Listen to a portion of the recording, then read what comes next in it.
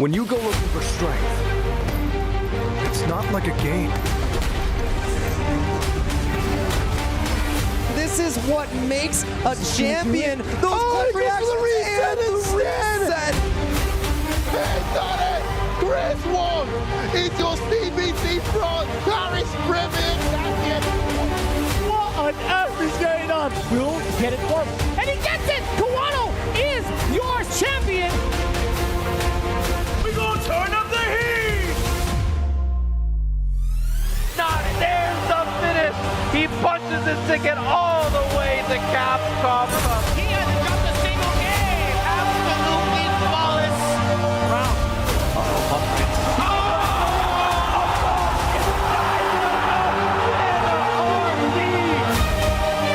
We're not finished! He's so careful to get the jump back. He doesn't even need the level 1. What is happening?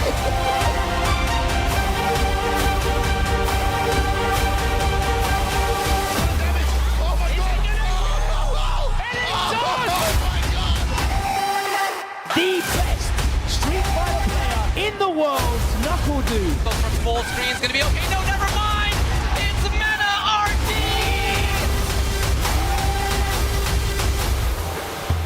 It's all about taking that first step. And welcome back, everybody, to the CPT Super Premiere here in Singapore, where we've had an abundance of crazy talent here, over 300 players, and we've actually had to wither things down to a top 96. Exceptional names have fallen, but we've had to filter them out and create our top 96, as I just said. Myself, Jammers, will be calling the action alongside. You've been improving, going from strength to strength. You've been gallivanting all over America. Now you've come over to Singapore, and we're gonna have a very good time. Sherry, talk to me. How are you feeling today? Oh man, so I had the pleasure of watching all the matches yesterday from the front row seat here. And Oh, okay, VIP? Okay. I don't know if it's VIP. I feel like you guys are VIP up here because you guys get to commentate this, but the matches yesterday were incredible. They're like top 8 matches, and that just happened in pools. That was just day 1. And now we're in day 2, as you mentioned. We're into top 96. We're gonna go over some winners matches, and there's just so much going on. Hey, listen, as you said, we're gonna be actually getting these matches. I need you guys to check out this crowd shot, right? The players are here, the brackets were going underway. We actually have more people in Gamescom Asia coming around and taking a little peek at what is to come here, because I tell you what, their favorite players are here. They enjoy watching Street Fighter 6, Sherry, and overall, it's just good vibes. Yeah, I mean, I'm just looking through the crowd right now. Look at Fudo. We just see Shudo and everyone is grinding right now, and you know, we're about to see some matches on stream. All right, so we need to get these things going and underway. Hey, make sure you guys check out the bracket, exclamation mark bracket, and find out what's been going on, find out where your favorite player has gone. Heck, some of the people are out. Problem X is out. That's so from day 1. That's insane. My guy's out. But so you still have Ending Walker. We still have Ending Walker. UK is not completely out. We have Nephew, you know, all the way from America, still in winners, I must say. So rooting for him. You rubbed it in, didn't you? Damn, you rubbed it in. I literally just clocked what she did. She's like, yeah, still in winners, by the way. I'm like, okay, don't worry. If he drops down into losers, you're right next to me, so I'm gonna have fun with you. We'll talk about that when that time comes, which probably, hopefully won't happen. But yes, also as well, the top 96, some names you're going to be expecting: Kawano, Gachikun, Rain Pro, Nauman, Yashi846, the Honda player, Lashar still there. Some of the people's favorite here, top players and fans alike. So it's actually going to be pretty interesting to see. But as Big Bird always says, sometimes the favorite is not the guy to actually win the tournament. So I think that's been proven like many times, where everybody's like, I'm pretty sure this person is going to win, and then they usually like maybe get second of anything. Shout out to Big Bird. Great performance at EVO. But I'm glad you mentioned second, Sherry, because as we just said, or shall I say, as we said yesterday, just to reiterate, it's not just the winner, it's top 2 spots. The grand finalists basically will be qualifying for Capcom Cup 11. So that is going to be the goal, but there's still pride, there's still integrity, everything on the line here to win this tournament. Gachikun, the defending Singapore CPT champion, is here and still in the bracket, because I did mention his name a couple of seconds ago. Will he be able to retain that title? It's a tall order, but he's using one of the four horsemen of the DLC. So he's got a little bit of a trick up his sleeve. I was actually watching him practice earlier. When we do see him on stream, because he is one of our matches we will have lined up on stream, I'll kind of give you a little bit more of the 4-1-1 as to what's been going on behind that there. But overall, it is looking pretty good here as well. Now, we are actually going to be taking things down to top 16 today, because we'll be doing top 16 down to winner tomorrow. But either way, it's going to be blood pumping matches from start to the finish. Yeah, I'm so excited for this, and not only that, like, this is a pretty cool system that we have, like the whole fan favorite voting thing. So those watching at home, all you have to do is exclamation vote and then put in your favorite players' names, and then there's like this live counter that shows who your favorite player is. Hey, here so we we go. can actually put it on stream right now for you guys. So Kosaku is actually still in the lead now. Sherry, you were actually peeping the brackets earlier. Do you wanna break the news to everybody? Do you wanna? Yeah, I mean, so if you guys have been keeping up with the brackets, and if you haven't, just FYI, Kosaku, the fan favorite, as we mentioned, usually doesn't win the tournament, and unfortunately, Kosaku is eliminated. Spoiler alert, we forgot to put the disclaimer out. Kosaku is out of the tournament, but our man, our Lord and Savior, Beast Daigo, is still there with 139, sorry. It's going up like a live auction counter. We got Frieza still there. Liquid Nephew's actually going up the ranks. Kakaru's down there with 42. Where are the Kakaru fans at, man? Kawano's still there. Lashar should be over 100. That's what what are I'm you people saying. playing? You got Oil King down there with 27. So good representation here across the board. But, oh, okay. I saw Kosaku's name completely removed. They're just like, I mean, he's eliminated, so we have to also eliminate him from the fan favorites. Imagine getting eliminated 3 times instead of 20. Damn, add salt to injury there. But yes, ladies and gentlemen, as Sherry said, exclamation mark vote, put your player name there, and we'll have a live counter. We'll be probably showing this every couple of matches or so, just keep you guys updated. Again, it's good to interact with you guys from home. Let us know where you're watching from. Any part of the world. Are you local? Are you international? Let us know what time is it as well, and then say who we're voting for as well. No bias. I can't vote. My guy's out. I got Ending Walker left, but problem. Yeah, you still have, okay, you're not completely out, okay, you still have some. I've got a 50% chance, maybe. I don't know. So I want to see Ending Walker's fans out there. I don't know if they're... Bring the UK. They tell them to vote right now. They're all asleep. Is it that time? Okay. They're all asleep. I mean, And America. a lot of them are dads, so they are definitely asleep. They'll watch the VODs. 100% sure. Right, so our first on stream, I actually just got a little peep over there. We are getting our first match underway and lined up for you guys. It will be Oil King going up against Zen, but we'll get there just a moment. Here's more people showing up to the venue. And you can see Capcom has got an entire block here at Gamescom Asia. They're actually showing off Monster Hunter Wilds, MVC2 collection. There's actually more Street Fighter 6 stations. We're able to play some casuals as well. Look at all that talent from all these different countries. Like you have Capcom Cup winners just roaming around right now. We have Zen, MVP of LCQ from every Capcom Cup possible. Just amazing talent right here. Indeed. And we're just having a little look there now. Don't forget, we got the bracket open. But before we get started, we got to give love to our sponsors. Our food sponsor, Pagoda. It's time to level up your snack game, ladies and gentlemen. Sherry wanted me to say something else, but I ain't going to say it. I'm going to save it for later, probably. But yes, let's level up our snack game together. Get comfy, get cozy, please, and get a beverage as well. But big thanks to Pagoda, because you can crush your cravings with that. With the snacks, with the egg rolls. Again, much appreciated as well. Chun-Li's letting you know that if you don't get some Pagoda, she will put a foot to face. Unintended. And we also have Street Fighter Duels, another one of our sponsors, right? Street Fighter Duel is a mobile game that was released last year, so if you haven't heard of it, it is an RPG based on the Ultra Street Fighter 4 series, featuring more than 40 familiar characters, such as Ryu, Akuma, Chun-Li, Cammy, and Guile, my girl C Viper too. It's a game that immerses fans in a unique way to enjoy the thrill of fighting that only mobile games can provide. So, head over to your app store to download and play now, or scan that little QR code at that bottom right there for easy access. All right. Don't forget as well, voting. Type 1 for player 1 and number 2 for player 2 there. You guys will be able to do it. But well, like I said, up first, we're actually going to be going through a lot of the winners matches in this top 96 today. There's a lot of names here, a lot of heavy hitters, champions, LCQ winners, runners-up of Capcom Cup, Evo champions, you name it, they are here. Up first, like I said, it will be Oil King going up against Zen. Now, Oil King, he hasn't lost a game yet. I think he's had a lot of 2-0s thus far. Now, Zen, I was talking to him about Bison yesterday, what he thinks. I was talking to Problem X about Bison as well. And Zen was saying, Bison, exceptional character, but he's probably better for the latter stages of a tournament. So at this phase, going all the way down to maybe win the tournament as well. You do need the backup, depending on, we've seen Zhao Hai with the Ken. We've seen Zhen has a DJ as well, so it really depends on what flavor you want to bring to the table.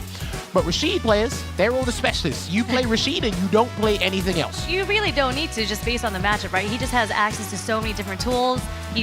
I don't see any Rashid player that has a secondary character. There's no need. They all actually... The funny thing is, a lot of the Rashid players used to play Manon before, and then they transitioned over. Yeah, Oil King done it. Played a little bit of Chun-Li. Chun-Li, I was gonna say, played Manon before. Why is Rashid that? That transition doesn't even make sense. I dabbled with very Manon, different then went to characters. Rashid. It was like, everyone was wondering. They said, why do people do it? I said, I don't know. They just wanted to try something. You know, it is a new game, so you do have to test out and try, you know, new characters, new metas, and just see what you're comfortable with. And luckily for them, they've seen a lot of success once they moved on from Manon into Rashid. Zen, I think he's always been, you know, he was fully DJ at first, and when Bison came out... Sorry to cut you off there. He's got all the votes. Damn, he got all the votes. Straight off rip. Oil King's only 2 votes down. Yeah, that's pretty sick. And, you know, the match yesterday, Zen actually beat Fudo to make it here. Like, you beat Fudo, that's like grand finals right there. It is true. There's a lot of grand finals here, but this will be one of them in a top 96 setting here. Now, both of these players are part of SFL US this year. They are. Not on the same team, though. Not on the same team, but listen, there will be even different stakes on the line here. Now, for the most part, in this matchup, Bison's toolkit is actually pretty solid counter to Rashid. He has a little hard time punishing light knee press, but then there has to be other ways for Oil King to try and counter that. You also have to watch out for the EX Psycho Crusher utility. But lovely jump there into the Eagle Spike from Oil King. Yeah, I will say in this matchup when this first came out, when Bison first dropped, a lot of Bisons were doing the OD Cycle Crusher, as you mentioned, through the level 2, which is something that Rashid is like, you know, that puts him into the top tier category because the utility of level 2. But Bison can completely negate that. But now people are starting to find tools around it, like Perfect Parry or DIs. Oh, goes to the frame advantage there. That leaves him at +2 there. So he went for that strike throw mix. He's trying to catch Oil King escaping. And Devil's Reverse is very good against Rashid because he can do spinning mixer when he's up close. And that could be... No, he's going to play it safe. He's not going to risk burning himself out here, Sherry. All you really have to do is place that bomb and everything's in your advantage from Bison. He's trying to find a way out here. One drive rush cancel from Oil King to get the round, but a double drive rush cancel to close it out with that Psycho Crusher there from Zen. This is the thing, when Rashid's on the back foot, especially against a high damage output character and high drive gauge damage output character in Bison, it's pretty tricky to find that way to be evasive and escape the corner. Although Rashid is one of those characters that have really good escapes, right? He has a wall jump. Well, he has a double jump out. It just depends what his jump is going to be, but fortunately, Zen was keeping up the pressure with the stand strongs. But look at this. It's Zen on the corner now. Lovely back away there into the heavy spinning mixer. Try to go for a throw. Couldn't punish in time there, even though the backdash read was correct from Zen. Back throw into the corner. That should be the round. He's got to spend the level 1, unfortunately, but he's going to do level 2, and he's going to get an extension from this to make it a little bit easier. Not quite, too much scaling. Just a pixel left. But that does burn Oil King out. This is a scary situation being against Bison, but just like that, Light Mixer takes it. I understand it being scary, but it wouldn't be as scary only because he has a slither of health, so if you wanted to risk a drive impact there, he was going to lose. So... Yeah, but from this point, we have Zen sitting on 3 bars now. That's a lot of damage. Nice check on the overhead. Oh, gonna plant the bomb with the back fist combo here. Everyone was talking about it last night, and luckily, if that would have... Oh, wow. Side swap. He's got to go for the safe jump here, Oil King. Let's see what he goes low. Yeah, he does. He's still got the Yasar available, but he has to be careful how he sets it up because he doesn't want to lose that tornado at this point in time. He's backing up, trying to find some space to try to set it up, but Zen getting the trip guard into level 3. Oh, he's just about alive because he didn't get put into the yellow there. Not greedy with the bar, but he didn't want to risk it. So just safe gameplay here from Zen should close it out. And an interruption, he has to call the tornado, and I think he's going to have to kick it. Not quite. And he's just going to go to the other side low. He's going to connect. We're going to have at least one more guess after this if he takes a throw. Oh, drive reversal here. They're both burnt out. And the head stomp closes out game 1 here. And if that's the game 1 for this top 96, then boy, we're in for a hell of a ride today. And that was so close. I was wondering if Wake Up level 1 would have beat the head stomp in that situation. No, because it would have just flown out. Well, he would have just escaped that situation at least, right? But who knows? It's a hard read. This game's all about hard reads. Playing Street 5-6 if you're not going to the casino at one point. There's going to be the cinematic Psycho Crusher. He's going to plot the back fist combo, and once again, Oil King made the wrong choice before, but he made a safer choice this time round, Sherry. Man, all these plus frames Oil King has to deal with right now, but a whiff punish on the scissor kick. Not going to go for the side swap, going to go for a meaty overhead instead. Perfect parry just in time. And the bomb's going to come on, and if he guesses wrong, he's going to be burnt out, and he might lose. Ooh. That's a perfect parry chip. Yep. There you go. Unfortunately, he guessed wrong, got burnt out. And it led to his demise here. So Zen looking to clean this up. 2-0. This Oil King has something to say about it. Lovely check with that crouching medium punch. Yeah, they're so ready. That was the first drive rush that Oil King did too. Trying to get a whip punish there. Not quite. This is what I was talking about before, right? His drive gauge is high, but all these buttons are being thrown malicious intent, and they can affect your mentality and, of course, your drive gauge, the most important thing. Yeah, but look at that. Zen, it's now Zen who's on the brink of drive. I like this tornado call. He's trying to burn him out. Check, and then he's just going to have to block, and there's the burnout there for Oil King. Goes for an early stun. All right, he wants to get free damage now, and then go for a little reset later. No, he's splurging all the meters, Sherry. Okay. Into a mix-up. Okay. Uh-oh. Yeah. Oh, dear. And this is going to be guess for game, unfortunately, here for Oil King. He's got an executive decision to make. I wonder what it's going to be. Will he wake up level 1 this time? No, he's going to wait. Still can't use it here. He might have to go for a jump, and he did go for that jump. Back throw. He's got a drive rush in. Oh, no! And Zen do it as well! He said he had no choice because he had such low vitality to work with. He couldn't stay away because it was like, it's too threatening. The damage output, I have to take the fight to him. Zen said, I'm 10 steps ahead of you. Got that perfect parry just in time. Twice, too. It was 2 times that he perfect parried that drive rush overhead. Roundhouse. Oh, beautiful, beautiful, beautiful stuff. Before, yeah, he did get the perfect parry on the overhead. That time was the forward HK. So we need to take a look back at what transpired in that set there, because that was absolutely sublime stuff from Zen. Now, I've been saying this for a little while. I know Big Bud put it in his matchup tier list. Oh, sorry, his matchup chart for Rashid. I think this matchup is horrible. I played this with Yipes. I got completely destroyed in it. And it just doesn't feel comfortable. Some of your strongest tools, they're basically negated, not from the get-go, but at crucial points in the match. Bison probably has a tool or an asset to help negate that and nullify it completely. Too much scaling on that combo, which you identified there, but there was too often, I don't know about you, too often for me, Oil King was burnt out. Yeah, but I mean, unfortunately, in this situation, it's very easily to get burnt out against Bison because he just litters the neutral with a lot of heavies, with a lot of specials, and he chips away at your drive meter.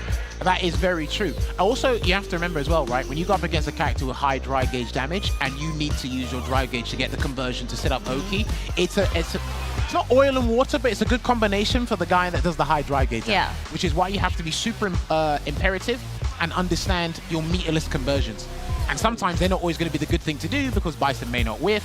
You might not even get the chance to do something from a meterless conversion.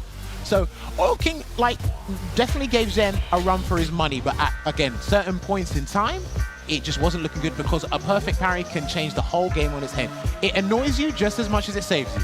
And you get burnt out when you try to go for a perfect parry. Many times that happened to Oil King where he did try to wake up tap parry and got thrown instead. Burnt himself out. Look at that. That's brilliant.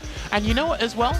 Even in that scenario, if he didn't go for the whole forward heavy kick, there was enough time to register if he stopped and tried to go for a micro walk throw, and then you'd be able to react to that accordingly. But I think just given the circumstances, it's like, okay, Zen knew, well, he needs the round, he needs to come back, so he needs to throw everything in the kitchen sink. Exactly. Come at me, and then try and make this work. So Zen advances, Oil King is dropped down into loser's bracket, so that means he will be going up against Moke. Another tricky matchup for Rashid. So that's going to be a tall order. He can do it because Moke's actually been going through the bracket as well, beating people like Santaro, Hikaru, all that there. Yeah, Moke is on a streak right now. He's on a hot run. Damn. All it is, it's just going to be heavy hitter after heavy hitter, being completely kicked out of the bracket and having to be a bystander here. And you can check all this out, !bracket in the chat, and go find out what's going on. So, up next, we're going to be having a good one. Sherry, you mind telling me what's going on next? I believe next we have Yamaguchi versus Cien, and they're already on the stage. All right, so it's going to be hometown heroes, Cien, going up against what they call the Vanguard in Street Fighter League Japan, Yamaguchi. And this guy is one of the most solid eds. Now, obviously, let's not forget Yamaguchi had a very exceptional DJ last year. So he's still got that DJ intel. Now, when I was having a little look at all the players and see what they're doing and practicing, Yamaguchi was actually practicing against the DJ, obviously, but what he was doing was specific things. He was charging Psycho Flicker with Ed, and he was reacting to how DJ would escape all the situations so he could punish them. He was perfect parrying both hits a heavy air slasher. So he's doing very specific things against DJ. So as long as he's got his kind of core strategy intact, he'll be able to employ any other tactic he wants and be ready for it. That's so funny because you just said that, and now look at the voting system. It went from Yamaguchi's side. It was maybe like 20% now. He's almost at 100% on the voting side on who is going to win. But I also looked at Yamaguchi in his run just to make it here, and he took out he beat a lot of people to make it here. He took out, but Tyrannosaurus X, which is the key player, right? Also Kichipa and Human Bomb. That is a crazy run just to make it into top 96. Now, the other thing as well, just to tack onto that, his CPT results haven't been particularly well. You know, his best result was probably joint 9th at World Warrior #2 for Japan, but for good reason. It's an ocean full of talented players. Yeah, exactly. So it's very hard to get a very good result or even win there. But Yamaguchi, I think he's been pouring a lot of his efforts into Street Fighter League Japan, but he's here for the CPT. If he gets far and even heck qualifies for the Cup, that would be a win not just only for him, but for Shinobism as well for that representation. And the transition from DJ to Ed is interesting because Fudo did the exact same thing. So I don't know what the correlation is there or if there is some sort of similarities that they feel. I might have to talk to them and ask them about it. I think it's just because Ed has shown that he is a top tier character in this game now, right? I think people have been debating that he's within the top 3 at this point, so. Some people have him the best in the game, but I think the decent combo changed a lot of people's opinion about him. And then you just built on that situation past that as well. Now, Ed can go toe-to-toe with some of the air slashes at some point, and that's what he was doing, right? He's perfect parrying because Psycho Spark into the shoot is not always going to help you. It's not always reliable, so you've got to get the perfect parry on board. Yamaguchi with the early pressure already. Goes for the feint. Not going to bite. There's Yamaguchi. And there's the uppercut. Me and Justin were talking about it yesterday. If you knee hop too often, that Psycho uppercut's going to catch you. Oh, what a whip punish. Doesn't fully follow the combo, but still keeping Xian into the corner. Oh, there's that new buff there on the target combo. Get that frame advantage and up close here. Now Xian has to pile on the pressure. I know he's exceptional at doing that, Sherry. There's that drive rush from DJ too. And look at the spacing coming from Xian right here. Frame trap there. He could have got a conversion, but he didn't want to burn himself out in the process. So Xian's going to take advantage of that. Is he going to level 1? Nope, not quite, because he did a different ender instead. Uppercut again.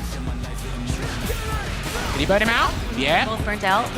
Is he going to get a Psycho Flicker? No, he's going to play it safe and pop out the cannon. Knuckling dash, and he took the risk, and it will hit. That was absolutely stupendous. He had the read. He was literally ensnared with the Psycho Cannon, and he said, I'll take the risk with the anti-projectile move and then drop everything on the line with that Super Art 2. Zan coming out, firing on all cylinders here, Sherry. I mean, that was a hell of a commitment, and it worked out very well for him. It's low with the funky slicer.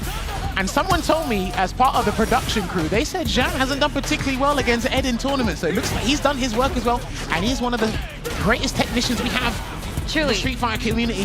That was the only way he could win in that situation, and he was able to pull it out. So. And only he knew that. Everybody else was learning on the fly. Uppercut again. Yamaguchi's so ready with those uppercuts. Just weighing it out here. He's trying to find a situation where he can activate Psycho Blitz into the cannon here. And this is what Ed does. They preserve their drive gauge to get a clean conversion here. And he's going to actually go for Psycho Storm instead. Oh, is that going to connect? No, it didn't. Yeah, he did the wrong follow-up. That was way too low. Oh, dear. This isn't good. Unfortunate. Not a good situation. Oh, this isn't good. Oh, no. What a drop. Unfortunate.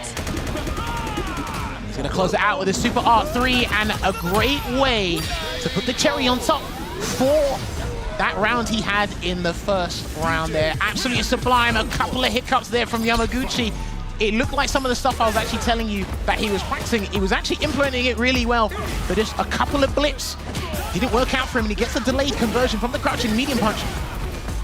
Yeah, and at this point, you really can't make any sort of drops.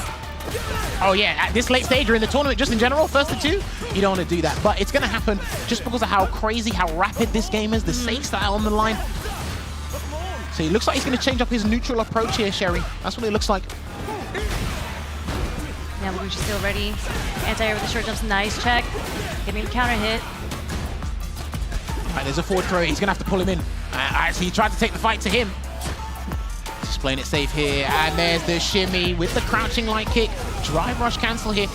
I like that Xian's been a little bit more stubborn with these jumps just to see if Yamaguchi's consistently still doing the psycho uppercut anti-air, because he's going to have to utilize that horizontal dominance we know DJ for and catch him off guard, but he doesn't want to have to play the whiff punish game either. DJ, that's not his department. Yeah, but Yamaguchi's still effectively at like closing in the space with these drive rush jabs. Backs away with the kill rush. And there's a hop again. Yeah, eventually it's going to hit, and it gives him breathing room to go back to the mid-screen. Yamaguchi needs to sit tight, but then he gets the parry into nothing. Literally presses hot air. Walks away. Right, he's got to get this right. He actually has to get all of this right to burn Xian out and put him in the corner. Oh, he's going for a different route this time, so it should actually get the burn out here, Sherry. Here it is, yep. Good block. This time. Nice snatcher just to close out the round, and we're going to take it 1-1. That's interesting because that has like over 20 frames of startup, so arbitrarily throwing out an EX Psycho Flicker to pull him in, that's a big gamble, especially after Xian's been jumping and doing knee hop like incessantly. So yeah, that could have gone south, but... That's the first time he presented it, really, so it might have caught him off guard. 100%. That's why I think he's been trying to test the waters. A couple of situations at a time here, and he backs away, not in hesitation, just as respect. And what a whiff punish there from the crouching medium kick. There's a shimmy. With the pressure applied, and he tried to get a throw, but Yamaguchi continuously walking back. One of the most powerful defensive choices in Street Fighter 6. And let's fly with a reversal. Trying to burn him out here. And that is going to connect with the reversal. 2 for 2. Xian's got to consider this in this final round because, again, Yamaguchi's got a little bit more leeway with that extra round to make more mistakes, take more guesses here, and then he actually can strike fear into Xian when he actually knocks him down here because Psycho Up has always been hitting.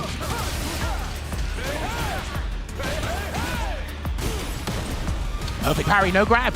No grab. Nope, he was just watching from a distance.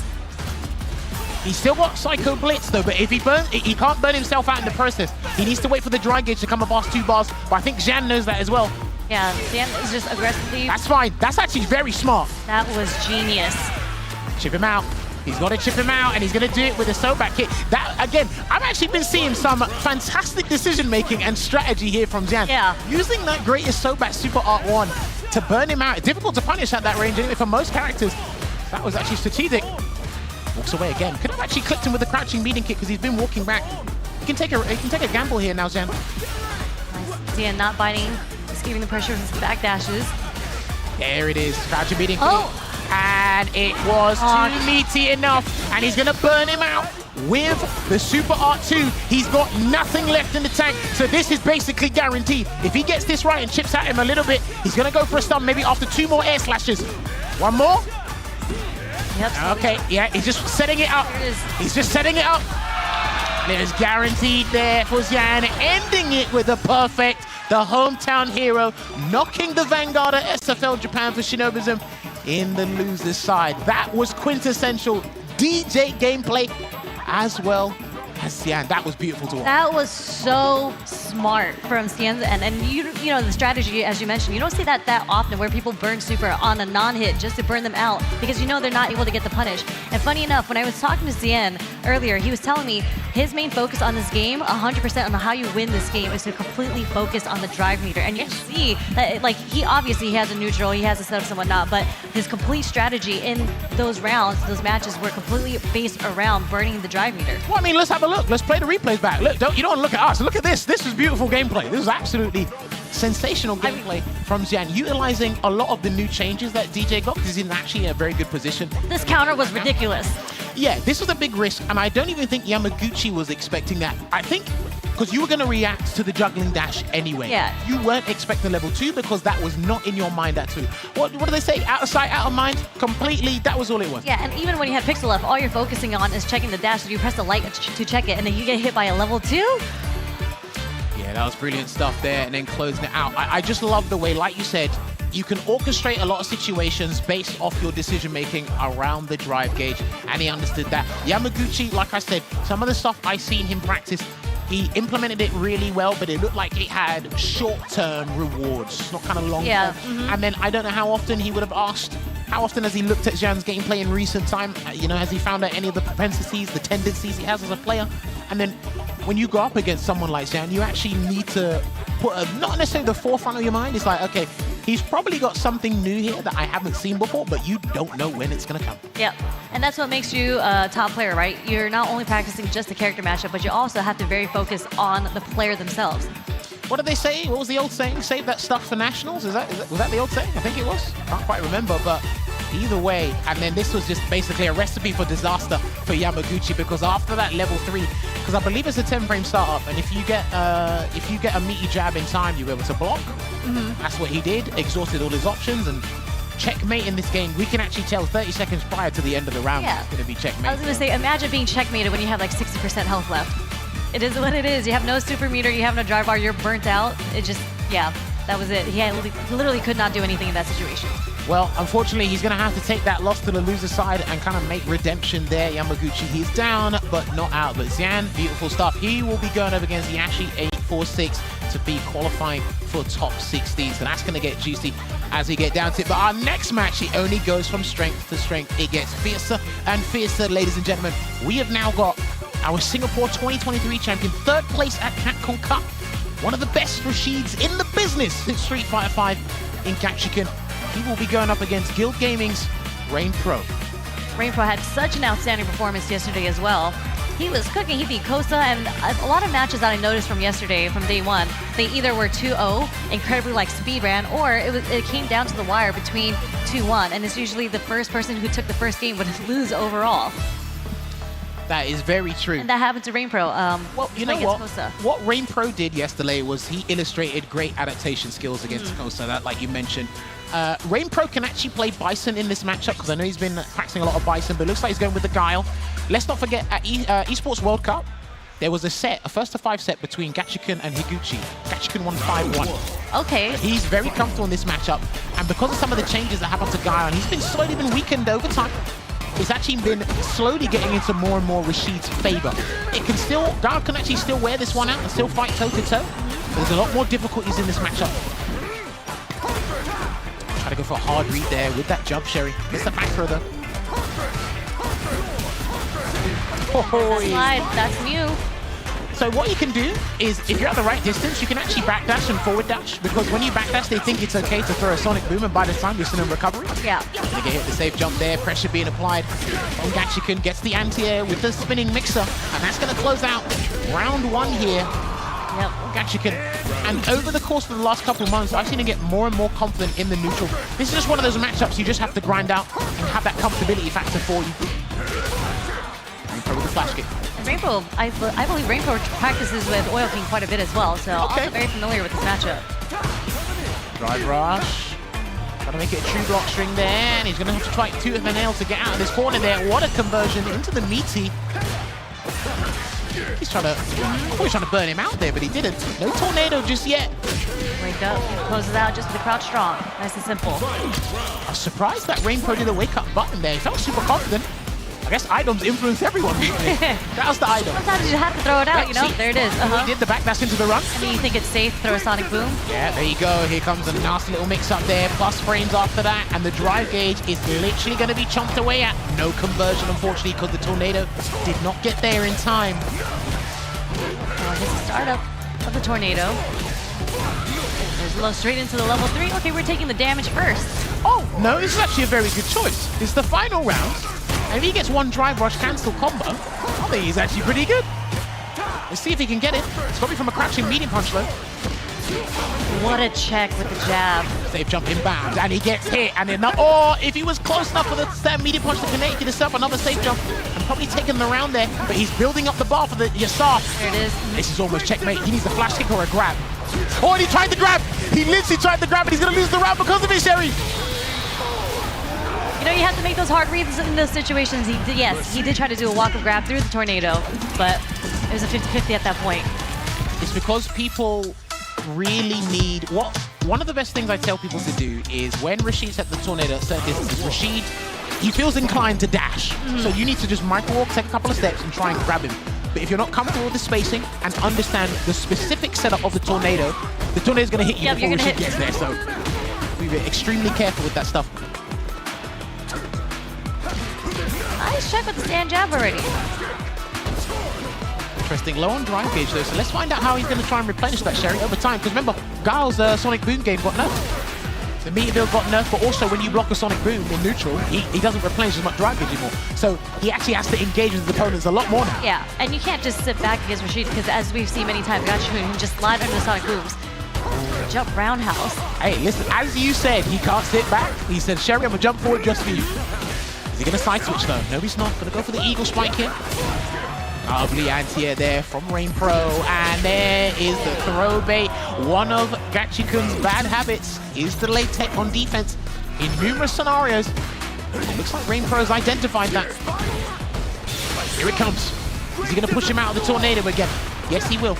So what they do is they do a forward dash to get you in the tornado and a delayed second dash to get frame advantage after the second dash because you think you can challenge what you've got. Oh. There's a meaty back throw? Okay. Just keep him boxed in the corner here is a very good idea for Rain Pro.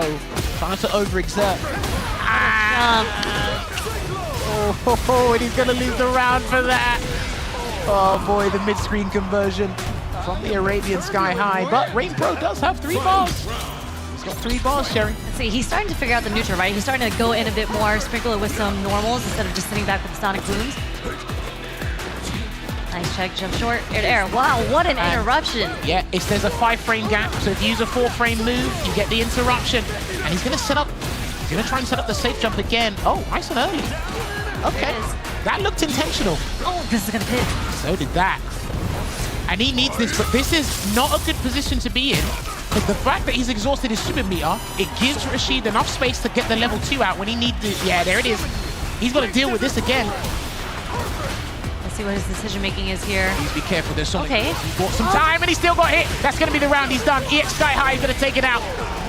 And not once, but twice did he lose rounds because he walked forward and just misjudged the spacing. Yeah. He did try to walk block in that situation, and that would have been the best result, right? But unfortunately, a little too late with the walk block in that situation that actually walks into the tornado. Dude, one of the most fundamental things you need in Street Fighter is your spatial awareness. But that's when you talk about from a footsie standpoint. Understanding how big that tornado is, and there's kind of like a slight invisible hitbox in front of the tornado. So again, miscalculation on spacing, and then all the damage output, no scaling from that scenario as well coming there. Not looking good, but we're going to take a look back at what happened there and find out exactly how Rain Pro got hit by a couple of these tornadoes. I think you saw over time that Rashid feels a lot more comfortable in this matchup as opposed to... I can see that, yeah. But, and you mean, you can see the adaptation from Rain Pro's end too, right? He stopped doing the back dash, full screen, Sonic Booms, and started closing in the distance against Gachikun. Unfortunately, it just wasn't enough. Yeah, unfortunately it wasn't enough. I don't disagree with most of his Crossfire Somersault, the Super Art 3 spending. I kind of like a lot of situations that Rain Pro used him in, but you have to understand, if you're exhausting your super meter before the tornado comes out, you have to rely on your drive gauge, and Guile's options have kind of been sapped away from him in terms of how he used to be able to counter the tornado. Yeah, he would literally have to find a situation to do like an OD flash kick of some sort. And even then, the tornado would still have a chance of hitting him. And I think one of the worst ways to lose against Rashid, I apologize to Rain Pro because I don't want to add salt to injury, is you walk into the tornado. Yeah. You don't want to lose to Rashid like that. It's like, okay, do a safe jump mix-up or end with a combo, not me, you know, relinquishing the round just to giving it to you, yeah. It's like, here, have the round. You've been playing so well. I'll give it to you real quick. But yeah, the only thing there about that level 3 is the space it created. That's what I was kind of worried about. And then, yeah, the walk forward. And it is happily going to burn himself out there. So unlucky to Rain Pro, but it is going to be Gachikun that progresses through. And he's going to be going up against fellow teammate Kawano. Yeah, good 8 squad. That's going to be a match. And that's for the top 16 winners, too. Top 16 winners here. It only gets juicier and juicier, ladies and gentlemen. So let me find out what is going on here, because we have other matches coming on. We're going to have... Actually, you know what? I'm not going to spoil it for you. What I'm going to do is I'm going to take a break, We're going to get a little drink, and when we come back, we're going to have more Top 96 matches here at the Super Premiere in Singapore. See you in a couple of minutes.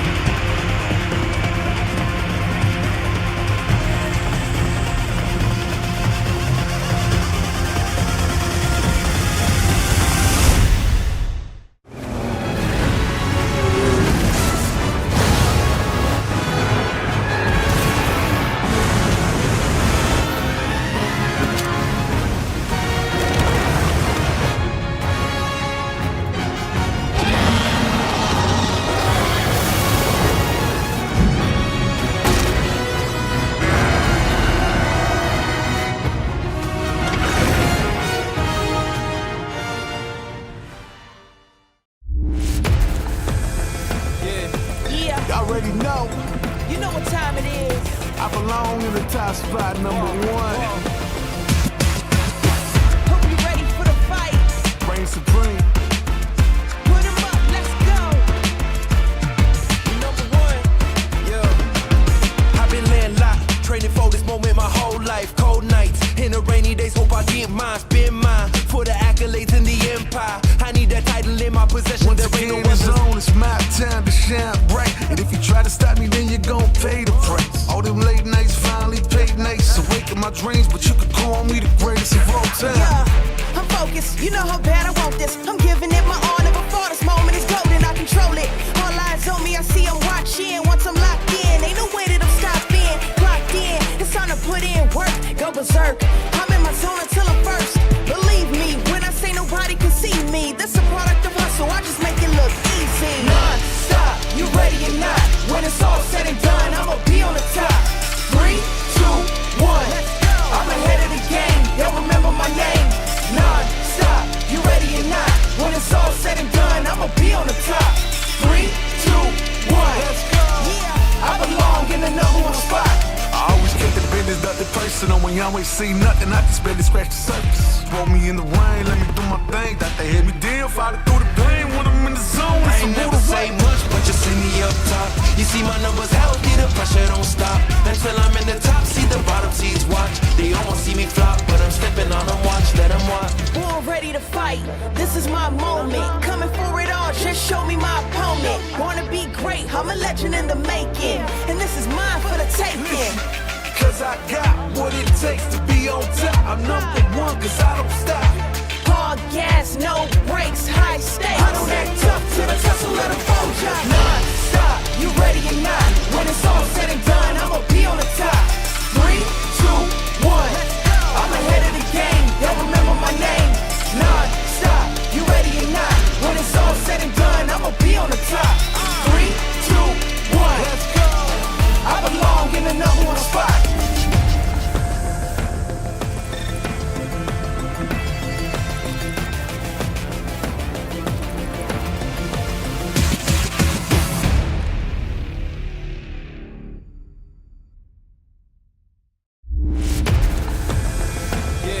Yeah, Y'all already know. you know what time it is. I belong in the top spot, #1. Hope you ready for the fight. Reign supreme. Put 'em up, let's go. #1, yeah. I've been laying locked, training for this moment my whole life. Cold nights, in the rainy days, hope I get mine. Spin mine for the accolades in the empire. I need that title in my possession. Once There ain't no again, it's weapons. on, it's my time to shine bright. And if you try to stop me, then you're gon' pay the price. All them late nights finally paid nights. Awaken my dreams, but you could call me the greatest of all time. Yeah, I'm focused, you know how bad I want this. I'm giving it my all, never before this moment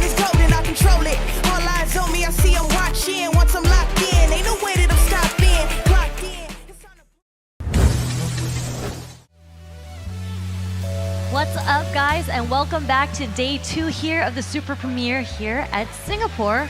And we are into the top 96, progressing through the winners brackets right now. Losers still going on, of course. But I am here with none other than Jammers himself, all the way from across the pond. Yeah. That counts if we're in Singapore. I don't know how it works if we're in Singapore. Well, you had to travel 21 hours. Yeah, you traveled further than I did. Yes, Yeah. for the first time. I really want to say get used to it, but I don't know how often we'll be in Asia for Street Fighter events. But hey, look, we're having a whale of a time here. We've had a very good time. I mean, these matches are insane. Yeah, that's... Tally here is, yeah, this is the highest pools I've seen in a long time. But again, this is a Super Premiere.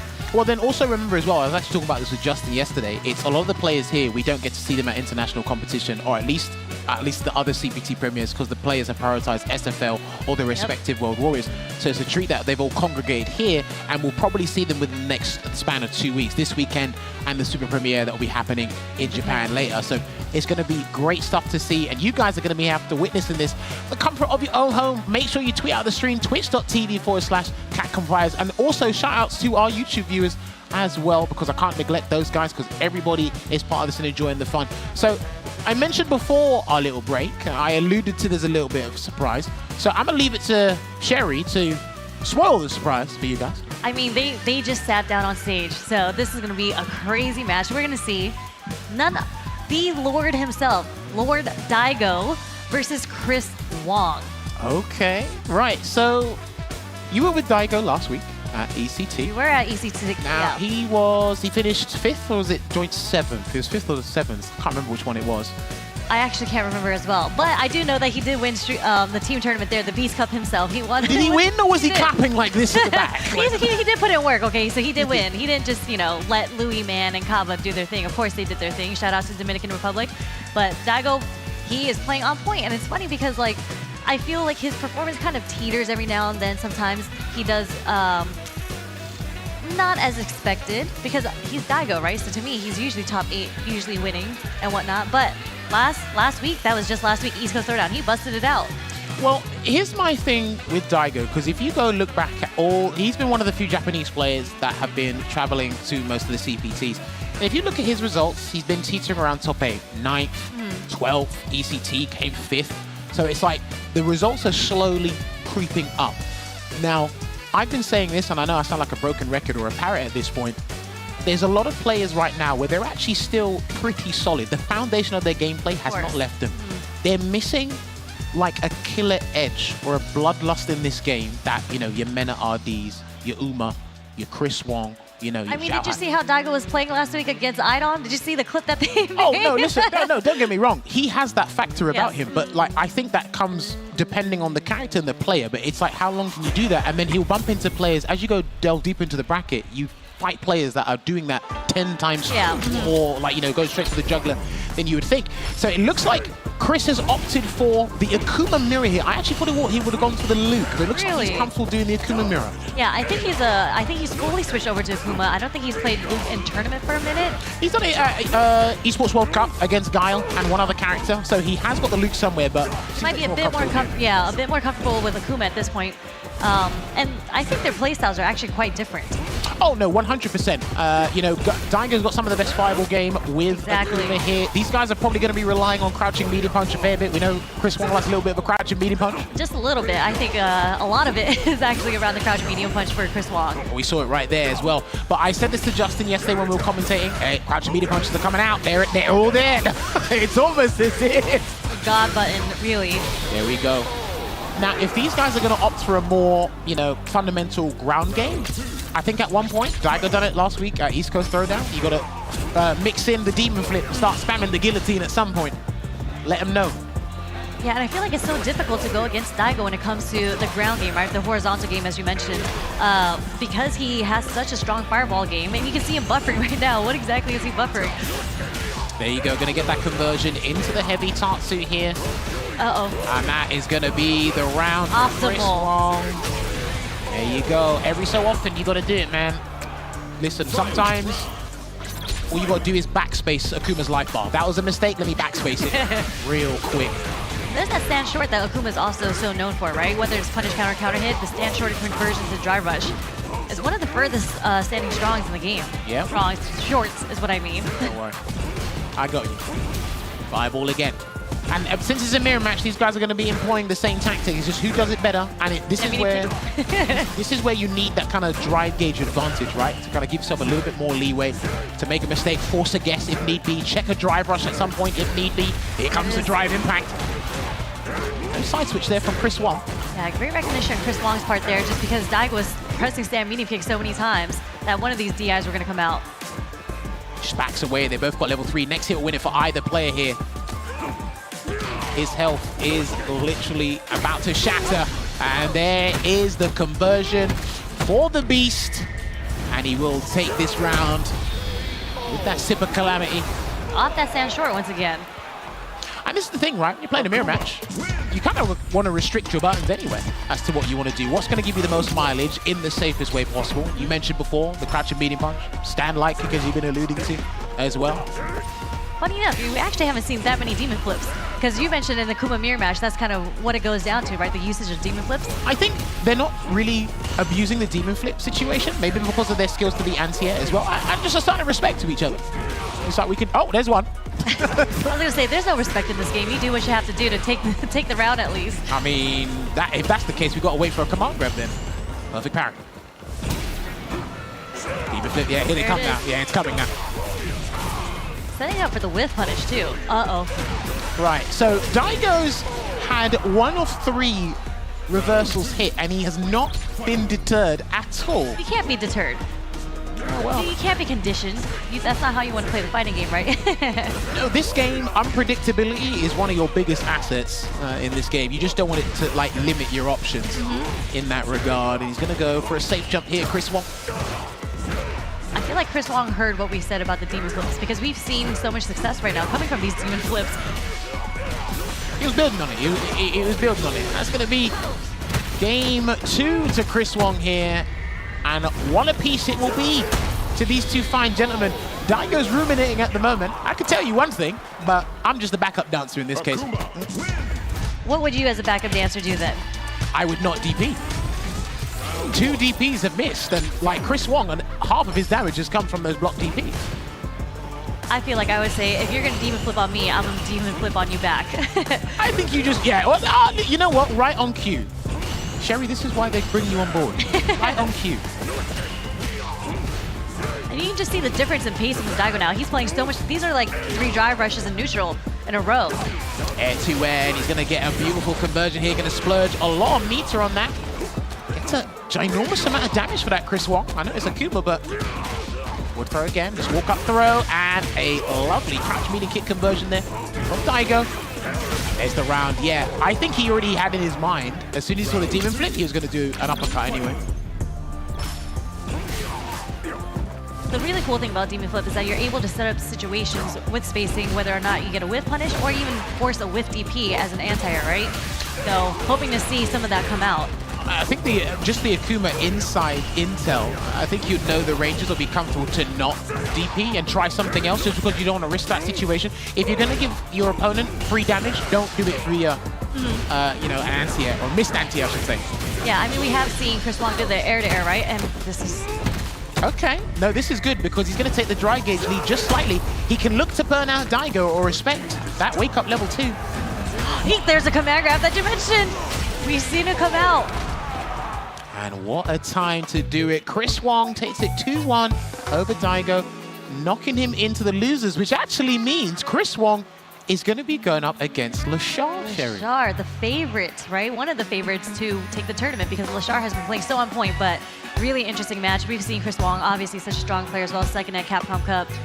That's going to be a crazy match. So, as I look at the bracket to find out who Daigo is going to face, can we take a look back at what happened in that Akuma mirror match there? Now, again, a character that we see in abundance. He is a ubiquitous character. We see him everywhere, and these guys are looking to win here. Started really well. I think what happened was Daigo dictated the terms and conditions as to what we're going to do in game 1. He orchestrated a lot of the stuff, and we saw Chris Wong try to reciprocate that. And he actually kind of did it pretty well. But one of the things I noticed, of course, was when Daigo did his reversal. Now, we saw Chris Wong use an EX uppercut, but it was mainly for an anti-air. It was never on wake up. And with some of these situations, you don't want to give your opponent free damage unless they've like kind of earned it. It's a bit weird to say that, but it's like you kind of got to earn the situation, not give them guaranteed damage here.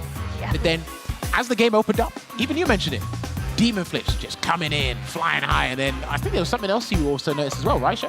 Yeah, there was a lot more drive rushing coming from Daigo in the neutral, and you saw him get a lot of mileage off of it with punishes or just trying to hit the startup of these buttons, but he started doing his own demon flips over and over again. So, as you mentioned, first match, tried to go for the horizontal game, didn't work out for Chris Wong, started throwing the demon flips.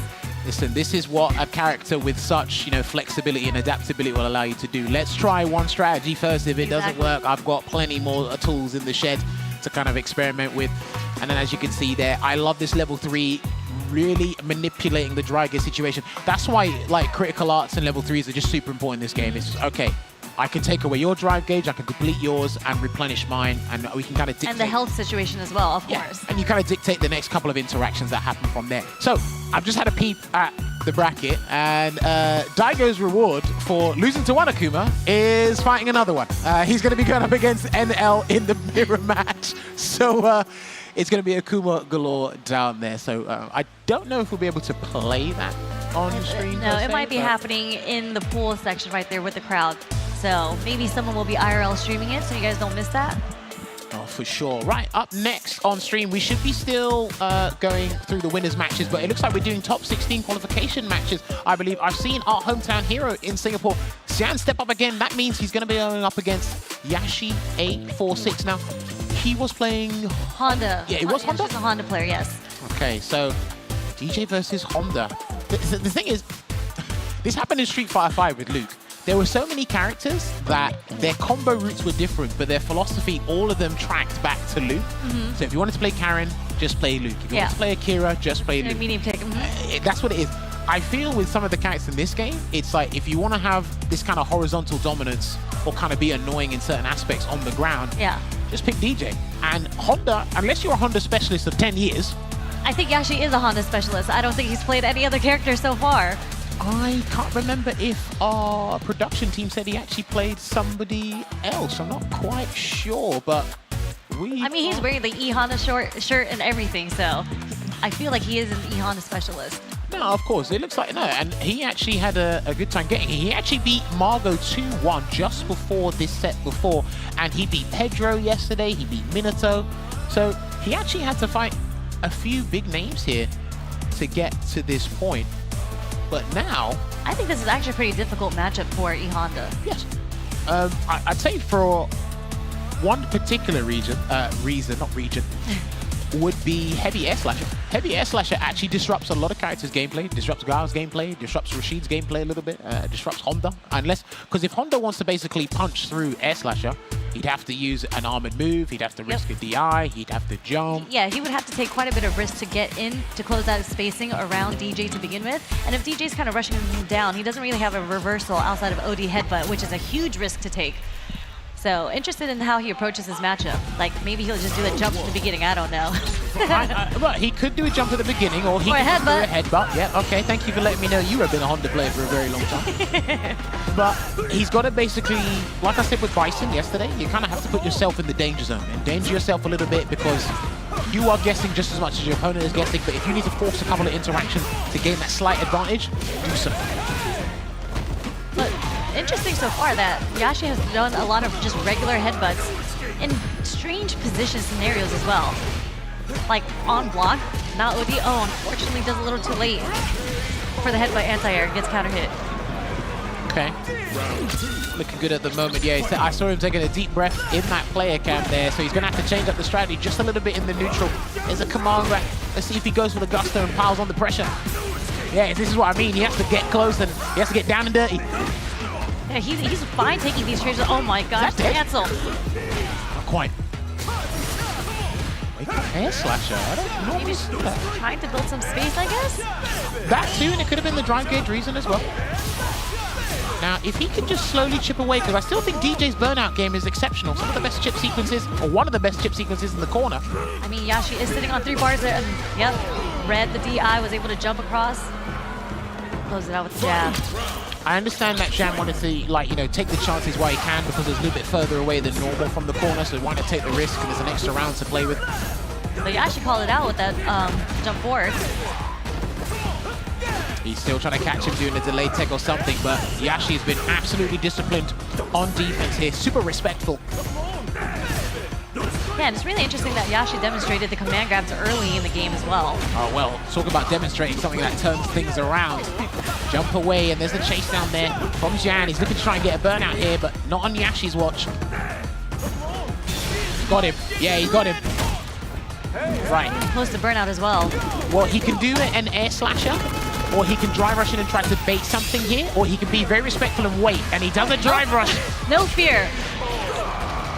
Only because that was actually kind of a risky situation, because if he did wake up level 3, he would have been burnt out, but he also wouldn't have had resources to work with, and then Jan probably would have had a slight advantage in the neutral from that scenario.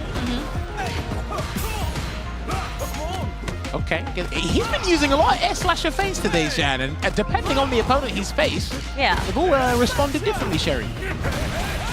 Nice answer to the butt slam. Okay. Got hit, tried to steal his turn there. Well, uses the greatest so back into that. Looked like a beautiful safe jump, and he burnt himself out. That's actually -8, so I think maybe Honda could have punished that. I'd have to double check. The light, right, in that situation, because they're both burnt out. Well, his light's a bit too stubby, and the target combo, the pushback actually sends you mad far. So I'm not sure if he could have done that or not, but either way, the way Jan, as you mentioned before, he's been manipulating and understanding people's drive gauges and dictating the subsequent situation. He's actually been nothing shy of amazing. And he's looking to actually book his place in top 16 if he gets this round. There's command grabs again. Oh, okay. Interesting. Wake up strong, crouch strong. Okay. I'm not sure if he'd done that in anticipation just to check a driver, so he might have saw the green anyway and done that. Now, DJ's crouching medium punch is not the greatest in terms of range. I think it's still a very good button, so it might be just a misjudgment there from Xian, and he's using that target combo again with those new changes. I'm trying to see if Yashi is going to show that he's willing to do a reversal at this point, because he has yet to wake up with anything. I think you want to preserve your meter for the big damage stuff and the real turnaround scenarios. The sumo spirit. Yeah, now he's going to have to try and level 3 at some point. Oh, is that it? Oh, not yet. I think he's going to live with the pixel here. Yeah, he's got slightly above health, 0.5 above health. He's got to wake up with something. He's got to wake up. He's got to do something now, Yashi. Yeah, it's a dangerous situation to be in. Nope. Just like that. Xian ready with the anti-air. And the jackknife maximum does close it out. Continuing on in winner's side, beating Yamaguchi 2-1, and now beating Yashi 2-0, booking his place in top 16, which he should be awaiting the winner of Lashar and Chris Wong, which that matchup will happen at some point on stream during today. But we need to take a look back at what happened with those two there. So he came out, there was a strategy there. I just feel there was a lack of confidence in that strategy from Yashi's end. I don't know what you think about that, Sherry. Yeah, I felt like he couldn't find a way to really get it started. Like, Xian dictated the pace so well. He, like, in the beginning of the first round, actually, it was actually in Yashi's favor with these headbutts that were landing, but he couldn't get much off of these scenarios. Like, he couldn't set himself up for the next situation, whereas Xian, I felt like his strategy, he was always ready for the next thing, option A or option B for the next scenario. And also what you got to remember as well, DJ probably, he has more and quicker accessible routes for combos. So it feels like DJ's just landing all the combos and all the damage all the time. Where did Yashi's damage come from? Headbutts, command grab. There wasn't really massive combos, right? But when we saw it with DJ, again, the more aggressive you are, the higher your reward actually is. And because DJ is actually the more belligerent character in Street Fighter 6. You can just drive rush in whenever you want to, right? Whenever you want to, and then pile on, build up that meter as well. So I felt it was like Yashi was always on the back foot, second best in most departments. So, and he, like you said, he couldn't really claw his way out and find some form of advantage in that situation there. So it's really unfortunate, but he's not out of the tournament. Yeah, that was winner's side. So he looks like he's actually dropped down to losers, and he's going to be going up against where is it? Right here, against Oil King, actually, to make it out in losers. Honda versus Rashid. I feel like that's kind of a similar situation to DJ as well, right? Like, Rashid kind of litters the neutral with tornadoes, forces you to jump. But okay, sorry about that. Going back to winners, look at who we have next. Jen back on stream. He's going to be going up against Nauman. Now, Nauman actually had to beat a Bison in Pugera 2-0 earlier in the bracket today. That happened off stream. So for a lot of these guys, there's going to be a lot of double ups, maybe triples. Yeah. You know, the triple impact. I mean, there's a lot of M Bisons within top 96, actually. Hey. Oh, is he calling? I was like, hang on a minute. Is it coaching? Is that what's going on? No, I don't know. I just saw a phone. And I was like, hang on a minute. Is he coaching? Yeah, he's getting text messages on how to play this matchup. Do you know what the life hack would be? What would it Obviously, be? there's been talking about coaching and whatnot, and if someone pulls out the phone and they think you're coaching, I'll be like, oh no, I'm talking to a family member. What if It's a family emergency. What if your family member knows the game? Literally just have your mum call you, and your mum's like, all right, he's doing low forward, drive up a bit too much. I mean, then you deserve it if your mom can give you tips like that, right? But they'll never know. Nah, I'm only playing. All right, don't forget, guys, exclamation mark vote, insert player name here. You can get the votes on stream now, and it looks like Nauman. It looks like a lot of the Japanese contingent have probably showed up and been voting in abundance there, Sherry. I mean, Zen is definitely not a Bison to sleep on, right? Oh, actually, we don't even know if we're going Bison. He might be going DJ. You know what? I can respect this only because Ken has a very good time, a very stable time in neutral against Bison, and a lot of the Bison players are kind of uncomfortable. I know the damage output can kind of be their counter argument to that, but what you need against a lot of characters and a lot of players is a reversal for that turnaround scenario, that reversal scenario. And DJ with the Jackknife Maxim does provide that in spades. Yeah. But you also have a little bit more flexibility with other options as well. If you want to throw out a fireball, you can do so. Yes, Bison has an anti-projectile tool. And the counter hooks. Yeah, and sometimes you might just want to annoy the other guy with your own projectile. Yeah, and something that I think Zen is very, very good at is being so confident in making very hard reads with whether or not be reversals with the OD Jackknife or even just supers. Okay, no, that's a fair point. Very fair point, and he's going to get this. Oh, that was unfortunate. Almost got the side switch there. Because that should have allowed him to go under and then get the Jackknife conversion there, but a lovely drive impact conversion from Nauman. Nice backdash. Back throw. Zen's actually like extremely active in this game, and a lot of the time, most of the choices he makes, like there's actually a pretty decent reward behind that choice, whether it's offensive or defensive. That's what I was saying about Zen. He, again, as you mentioned, he's very active on offense and defense, but defense is incredibly hard to read him. And with Bison, because he doesn't have a reversal, I do think DJ is a great pick for this matchup because Ken is so strong in the offense. As negative as his buttons may be.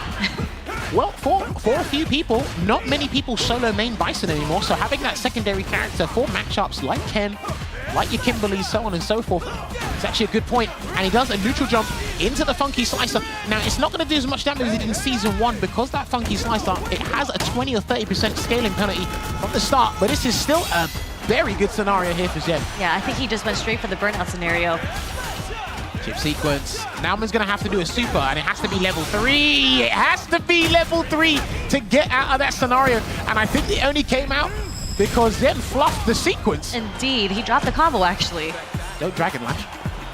He jumped. There's the air-to-air. Okay. Because at that point, he had no resource. He didn't have to worry about another reverse on wake up. So at that point, he could drive rush, make sure he gets the meaty timing on point, and then it was, again, another, I wouldn't say checkmate, but there wasn't much that Nauman could do in that situation but really block or make the right defensive read. He needed that to work, and boy, did his blessings come through. And it looks like Zen has stuck with the DJ. Yeah, we're going to be resilient. We're going to be stubborn on this one. Look at those finger gloves that Nauman has on. We were talking about it yesterday. I can't remember if somebody actually told me what they were called in the stands, but hey, they've been super useful for a couple of the Japanese players. So there's a double sobat and a backdash there just in case. So Jen could have actually clipped that, but chose not to. Ah, there you go. That's what you should have done before. Not this time around. And you know how well Zen has been playing this matchup? The spacing that he's gotten, like the sway into the low as a punish counter, has been so consistent against Nauman. Speaking of which, ask and you shall receive. She mentioned it, Sherry. And Zen said, hold up real quick. Yeah, I got you. I got you. There you go, on point with those calls here. And he's actually built a great amount of meter here for this round. So he actually could preserve it for that Super Art 3. Let's find out. Side swap coming in with that Dragon Lash here for Nauman. The Jackknife Maximum is still there, but he goes for Throw Tech on defense. There's Jen. Trying to Funky Slicer. He is being absolutely stubborn with that. He's, I don't care. He is moving. pun intended. Uh-oh.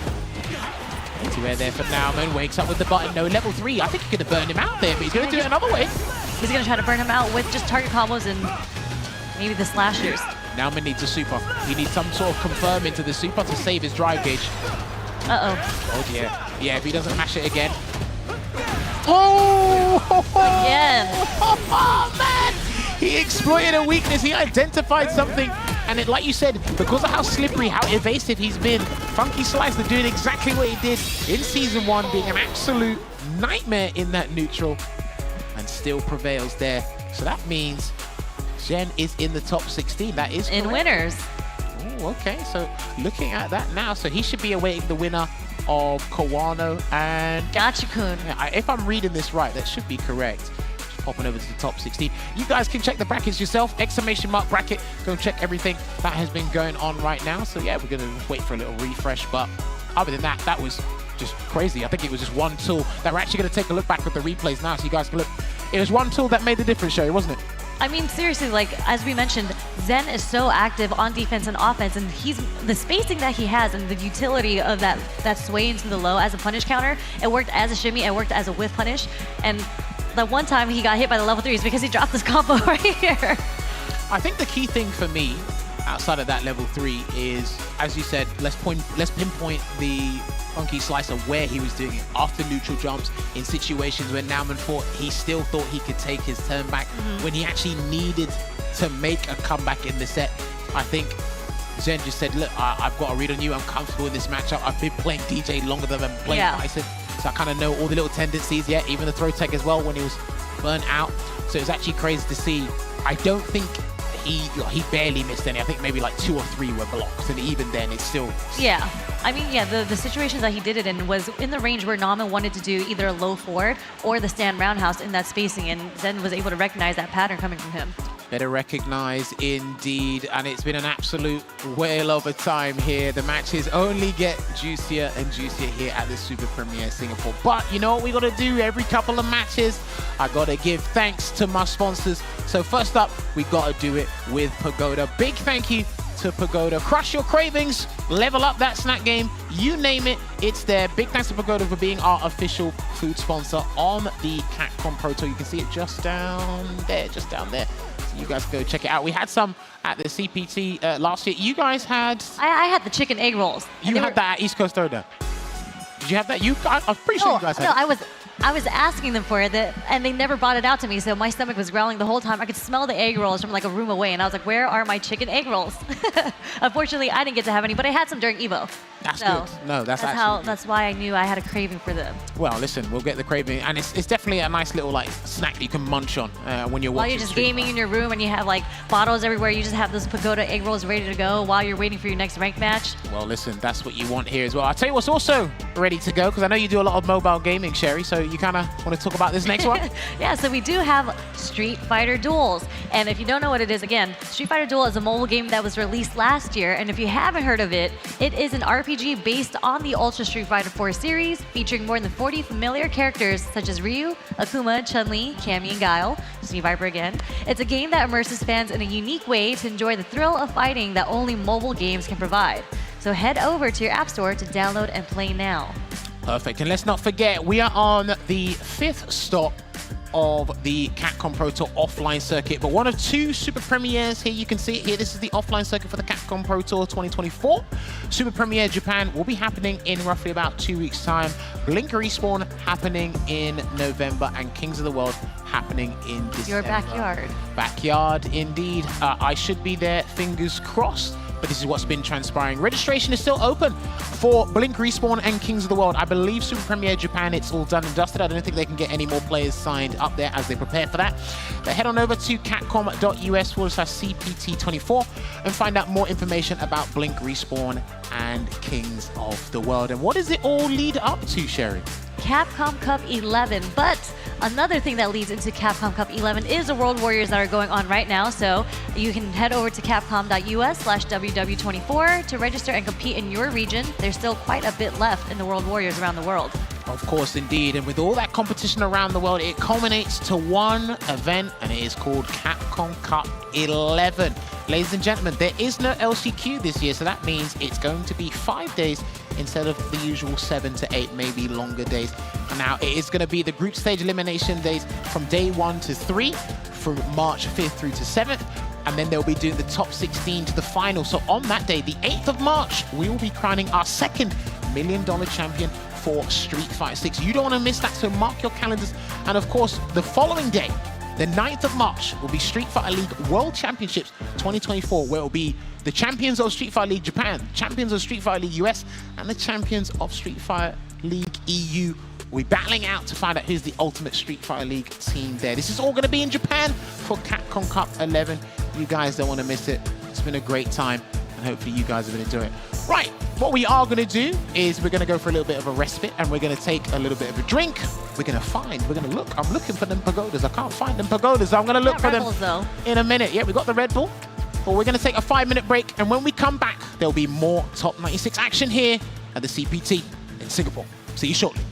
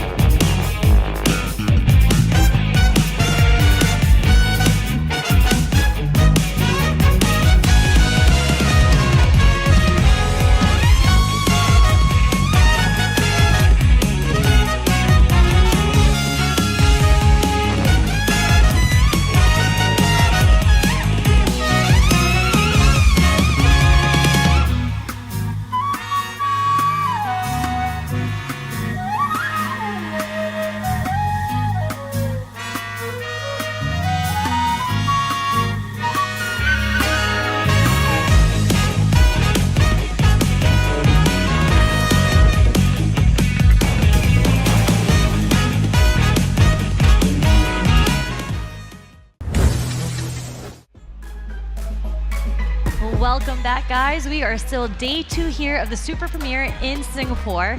Still going through top 96 winners and losers.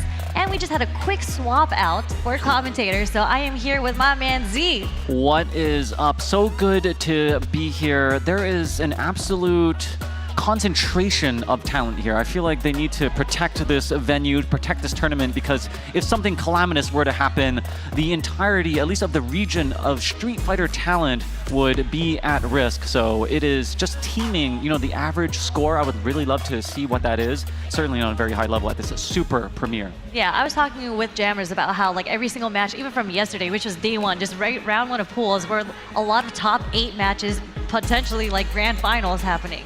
I was there. I was like, what is that big throng over there? Are they going and giving out free pagoda egg rolls? It was not the case. It was a huge crowd because Daigo and Fudo were just playing in tournament off stream.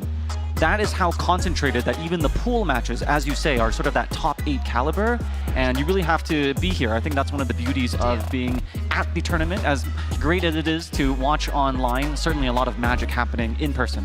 Yeah, I mean, like, you can just wander. We did some crowd shots earlier, and we just saw, again, Fudo, there's Bonchan out there. You can just walk anywhere you want. And there's Capcom Cup champions, Evo champions, just casually playing their matches.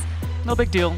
But it's a great place too, because I see a lot of people bringing their plates from their consoles or, you know, your hitbox. Anything with a large surface area. It could be a nice shirt like this for some signage. So a lot of things, I think, for, you know, viewers and fans to get as well. Even if you don't get into that top 8 or, of course, that coveted top 2, that's going to get your way into Capcom Cup 11. A lot of things to win in different areas of life. Yeah, I mean, again, as you mentioned, the talent here is great, and again, and special to the FGC.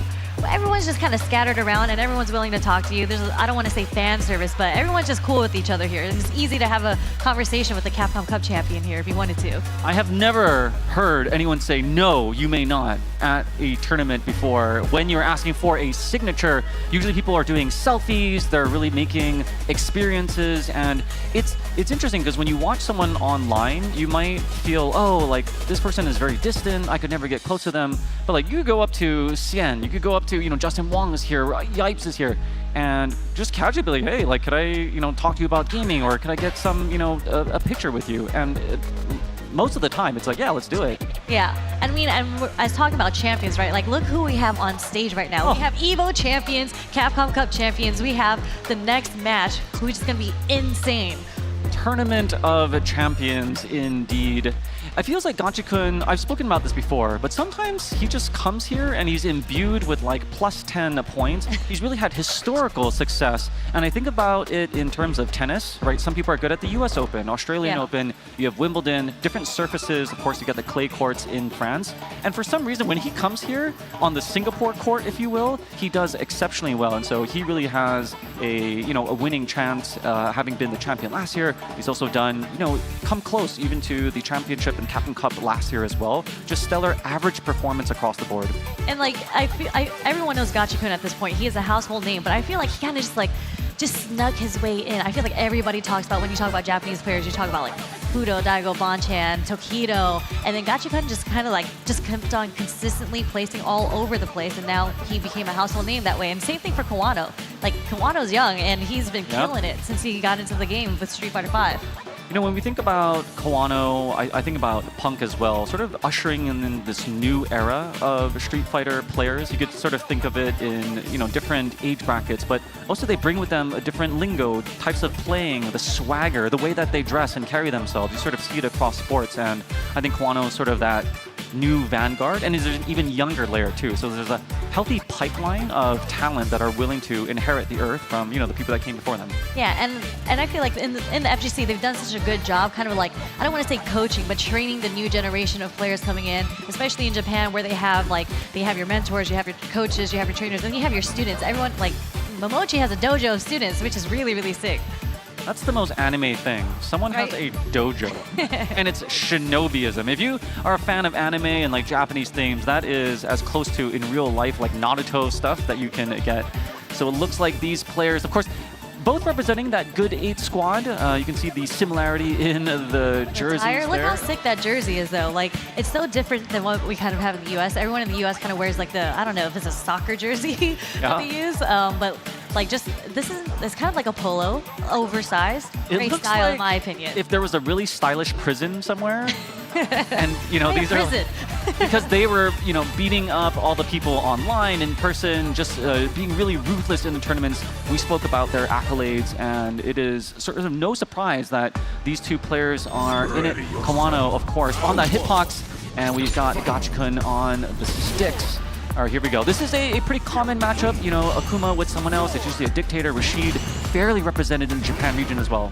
Yeah, we've seen so many Bisons across the board, and something that Japan is really, really good on is kind of establishing the pace of who is the top tiers in a game, and they're scattered all over top 96. There are Akumas and Rashids everywhere, including at Bisons. As far as the eye can see.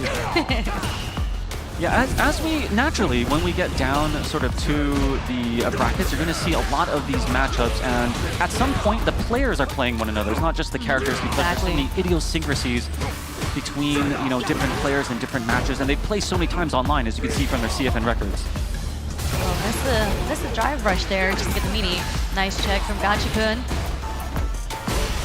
Okay, a burnout Akuma. Let's see if he can capitalize on this. He has to take all of this mixer chip damage, trying to do the shimmy and the crush. Nicely placed, nicely timed DI there just to get the stun. Didn't really give Kawano a chance to buffer the super because it wasn't off a cancel off of normal or anything.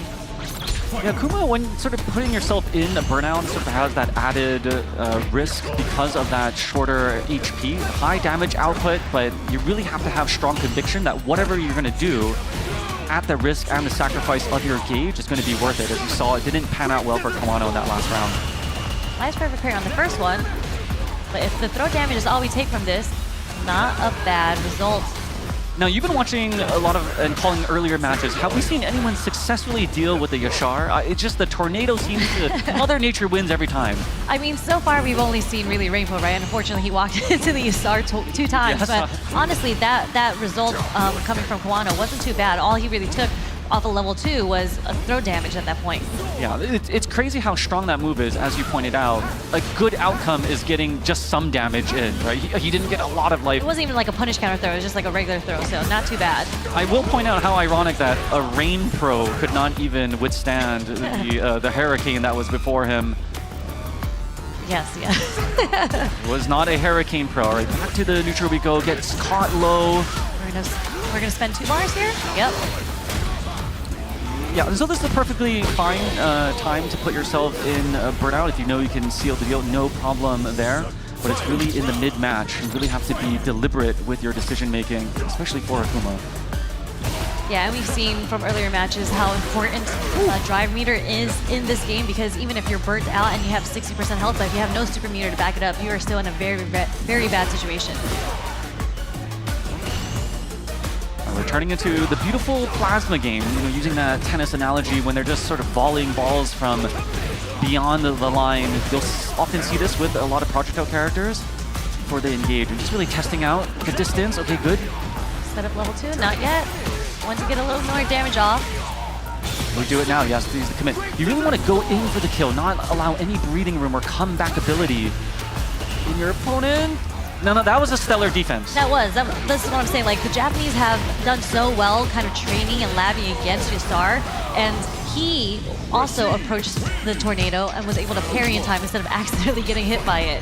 So really good stuff by Kawano there on spacing, but either way, Gachikun was still able to seal the deal and take the first match.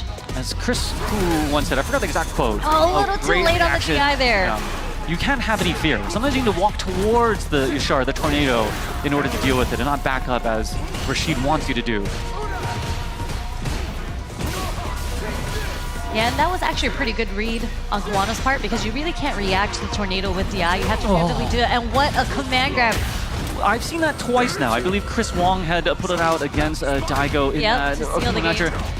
You don't see it often in high-level play, but it has been sort of effective. You can sneak it in, you can sneak it in, and it happens a lot in the ranked matches, right? But when we get to a higher level like this, you can kind of sneak in these sort of, as people would say, random moves, because that is a very dangerous command grab to do, right? But if you're not looking for it, because your opponent wouldn't expect you to do that, it is going to land.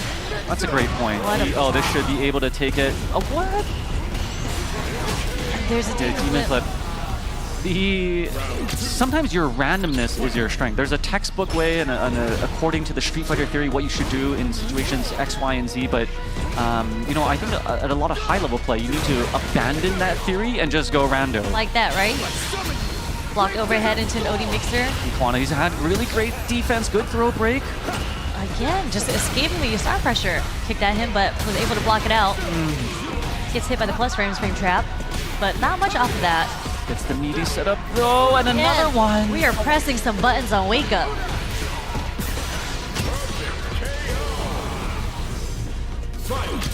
Sometimes blocking is your last option in terms of the Wake Up, right? And Gachikun capitalizing on that, 2 meaties in a row. So the Yashar, yes, it did some damage, but it led up to those 2 subsequent setups. So you're really accounting for 75% damage just from that level 2. It's so great. Just follow, but I think this is blocked. Yep, parried. This is definitely gonna kill because we're gonna just drive, burn all the. Oh no, the drop! An uncharacteristic drop there from Kawano. Now he's cornered and burned out. Level 2 is coming as well. That's why Kawano's moving forward, so he's not giving Gachikun the space to activate Yashar. This is the OD just to set up this. One throw. Will he send it his way like a meteorologist? No, just gets 2 throws in there. Kawano, oh wow, that was, and the walk back. The redemption. Very difficult in mid-match to make such a crucial big drop, as you saw there from Kawano, but had the mental fortitude to recover in time and still be able to clutch that out. Yeah, and that was such a good recognition on Kawano's part because we recognized that Gachikun was trying to get with the throws. So because those throw attempts failed, he went for the shimmy after. And that's how he got clipped by the low 4, trying to walk back and bait out a shimmy. Yeah. Anytime you see, hey, why are they like doing low medium kick on Wake Up? It's because of the anti-shimmy tech. Your opponent's usually walking and standing and getting clipped at the knee. So a very good option there. And again, a little too late with the DI there, and Gachikun just ready, and unfortunately this burns out Kawano. He's been burnt out so often in this matchup. He does have 1 bar though, so wondering if he's willing to spend it to get out of this pressure. But he's not gonna have the chance, is he? That low 4 is gonna whip punish the stand jab that Kawano threw out there. Okay, well, just during we spoke about randomness. I wonder if it was a conditioning, hey, I did the command grab earlier, you now see the Ashura teleport, are you going to do something about it and testing him on the way back? Yeah, I actually think that was a bait because it's similar to like a dry rush and you cancel it early, trying to bait out some sort of audio reversal reaction to the green. I think that was the same thing, trying to bait out a reaction to that dash. But unfortunately it didn't work, and Gachikun is just applying the pressure to Kawano on the corner right now. Yeah, that's the whole thing, you know, when you see a clip of something, you know, amazing in Street Fighter, it's isolated just for that one moment, but that build-up may have occurred a couple of rounds ago, or maybe a match, or a day or 2, or a week ago, and so there's layers of Yomi there, as we saw from the teleport. Didn't work out. Unfortunate when there's sort of, you know, a team-on-team kill. I spoke too soon. It's actually 2 hitboxes on the team. I guess that's the punch. What was it? Punk Shop Arcade? Is that the name of the hitbox? It's a little different leverless controller there, but yeah, what gameplay coming from these two, and we saw a little bit of adaptation there, but unfortunately Kawano was unable to close out, but he had incredible defense against Yasar, I must say. Yeah, again, I can't, if I were to rank like level 2 supers in the game, I think the consensus is that this is one of the most strong and most utility. Let's take a replay and maybe we could see some glimpses of that. Yeah, and here we talk about Kawano always being burnt out against Gachikun in this situation, and this is kind of what led to Gachikun taking the first round. If you have ever been in a toxic workplace, you are consistently in the corner, burned out. You need to go on a vacay. It's important to identify and not put yourself into burnout. Sometimes it happens with, you know, colleagues and the manager or the corporate culture, but in this case, Kawano did sometimes do a self-inflicted burnout, and it didn't work out in that case. Here, good defense from the Yashar. Yeah, but as we talked about, Kawano is so well trained against Yasar. Like, he had the perfect spacing every single time, and the most damage he really took was throws. Oh, rando. It's layers. It's layers to these fighting games. Who are these randos? Certainly not these two. Pro players in their own right. But yeah, sometimes, again, the correct theory, the correct way to play you don't want to be demure, right? All the Demure, time, especially in these one-on-ones when there's only going to be one victor. Even though these were two good friends, presumably, on the same team, you do not want to be playing demure. You want to play aggressive, rude, rando, not predictable. Yeah, especially when you guys play against each other all the time, right? You can't necessarily play textbook. You do really have to play a versus player, and you have to switch it up a bit defensively and offensively, so you don't get read like a book because you guys play against each other all the time. Yeah, don't play the textbook. Just play the what is the chat GPT, or what are the newfangled tech that the kids are using. Kwano certainly tried that. But yeah, like you said, so much of the replays and so much of the match was him in the corner, burnt out, and that was not the place that you want to be. Yeah, the overhead just taking it for Gachikun, and that means he does qualify through winners into top 16.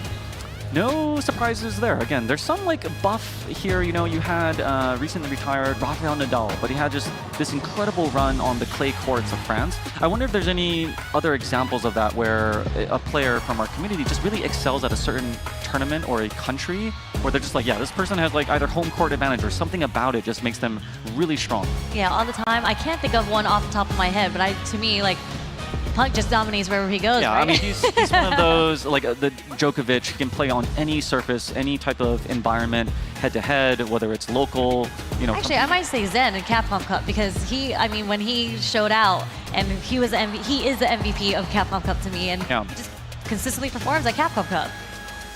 That is a good one. Yeah, sometimes you just sort of step up to the stage, and that really, you know, his age belies his ability to perform on the big stage. You wouldn't expect that type of maturity and performance for someone that has just stepped on the scene, but that's really made him such a fresh face. Speaking of fresh faces, another one, again, of that sort of newer class, Lashar, all the way from Korea, making that change to Ed this season from the Chun-Li. And of course, you've got Chris Wong, who, again, has such a great, consistent performance last year. Yeah, Chris Wong definitely with his Luke, because I was also a Luke player as well. So I followed a lot of Chris Wong and his journey through Street Fighter 6. But Lashar, when he showed out, let me tell you, at Capcom Cup in the Chun-Li, when we talk about Lashar, especially in my group of friends, any sort of clean play, 100% anti-airs, we call that the Lashar, because he is so strong and so clean. And just him moving to Ed and seeing his play with Ed, I was concerned, because I was like, how can you move to Ed when your Chun-Li is that good? But we've seen how good his Ed is now, so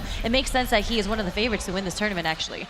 I was watching Street Fighter League where Lashar plays, and the players in the Street Fighter League Japan, which is a very difficult region, were saying his player ability is once in a lifetime, a generational type. And you can see some of these sort of really magical plays that he's known for. He's so clean. Like, I'm telling you, you try to dash on him, he will check you. If you jump on him, he will anti-air you. He is like the epitome of fundamental Street Fighter. It's like Beethoven, right? Like, I don't know, it's like composing music at 3. Sometimes you're just going to be a genius at something at a very young and tender age. And I really think we're seeing that in Lashar for fighting games. That perfect parries, too. Look at that whip punish from the Demon Flip. A little too far there. Oh, okay. Block on the reversal. This is optimal punish coming from Chris Wong. Chris Wong just coming off of that victory in the Miramax against Daigo, and it baits out another one. Interesting. So the psychology is like, yo, Lashar woke up with the OD, you punished me, I'm gonna do it again. Just sort of speaking on that randomness. Now Chris Wong has to think, is this guy, nuts enough to do a third time? He's really gonna factor into the next time that Lashar is on his back and waking up. Yeah, honestly, that's kind of how throw loops work in this game too. Are you willing to get thrown 3-4 times in the game? It just really depends on your mentality and how, I don't want to say stubborn, but how committed you are on the defense and the options that you're making to not be conditioned. There's definitely, check. And Chris Wong answering with his own OD reversal, but it does land. But the wake-up jab from Lashar. We're going to go straight into level 3. Yes, we are. There's the speed bag. Getting crucified now. Yeah, this is going to be a huge life advantage for Lashar, but also one sequence away from burning out Chris Wong. Smart. Chris Wong decided to get burnt down on his own terms, using on an OD reversal to get out of the pressure. Oh, look at the durability on that fireball. Is he buffering the critical art? Oh, the chip is enough. We just saw this matchup, as I was saying, the big throng of people between Fudo and Daigo. And again, in that case, it was Ed as the victor. Fudo moving on. Let's see if this deja vu here with Lashar now up 1 against Chris Wong, his Akuma opponent. What? Whiff Yeah, that's a clean. Are we talking about clean? Yeah, that is the Lashar. Don't he whiff punish, anti-air, whatever it may be, he will check everything possible. If you whiffed a smell on Lashar, you would smell nothing but the cleanest conditioner, soap, deodorant, mouthwash. We all need to take a playbook out of his hygiene skills for our community, certainly. Very clean. Showering twice a day. That anti-air, so ready for the demon flip. He's anti-dandruff, anti-deodorant, antibacterial, anti-everything. Oh, okay, wow. Oh, no conversion. This one didn't believe. I'm not sure if he meant to do that Yeah, crouch fierce there. No cancel behind that. That was an odd sequence. Nice anti-air trying to jump out of the corner, and there's the block again. 3 times he has done that. So everyone sort of like make a mental note, just as Chris Wong is doing. My opponent, Lashar, the cleanest fellow, actually does have a randomness, maybe not so clean in certain situations, except for that instant, the beauty of his game, certainly on display here. Yeah, Lashar has been recognizing that at a certain range and timing, Chris Wong likes throwing out that low forward just to check any sort of walk back or walk forward, and Lashar has just been standing right outside the range of that. What is that low fierce that Chris Wong is just throwing out? I don't know, but it got a couple of counter hits, though. Yeah, it works. Hey, whatever works. You don't need to play clean, Chris Wong. You can be in the gutter, take a shower once every 2 days, maybe use some dry shampoo. I mean, it might be hitting because a lot of players like to up back to avoid a shimmy sort of setup or a tick throw, and the crouch fierce will catch you grounded in that case. Lashar's been so successful with those lows.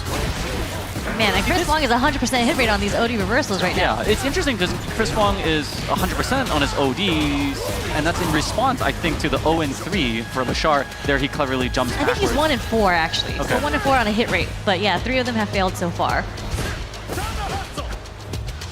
Right now, they're very close to both being burnt out from the next hit if they decide to spend the super meter. Wake up level 3, and it is going to hit. What?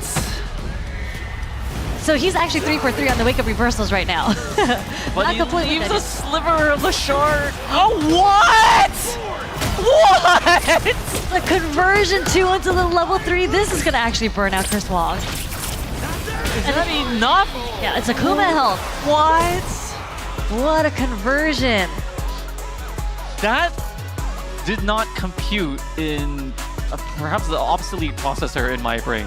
It's so funny because he got it off the juggle too, because I think Chris was trying to escape the corner in that situation because he wasn't dead. So he tried to up, and then Lashar was able to get the conversion off the juggle. But why did that occur? I saw Clean this. play. There was something about Lashar sort of like smirking. Hopefully we can see in the player cams here in the replay that we're about to put on. He was like grinning. I was like, you hit me with a wake up level 3? I got something for you. Don't worry. I'm going to send it right back. Return to sender.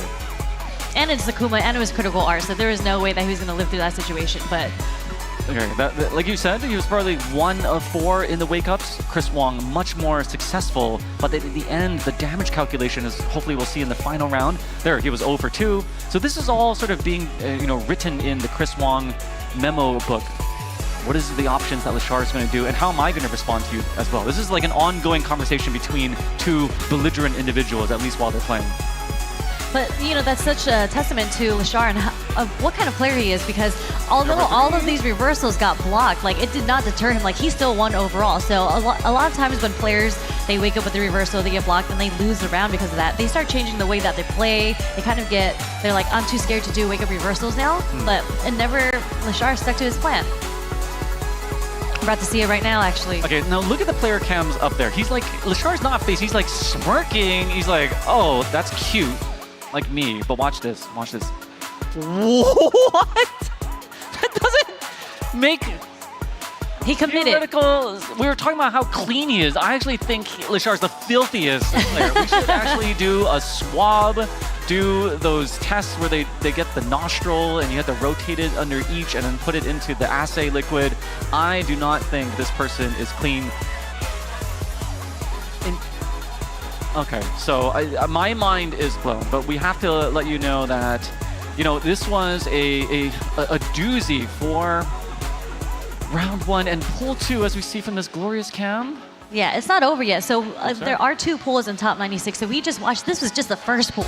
We still have the second pool of top 96, and it's happening in the crowd right now. People are still playing in tournament, trying to make their way through losers, and we are going to see a couple of the winners matches through pool 2 on stage very soon. You know, while everyone at home here watching on the stream is enjoying their lovely weekend, as you see, there are people in really sweaty, decisive, stressful positions playing their hearts out. I think we really need to, you know, commend the effort coming down to a tournament. It's not easy. It takes commitment, time, financial, as we saw from that sort of overlay panning from left to right. So shout outs to, you know, just being a player. Yeah, like as you mentioned, there's a lot of effort coming out here, and at the end of the day, there's only one winner. But this is a super premiere, so technically there's 2 winners that get to qualify for Capcom Cup. So out of the almost 400 players that traveled, paid for registration, committed to playing in tournament, only 2 is going to really come out on top here. Like, technically there's only 2 winners, but everyone that participates and gets to enjoy their hobby, and even the people watching too, are all winners. There's a lot of... Everybody gets something from this, right? Oh, absolutely. I'm trying to be nice, but of course there's going to be a lot of disappointed people for, especially the way that the point structure works this year. It's really go big or go home. And because of the truncated sort of matches, going back to that sort of Lashar match, sometimes the randomness in that first to 2 is important because you don't have these sort of long sets to regulate the variance. Yeah, like maybe clean play would be victorious over a very long set because you're sort of evening it out. But in a first to 2, that sort of like variance and that randomness can be to your advantage. Yeah, and so we are still in pool 1, really. So this is actually a losers match. So the loser of this is going to be eliminated, but the winners of this is going to qualify into top 16 through losers. Would love to, as much as I love Oil King, would... Sorry, I was going to say, we started off the round with a perfect pair. That got me excited. I'm sorry. No, go ahead. Those are super hype. I just want to say, I want to see a Honda in there, just for the representation, super hype. We have, of course, seen a lot of characters, but it would be awesome if Yashi could pour it out here, but he has a tall order ahead of him. Oil King able to anti-air that neutral jump. Yeah, and Oil King's so ready because when I watched Yashi play early in winners, he also started the very first round with the headbutt. He just alley-ooped himself into this, and Oil King dunked on him from afar. Great air throw. Yep, we're going to do that just so we can burn out Yashi, but he went for the neutral jump. Oil King again, ready with the mixer to punish the neutral jump. Yeah, looks like Oil King very familiar with this matchup. No neutral jump, left unpunished twice there against Yashi's Honda. And that's what Honda's going to do. He's trying to bait out something with the neutral jump. Yeah, and I feel like in this matchup, the way that Honda plays is a little bit linear. When we watched Yashi play earlier, it was very difficult for him to start on the offense. The only damage he got was through headbutt trades and command grabs. So wondering how he's going to kind of switch it up and see if, I don't know, if he can set it up for maybe a shimmy, something else. Oh, what? He got greedy, tried to go for the side switch, and when he walked under, the timing of that punish combo, not really great. Oh, what? Right through. That is going to punish it, and that's going to burn out Oil King, or at least into the next sequence. And he can get low fears for the burnout, but of course the slipperiness. Yeah, but Yashi burning the drive rush just to close in the distance, and this is a good position for Yashi to be in. High, into the juggle, Hunter hand slap. Yep, spend the level 1. He's going to leave. Whoa! That was a very preemptive... I think he wanted to do the sumo splash either way. It would have tripped out, but caught him, and it looked like a really brilliant read. Yeah, there wasn't too many options for Oil King to do in that situation, besides maybe a super, but committed to that wake-up mixer.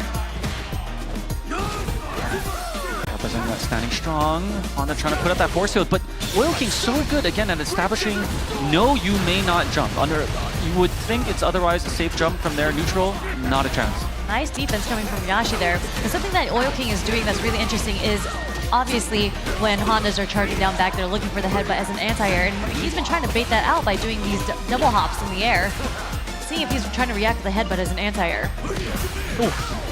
Nice cancel. Take it. Under the cancel. Yep. Only needs level 1. And Yashi taking the first game. You might get your wish. Are we really going to see an E Honda in top 16? There's a Freezer, hopefully he's still in there. There's also Yashi, so there's a couple of chances to see a Honda. He's doing well now, up 1 against his Taiwanese opponent. Oh, again, but Oil King says no. The skies are protected. Unfortunately, Freezer is out. So this is the last remaining E Honda Yashi's going to have to represent out here. He can make it through the wall of Rashid's, the perfect that Oil King just got.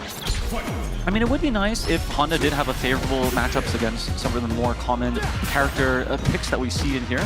He's holding up his own right, though. Again, a lead against a very strong Rashid. I mean, just a wall right now, not letting Oil King open him up. There's Oil throw. Okay, there's your hype perfect parry. Once again, perfect parry works really, really well against E Honda. Oh, that is going to hit. All right, Yashi actually did really, really well defending against the first star, so unfortunately walks into this one. Still out there as the threat gets caught on the high. Trying hard to spend it all yet. One more sequence. And we're going to go with the throw. Did try to tap parry, but the punish counter throw is enough to make it 1-1. Just to sort of rewind that, yes, it was the damage from the Yashar. It ate up time. It changed the momentum of the match, and the subsequent follow-ups, you know, sort of effectively erased 70% of his life just on a couple of wrong guesses. Hence why, again, Yashar is up there, certainly in the number 2, you know, level 2 supers. Definitely. Okay, keeps him in the corner with that fierce chop. Yeah, the classic anti-air from Honda. But like you said, using double jumps of Rashid, he's sort of blessed with that to be able to get out. There's the throw. Trying to bait something out from Yashi, but building distance, going back to the neutral. Oh! Dive rush, but that is a whiff punish on the light headbutt. Meaties, pushing Yashi back into the corner again. And a couple more throws. Oil King might build that level 2. Getting close to it now. One more sequence, and now he's the level 2. Will he even need it, though? No. Nope. 3 of those throws in a row. Honda really on his back without many options. Yeah, Yashi, I mean, E Honda really doesn't have that many reversal options outside of OD, headbutt, and super. So Yashi might have to commit to these decisions if Oil King is applying that pressure. Twice now has he whipped a special move with the headbutt, and now the splash, and Oil King capitalizing on it. Gonna get good damage out of this combo extender and some good Oki. Yep, we're gonna go straight into level 3 just to take on that huge life lead and just to bring the drive bar from Oil King's end back into the green. There's one more guess for Yashi. Ah, yeah, wisely jumped over. Oh, he's just all over the place. It's so difficult to anti-air Rashid. Had a hit, but no conversion. This is gonna be a crazy comeback for Yashi to make if he wants to take this. There's a fierce as an anti-air. And no, the option select Oil King with the OD mixer to seal the match. He even has the Honda t-shirt. That is character love. I don't see, you know, Oil King with the Rashid t-shirt. So unfortunately, as you were looking through the brackets, that is the end of the Hondas, sort of extinct from the tournament bracket. But again, a valiant effort from the players that had sort of showed up here. Let's take a look, the last remaining footage of the extinction of the Hondas. I mean, like, Yashi did a pretty good job trying to defend against Jasar, but unfortunately, something that we saw in winners as well, it was just so difficult for him to get started on offense. I always felt like the way that he plays was very reactive. Like, he would try to find an opening, a mistake that Oil King would make, and capitalize off that, but he couldn't really himself get anything started once he got a knockdown. Absolutely. I really love how you describe Honda, and they're a bit perhaps greedy in that punish. It was the right move to sort of switch corner positions, but gave up so much damage. Still, though, I think he was able to recover from that, so able to take the first round. Yeah. But you were saying, I'm sorry. Oh, no, go ahead. You were saying that Honda is a linear character, and I think that's such a great juxtaposition against Rashid, because Rashid, as you noticed, has the double jump, can go every which way, can go on the slide to switch sides, and in terms of the directionality at which the character can move, just has way more mobility, right? There's diagonals, there's back, there's up, whereas Honda crouching down, kind of in a sedentary position, has looking the for a way to jump. headbutt you. Right, it's just a straight line on the x-axis, and you know, you can see sort of giving up that dynamicism of Rashid, and in the end, wasn't able to sort of pull through. So I like the character archetype, but you can see Rashid, so many options here in the Char. A damage source, so great. And this is where, yep, and like it was so hard for Yasha to read what Oil King wanted to do on the offense, so he unfortunately was making all the wrong defensive decisions. Taking the throw is a really, really good option, but unfortunately he did try to tap parry and got punish counter thrown quite a bit. That is unfortunate. I'm not sure, does Honda have a throw loop? Rashid certainly abusing the mechanic there, but wasn't able to guess. And yeah, I mean, he couldn't really close the distance against Oil King, unfortunately.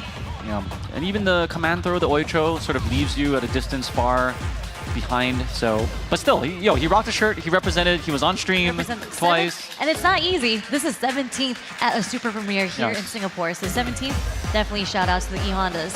17th is around that range where if you just won, like, one more or a couple more, you're sort of could be in the money. So it's always that. I think that's one of the most difficult humps to break mentally.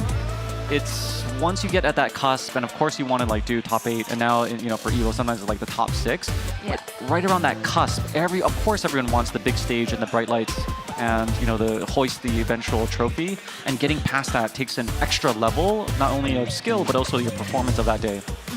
Yeah. So shout out to Yasha again. What a performance! But before we move on through the brackets, we are going to take a quick break. But you guys definitely don't want to go anywhere because we have so much more Street Fighter 6 action coming up.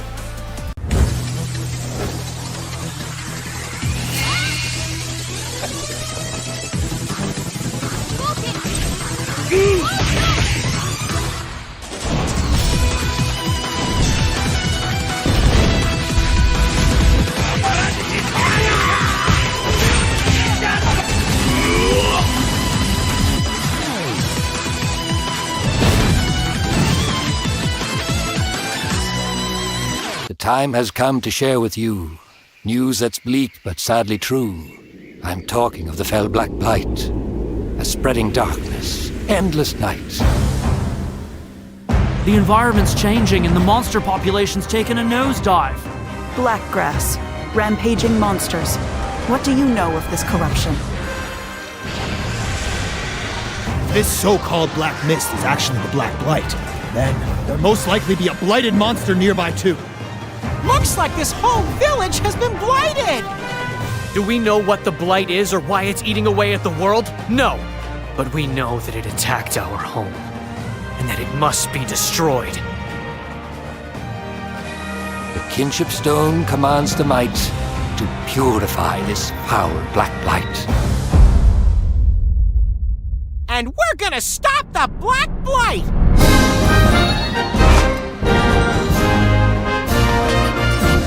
We can befriend monsters easy enough, but other humans are a different story. Hunters and riders. Like, they both respect and live with monsters. They're the same that way. I've been waiting my whole life for this. I want to help my friends. Everyone. But right now, evil is growing in power. And soon, this whole world shall be devoured. Yeah, we got claws for concern. Wrath is blighted. You can use it to stop the blight. But I'm curious about this kinship with monsters stuff. So I was hoping you could show everyone what it means to be a rider.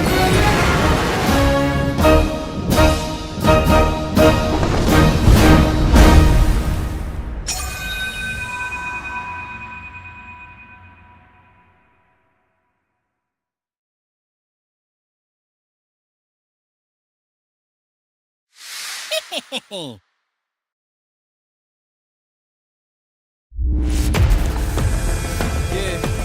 Y'all already know. You know what time it is. I belong in the top spot, #1. Hope you ready for the fight. Reign supreme. Put 'em up, let's go. #1, yeah. I've been landlocked, training for this moment my whole life. Cold nights, in the rainy days, hope I get mine. Spend mine for the accolades in the empire. I need that title in my possession. Once again, it's on, it's my time to shine bright. And if you try to stop me, then you're gon' pay the price. All them late dreams, but you could call me the greatest of all time. Yeah, I'm focused, you know how bad I want this. I'm giving it my all, never fall. This moment is golden, I control it. All eyes on me, I see I'm watching. Once I'm locked in, ain't no way that I'm stopping. Clocked in, it's time to put in work, go berserk. I'm in my zone until I'm first. Believe me, when I say nobody can see me, this a product of hustle, I just make it look easy. Non-stop, you ready or not? When it's all said and done, I'ma be on the top. 3, 2, 1, I'm ahead of the game, they'll remember my name. Non-stop, you ready or not? When it's all said and done, I'ma be on the top. 3, 2, 1, let's go. Yeah, I belong in the number one spot. I always kept the business, nothing personal. When you always see nothing, I just barely scratch the surface. Roll me in the rain, let me do my thing. Thought they hit me down, fight through the pain when I'm in the zone. I ain't never say much, but you see me up top. You see my numbers healthy, the pressure don't stop. Until I'm in the top, see the bottom seeds watch. They almost see me flop, but I'm slipping on them, watch, let them watch. Born ready to fight, this is my moment. Coming for it all, just show me my opponent. Wanna be great, I'm a legend in the making. And this is mine for the taking. Cause I got what it takes to be on top. I'm number one cause I don't stop. Hard gas, no brakes, high stakes. I don't act tough till the tussle let them fold ya. Non-stop, you ready or not? When it's all said and done, I'ma be on the top. 3, 2, 1, I'm ahead of the game, they'll remember my name.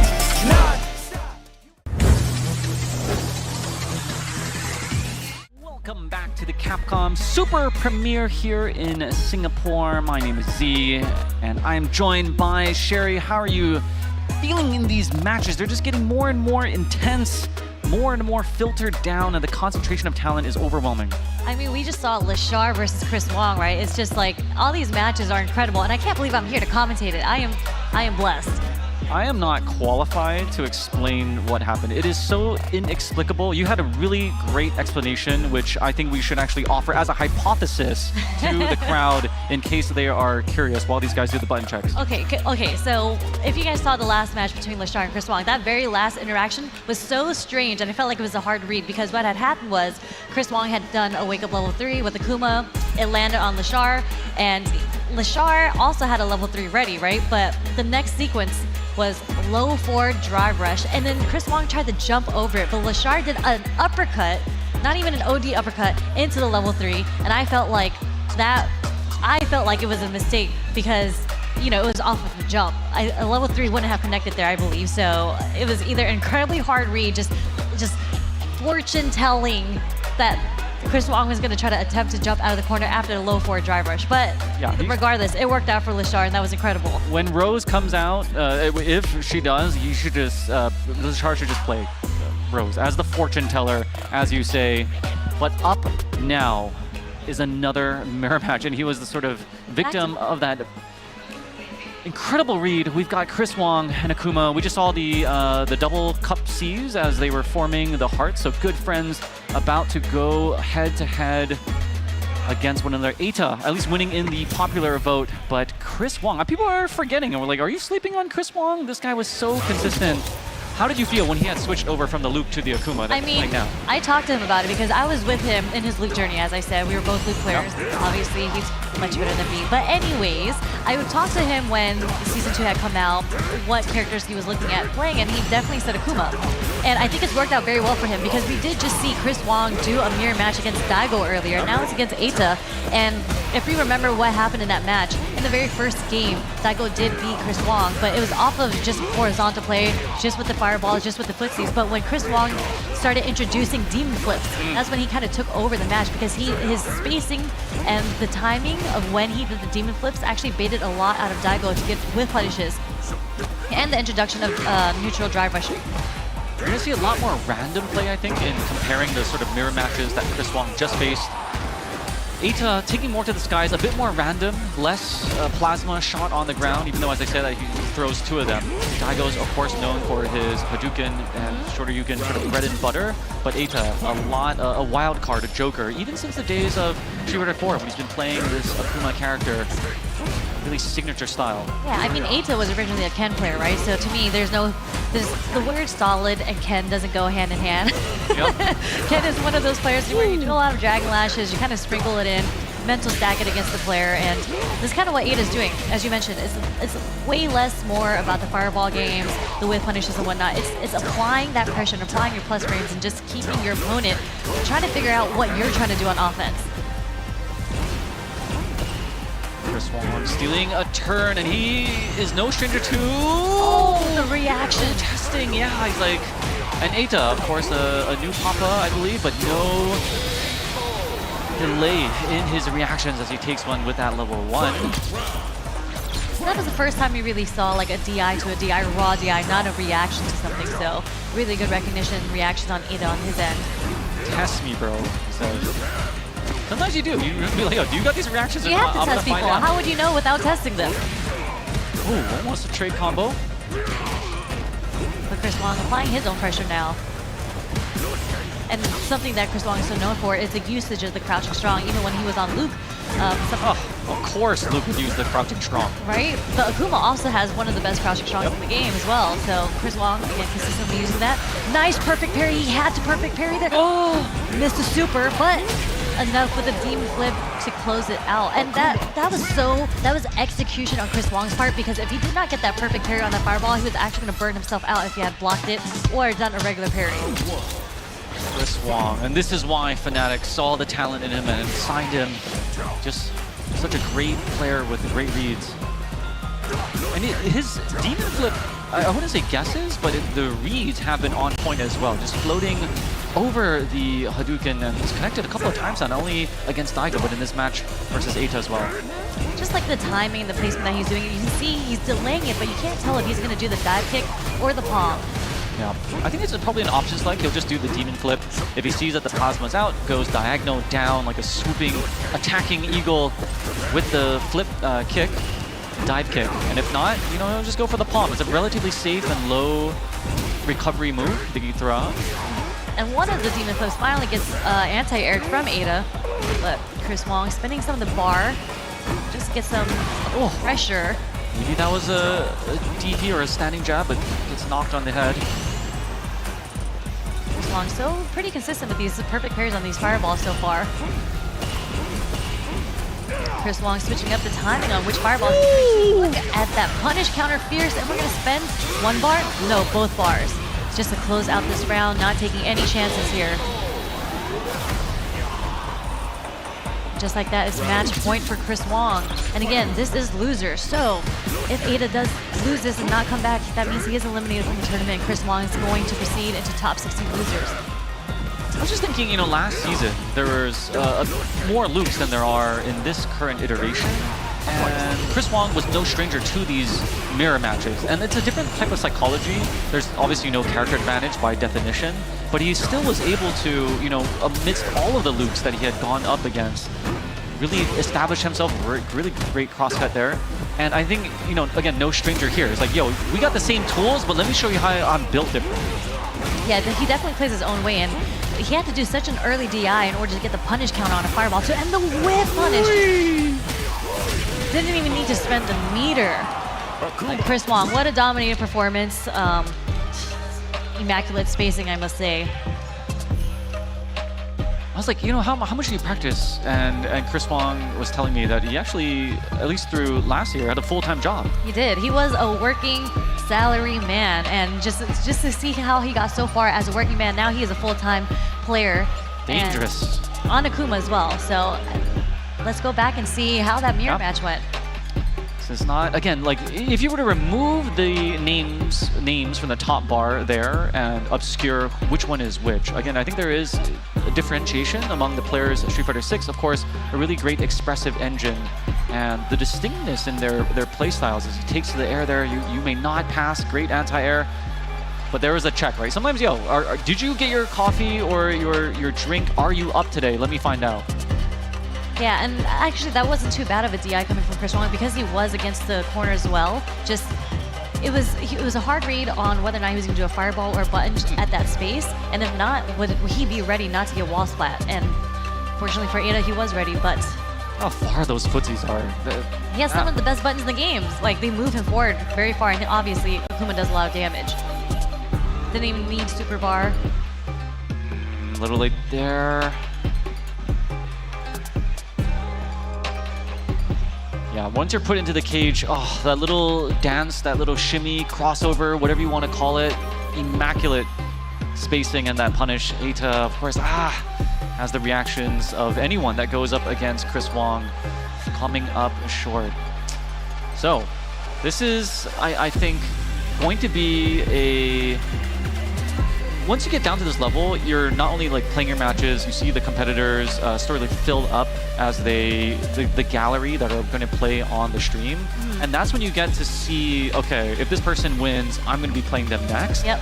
And that level of depth and Yomi, oh, I saw you do this in last match, because now they're not busy, they're all in the front here, I think really amounts to really juicy, high-level play coming forward. Yeah, and everyone, so information is so fast nowadays because it's technology, right? So you, at this point, you know who your opponents are. There's so many matches online on YouTube. There's so many people that upload your ranked matches onto YouTube now. So downloading your opponent, not just the character matchup, but your opponent themselves and how they play, just, that's how you build layers in this game, right? And then you kind of have to understand that even though you know what they know, do they know what you know, and are they going to change up how they play? I think Lashar came from the future because he knew what we didn't know, what his opponent knew, and was so far ahead. I don't know if he's living he's just light travel. Absolutely. There's so many layers. Is it a chiffon cake? Is that the right one I'm thinking of? When there's nowadays there's like 100-layer cake. That's the one, yeah. So I was thinking of that exactly. Okay, here we have Akuma again. On the left, Kawano, as you see his voting bar building up, versus Fudo's Ed. Yeah, and don't forget, you can press 1 or 2 in the chat to vote for the player that you think is going to take it in the match. Can you vote a non-vote? You know how, like, in a ballot, you can... Put, like, none of the above? Yeah, like, I just don't like either candidate. I guess you can just put 0 and then like your input goes absolutely nowhere because the system won't register. Yes, but it looks like there is definitely a popular contest there. It's close. You can see Kawano's bar jumping up pretty high on the left side. If I was one of those players, I'd be mashing on my own phone to vote for myself. If you were sitting on stage, ready to play, to qualify for top 16, you'd be on your phone in the stream chat. Just to boost the energy bars. Looks like the Mega Man one. I know it's a vertical, but nice little trick there for some interaction. How do you feel about the Akuma Ed matchup?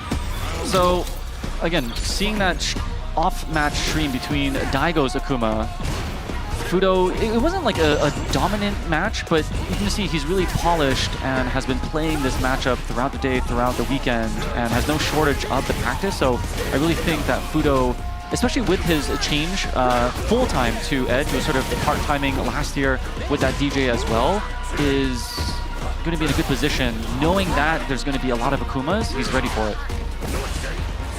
Oh, bottoms. Just overhead. First block reversal coming from Fudo. Kawano taking the first round. And it's I feel like it is interesting how you play this matchup because the way that you have to close the spacing against Ed, because he plays at such a different range than other characters traditionally because of Flicker and the normals that he has. But Akuma, like, you can see Kawano just finding his way in, not even using demon flips. But when you apply the pressure, this is just going to take the round. This is a very fast first game. It's only been 14 seconds. When both players are drinking and taking a sip, as these two just did, you know it's over. You don't even need to ask, will it kill? Because that already answers the question. I didn't even get to finish my sentence in explaining this matchup before that round ended. Finish it in the second round. We'll do a carryover. But yeah, okay, now we get to see Fudo on the offense, right? In the last game, Kawano was didn't really give space for Fudo to breathe. I love how Fudo was unwilling to give up the corner position. Nice side switch to keep him back inside there. What a punish! That hit nothing but the remnants of the hurt box. Yeah, it actually lingers out there quite a bit, and sweep is the best button you can do to whiff punish that. So obviously Kawano been in the lab against this. I'm wondering what that crouch fierce is. I've seen that enough times to know, or to believe now that's not a button input error. Yeah, like they're doing it on purpose for something. I'm wondering if he's just missing the cancel frames, I'm not sure. What a delayed low forward, getting the counter hit. Staying in the range just to catch a flicker. This is a very difficult thing, I think, for beginner and even intermediate players to do, to walk forward and out of a fireball trap. It is probably your best instinct. Good, perfect parry there, standing roundhouse. Oh, but out of too range. far, Yep. yeah. Maybe a little slight more micro walk would have gotten it in the beginning. And can we talk about the timing that Kawano is sneaking in these neutral drive rushes? It's right after a whiff button coming from Fudo. So really, really smart coming from Kawano here because he's only spending one bar, really, just closing that gap, which is so difficult to do against Ed. Forward throw loops, okay. Retime is a charm. Okay, we The finally get the backdash, yep, but no on the punish counter there. And Fudo answers with his own back throw, putting Kawano into the corner. OD Fireball catches the start of Snatcher.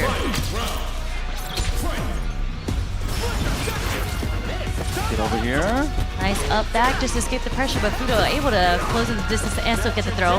That is a punish. Punish counter, yeah. The dive kick a little too high. Minus frames enough to throw him.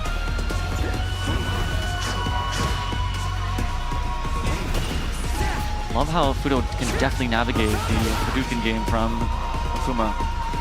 Yeah, Fudo kind of just slowly walking Kawano into the corner. Kawano's just trying to gain some space back right now.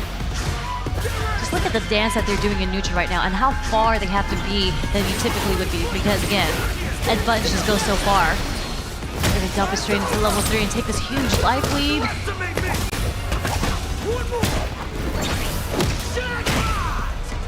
Drive rush in? No, just forward dash. Oh, the beat. Yeah. Fudo on point. Yeah, so ready with that DI interaction there.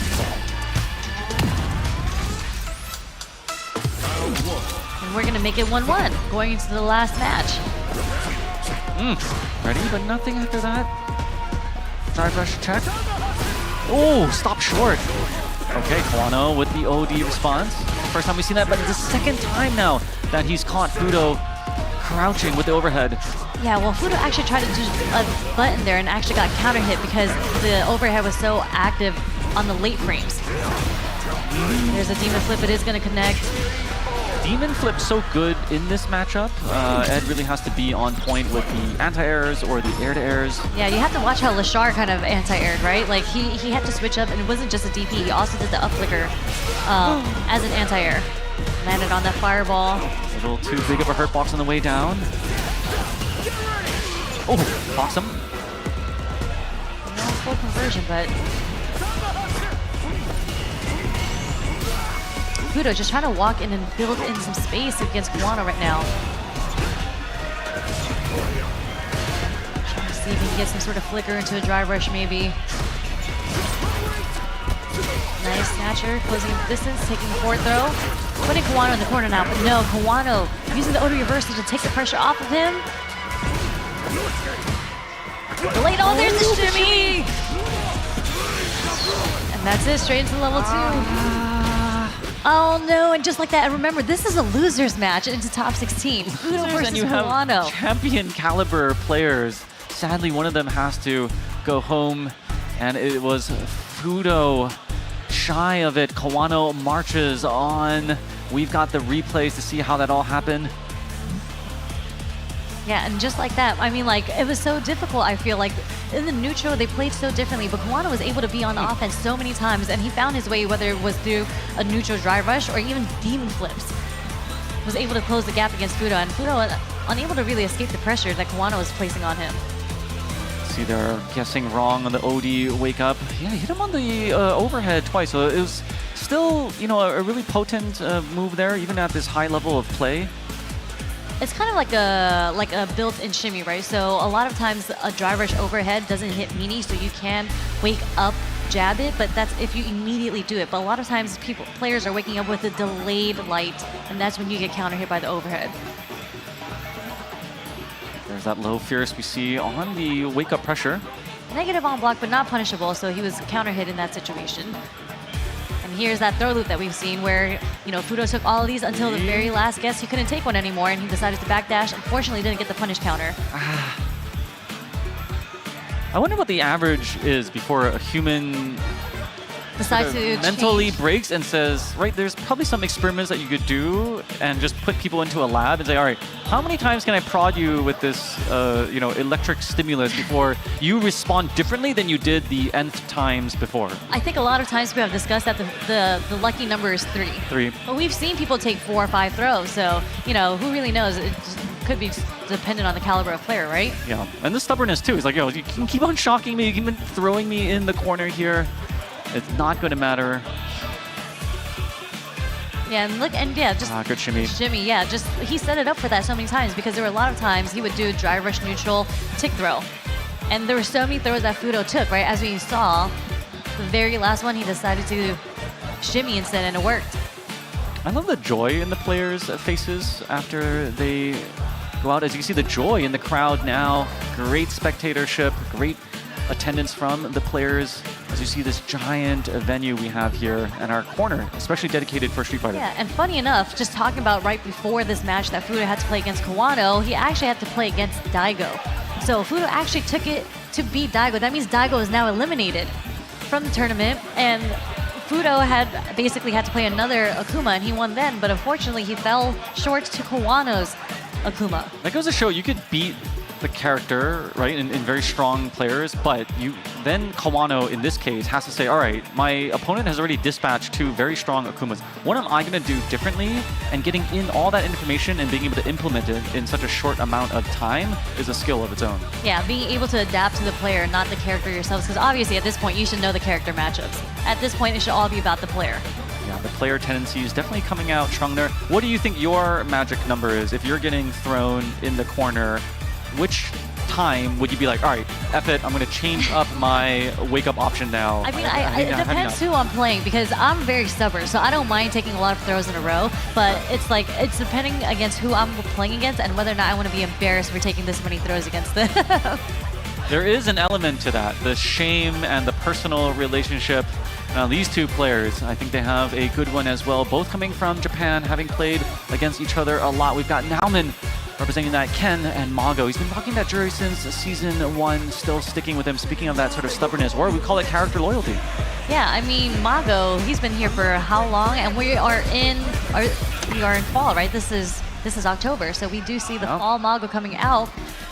Mago just always been a player with such strong fundamentals, so Jury is a character that makes a lot of sense for him. With the low forward check already, starting from the drive rush. Funny enough, that's what Jury's known for. Oh, a little too late for the whip punish there, but was able to back throw her into the corner. Mago tried to go for a parry, but burnt himself out, unfortunately. The dive kick connects. Yeah, how does that just... Nauman was backing up, but still ate the dive kick from afar. Oh, what a neutral drum to beat the Dragon Lash. Another jump. Just making all the right options. 2 in a row with the neutral jump punishes. No split is so good. The neutral jump, a roundhouse, able to hit behind as well, connecting twice. Really great damage on the way down. Spending the meter early. Interesting. Maybe this is for the corner push. Yeah, gets Oki here. We talked about the throw game. I guess Nauman wasn't going to number 3. He was like, yo, 1 throw is enough. I'm not going to let you loop me at all. Yeah, just spending the super to get out of the pressure. But, okay, switching up the normals that we're using, but with the overhead from so far, too. Pretty safe. Perfect distance from Mago sitting on Ken. Oh, we go straight into it. We're not even going to take a second to think about what happened in that match. Yeah, you were talking about like the psychology. I don't want to, take the throws from a certain player. You never want to see your opponent let their win screen, their victory screen come out too long. Yeah, something the way that I've seen Nauman play, he hasn't really committed to the decisions that he makes because that stand jab after the drive rush actually did connect, but he didn't follow it up. I feel like he's a bit hesitant in the decisions that he makes, and with Ken, you can't. You really have to commit to playing how you want to play him. And what Nauman just did was what Mago did earlier, is burn yourself out trying to go for the parry, and wasn't ready for the DI, gets stunned. Back charge, gonna have enough. Great meter build. 2 bars going into this. As Mago already 1 up. Yeah, kind of feeling like a speed run at this moment. Mago's been making all the right reads, offensive and defensively. Nice blocks in the neutral too. No bait. Nice walk block. Just in time to block that low 4 too. This time the super is gonna hit. Which is good for Nauman because he was on the brink of being burnt out. Just one drive bar left. Oh, wow. Low nice conversion. Shotos, they got those low strongs, and what a trade! Oh boy, yeah, that should be enough to take it. There we go. Now we are seeing some commitment. We are seeing some confidence coming out from Nauman. Oh, just the tippy toe. His big toe connecting with Jerry's big toe. The toe, yeah, the toe bump. Not ready for the DI, but nice block on the overhead. Nice check on the run. Okay. Oh, what was that? Definitely not meant to do a DI there. Yeah. Oh wow, that fear so active in the frames. And are cashing out too. This isn't gonna kill. This is still quite the hill for Mago to climb, and we are gonna kill. Nice job from Nauman. Bringing it 1-1. Mago gonna take a second. Nope, we're going straight back into it again. Both of these players is really jumping in. So there were a lot of counter hits coming from Nauman's end. That means he was able to recognize Mago's pattern and start doing his buttons earlier in order to get that counter hit against Mago. So now it's really up to Mago to do the adaptation here. Neutral jump punish on the roundhouse. We've seen that twice already. And the way that this round started off was how the first game started. I mean, Mago got everything started off with drive rush check. Okay, the perfect. Hopefully that reinstills some confidence from the Mago side. He had taken the early momentum now with the comeback. But now as we head into the pivotal match, Mago up 1 now. Oh, okay, jumping forward. He thought he was going to go for a tick throw there, so that was a hard read on Mago. Unfortunately, no punish or trip guard on the early jump medium punch. That was a punish. There it is. Yep, that worked. I call that the nephew special. Instant overhead. The fuzzy stuff. Just to punish for it. You trying to throw me. Nice counter hit. There we go with the delayed crouch jab. Are we going to spend it? Yes, we are. Just to build some drive bar back slowly coming on for Nauman's end, and just to even the health bar too. He really did have to spend the level 3 here, but we have to be careful because Mago is sitting on his own 2 bars. Next hit is going to take it. Oh, time with the shimmy! Drive rush jab check backstep into the shimmy. The pivotal round now. Yeah, it's a little scary because Mago is on the brink of having level 3, but the shimmy, no full conversion off the shimmy, you baited that. Okay, counter hit, hit confirm. It's the combo extender on the counter hit. There's the delayed crouch strong too. Caught Mago with the delayed button on the counter hit. Again, doesn't DI off the cancel. Nauman's working on it perfect right now. One more hit, and the counter hit again. Too many delayed buttons coming from Mago's end. Unfortunately, got counter hit 3 times back to back, letting Nauman take it with a perfect. And unfortunately, that means Mago drops and is eliminated, 17th place. And Nauman is going to move into top 16 losers. Let's watch how that all went down again. It's crazy, in these sort of swing sets, it was so momentum based there as the neutral jump catching the Dragon Lash. I believe we got another one shortly after that. Yep, on the... With the wake up DI, yeah. And this, so it was such a strong performance from Mago in the first game, but again, we are at such high level play. Adaptation is so important. And you kind of see, once we get into the second game, Nauman starts sprinkling in his normals at an earlier time and was able to get way more counter hits, whereas in this first game, Mago was able to get a couple counter hits, couple punish counters. That perfectly spaced overhead to take the first one. And you would have thought that Mago, based on that first round results, would have walked away with it. But Nauman somehow building his confidence after... I mean, this was match point for Mago, right? So, like, that means he made his way all the way back. That's wild, yeah. The low strongs were connecting then. Something like clicked in Nauman, and the Ken had woken up. The beast within. Yeah. Good call out on the read. I mean, he started reading what Mago wanted to do on defense. Starting it off with reading Mago on the offense, right? He was able to get the counter hits here a couple times. And then just on the offense, he would do delayed buttons and would catch Mago so many times doing a delayed light. So in the very last round, he actually got counter hit, I think, 3 times in a row. Those are the breaks. And I think that's what makes it exciting for the first to 2. You would you're like, oh, all right, like now he's down here, but what a turnaround as we could see here. He was down, like you said, he clawed all the way back from and saved the set points 3 times. Right, yeah, because this was set point again for Mago once again, but he won 2 rounds back-to-back here, ending it with the perfect also. Here's the damage, and this is, he closes it out with the shimmy here in the corner. Here we go, we're gonna see all the counter hits just at the wall splat. Mago wasn't ready for it in the second game also. There's that slight delay, crouch strong. The comeback like mounted so quickly and then culminated in a perfect. I mean, that's what Ken does, right? Because he's a character that kind of like smothers you. So when he gets his offense going, you really have to make the correct defensive read against him. And although he's not a character that does a lot of damage, the sequences that he leads to just kind of mentally stacks and overwhelms you. I'm very impressed. I would have been mentally guard broken. I'm like, oh, I'm down. There's like 3 sets for Mago to take it. So I mean, that's why you're here and they're there, right? This is true. This is why there is a drink in my hand rather than the joystick. There's, like, to be into that position and have the mental fortitude, you could imagine what could Nauman or any of these great players do in other parts of life. Just coming back, life is going to throw something random or being sometimes clutch. unfortunate. No, being able to perform under the pressure, that's what they're here for. Resilience. That is something we could all learn here from watching high-level Street Fighter. And that's really, I think, been the story of the day. You saw that the brackets, we had some international matches, and as we got down, a lot of the percolation of the talent just kept on getting nastier and nastier to the point where you had, as you said, championship caliber matches off stream. And you had to really be there, as we saw from the crowd panning, and then it just became killers on killers and bangers of matches as we progress along the day. Yeah, I mean, with this downtime, I'm sure people all need their mental break. They want to take a break from playing Street Fighter 6, so they move on to the mobile games, kind of like Street Fighter Duels.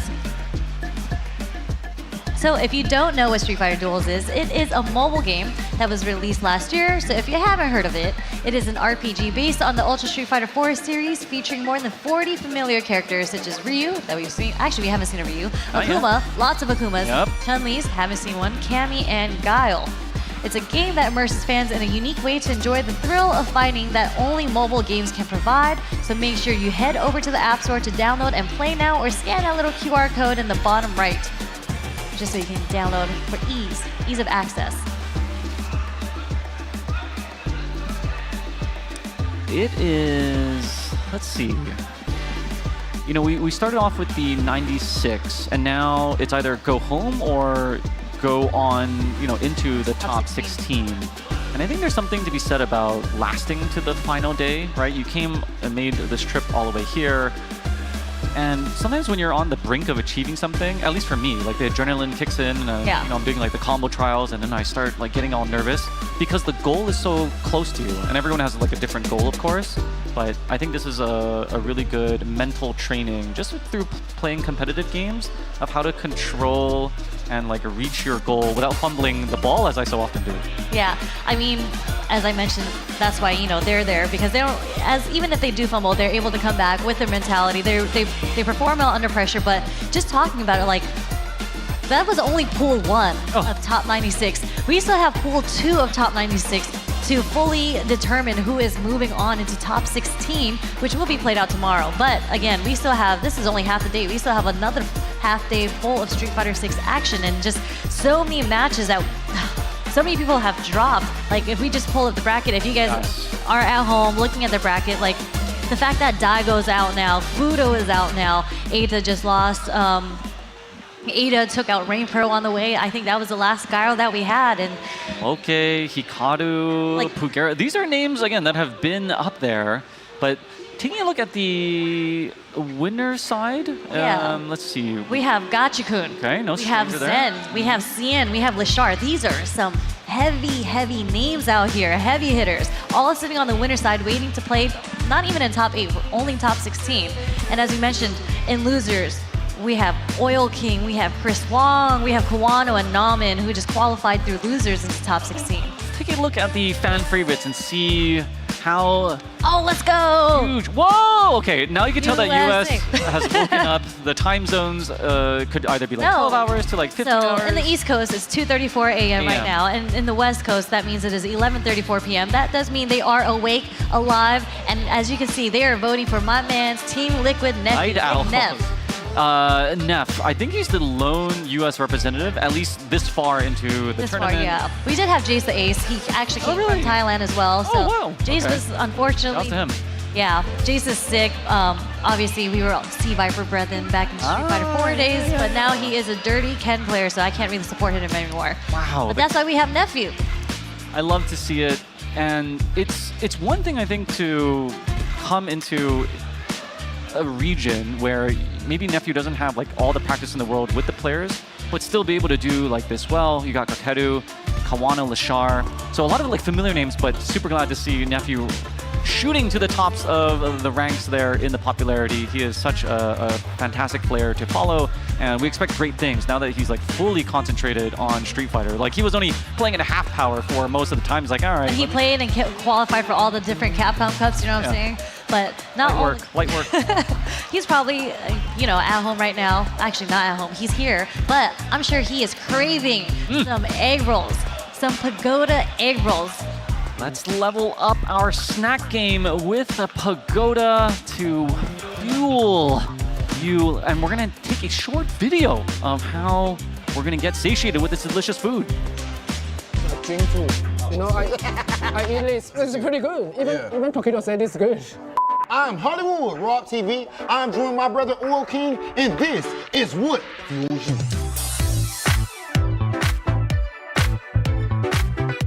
I kindly request, humbly request, that we tap the egg rolls. Okay, let's go. Let's do it. Bam.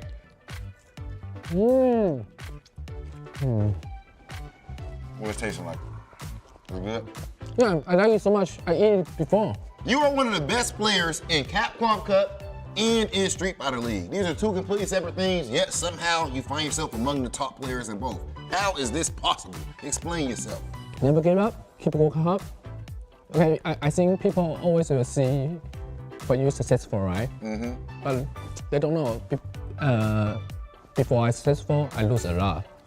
So the point is keep working hard, never give up. So what was those days like, man? Like, because of course that's a good point. We do kind of just look at now you're Oil King as a famous player and stuff like that, right? So what was the hardest part to becoming Oil King? What was the hardest part? Did you ever almost give up or anything like that? I don't think so. But you know, be a pro player. Sometimes you will like, sometimes you do good, right? So the hardest part is when you down, you need to know, you need to wake up again. You need to up again. So that's the hardest part. But I will never think I want to give up. But just sometimes, of course, I think every pro player have the same thing. Sometimes you got a hard time. The hardest part is to pass the hard time. Bro, Oil King, that's fire. And so far, that trend has been like that, and it's gonna continue. Tomorrow being better than yesterday. I've been Big Hollywood Rob TV. This has been Red Bull's Oil King. And ladies and gentlemen, this has been What Fuels You by Pagoda.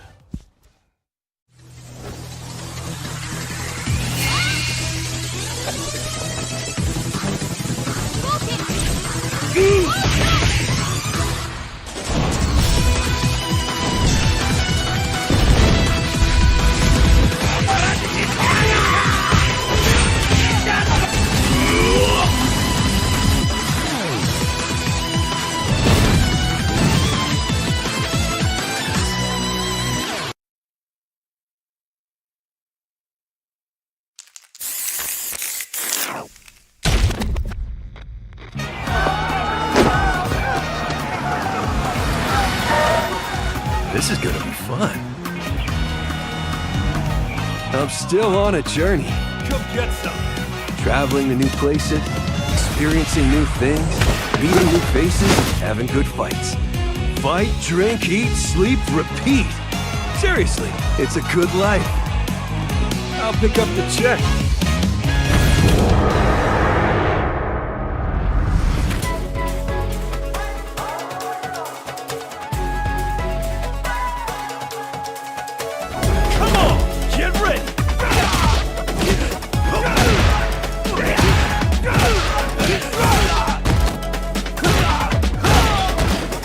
Hey, come on, come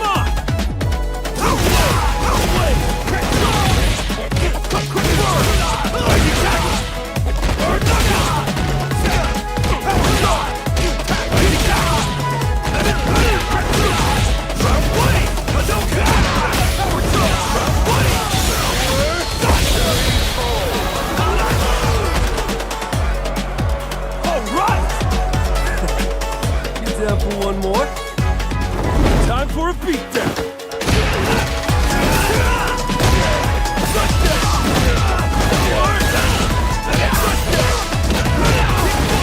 Are you okay? Watch your move!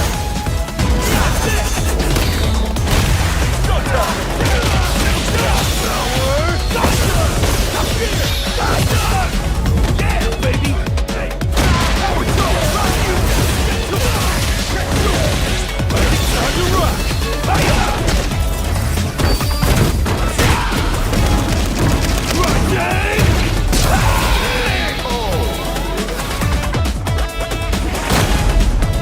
Now, where to tomorrow?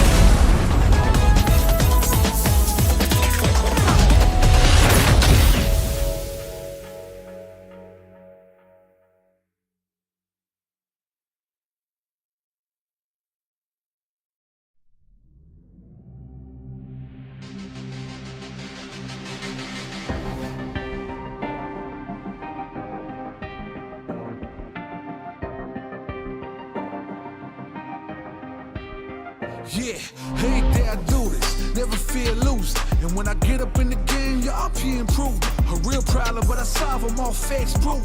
And if you think I'm gon' fold, then you talking fool. Yeah, y'all wanna win, let me spin, boy. All dunks aside, I'm super fly like I'm hanging off the rim, boy. I've been winning for my kinfolk, and I put on for my city from the intro. Let's go. I put that time in, my pride is out the roof, I get that grind in. So I'ma tell the truth, I get my grind on. You know the pressure make all of these diamonds. I tell them get back, step back, fast track, big lap, big facts. I'm past that, yeah. I'm tryna get ahead, get out the way. Now move forward, stand back. Now break away, I'm about to bring it on. I ain't never backing down. Took me step up to the plate. For my city, for my town. I do whatever it takes. I'ma go and get this round. Oh, I'ma go all of the round.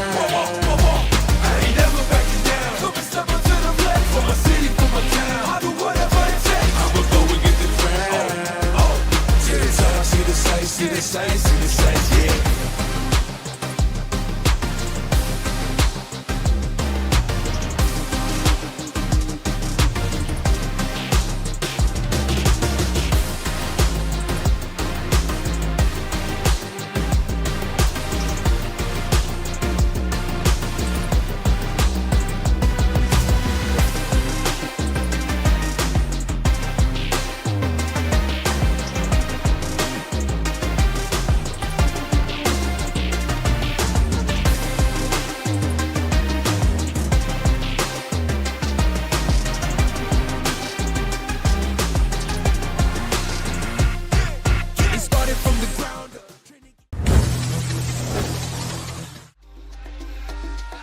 All right, and the action continues here at the Super Premiere in Singapore, where we are trying to get our top 16 to determine so we can actually do it tomorrow and find out the 2 players that qualify. We're at EVO, we're at EWC, we're at UFA, and now me and the main man, Yipes, we are here in Singapore. I can't get rid of you now. Are we part of the furniture or what? Damn, that's harsh. No? Jesus, it's not even rentals at this point. I'm actually here. It's prime time. You know what I'm saying? Nah, man, but shout out to Jammers, of course, doing excellent work as usual. And, of course, excellent work to everybody at home watching and just kicking back. I'm excited to watch the rest of Top 96. Of course, a lot of upsets that happen on stage. Most of the matches I kind of missed because I was actually eating some food in the back just to get ready for all the energy tonight. But with that being said, I'm ready for this to prolong and move on. So Dai goes out, Body goes out. You know, I actually saw a match with Ending Walker and Fujimura. He's out as well. People are just dropping like flies and names are coming out. But again, like I said at the start of the hour with Sherry, we have to filter people out to get the finest, the creme de la creme, to see who's going to qualify here. And up next, we are going to have Bonchan going up against Ziri. I think that's how you pronounce it. I think I butchered it. I don't want to say Siri as in the iPhone Siri. Nah, you good. I actually used that joke yesterday. I was like, hey, Siri, show me a drive rush. That's what I said yesterday, but no. This guy's pretty solid, man. First time I see him, did a lot of damage with Cammy. I forgot exactly who he beat, but it was a big name for sure. I could have been... damn, I gotta remember. I definitely was a big name. But of course, Bonchan with the Akuma. Yeah, well, another Akuma here as well. Let's not forget, man, Bonchan he's illustrious. Remember, he was EVO 2019 champion for Street Fighter 5, highly revered in Japan, heavy fan base over there. Well, I mean, he's revered everywhere in the world. He's an international presence. I believe he did win a tournament called FAV Cup Online Road to CPT, so I imagine it was a tournament to actually bring him out here. That could have been the case. And there was, in this matchup specifically, in one of the SFL Japan episodes, he actually beat Mizuha 3-0. When I think this matchup's actually pretty good for Kami, but the Akua players in Japan have actually been proving me wrong. So, could be going back and forth on this one. Borderline 5-5 is what I'm hearing from you, James.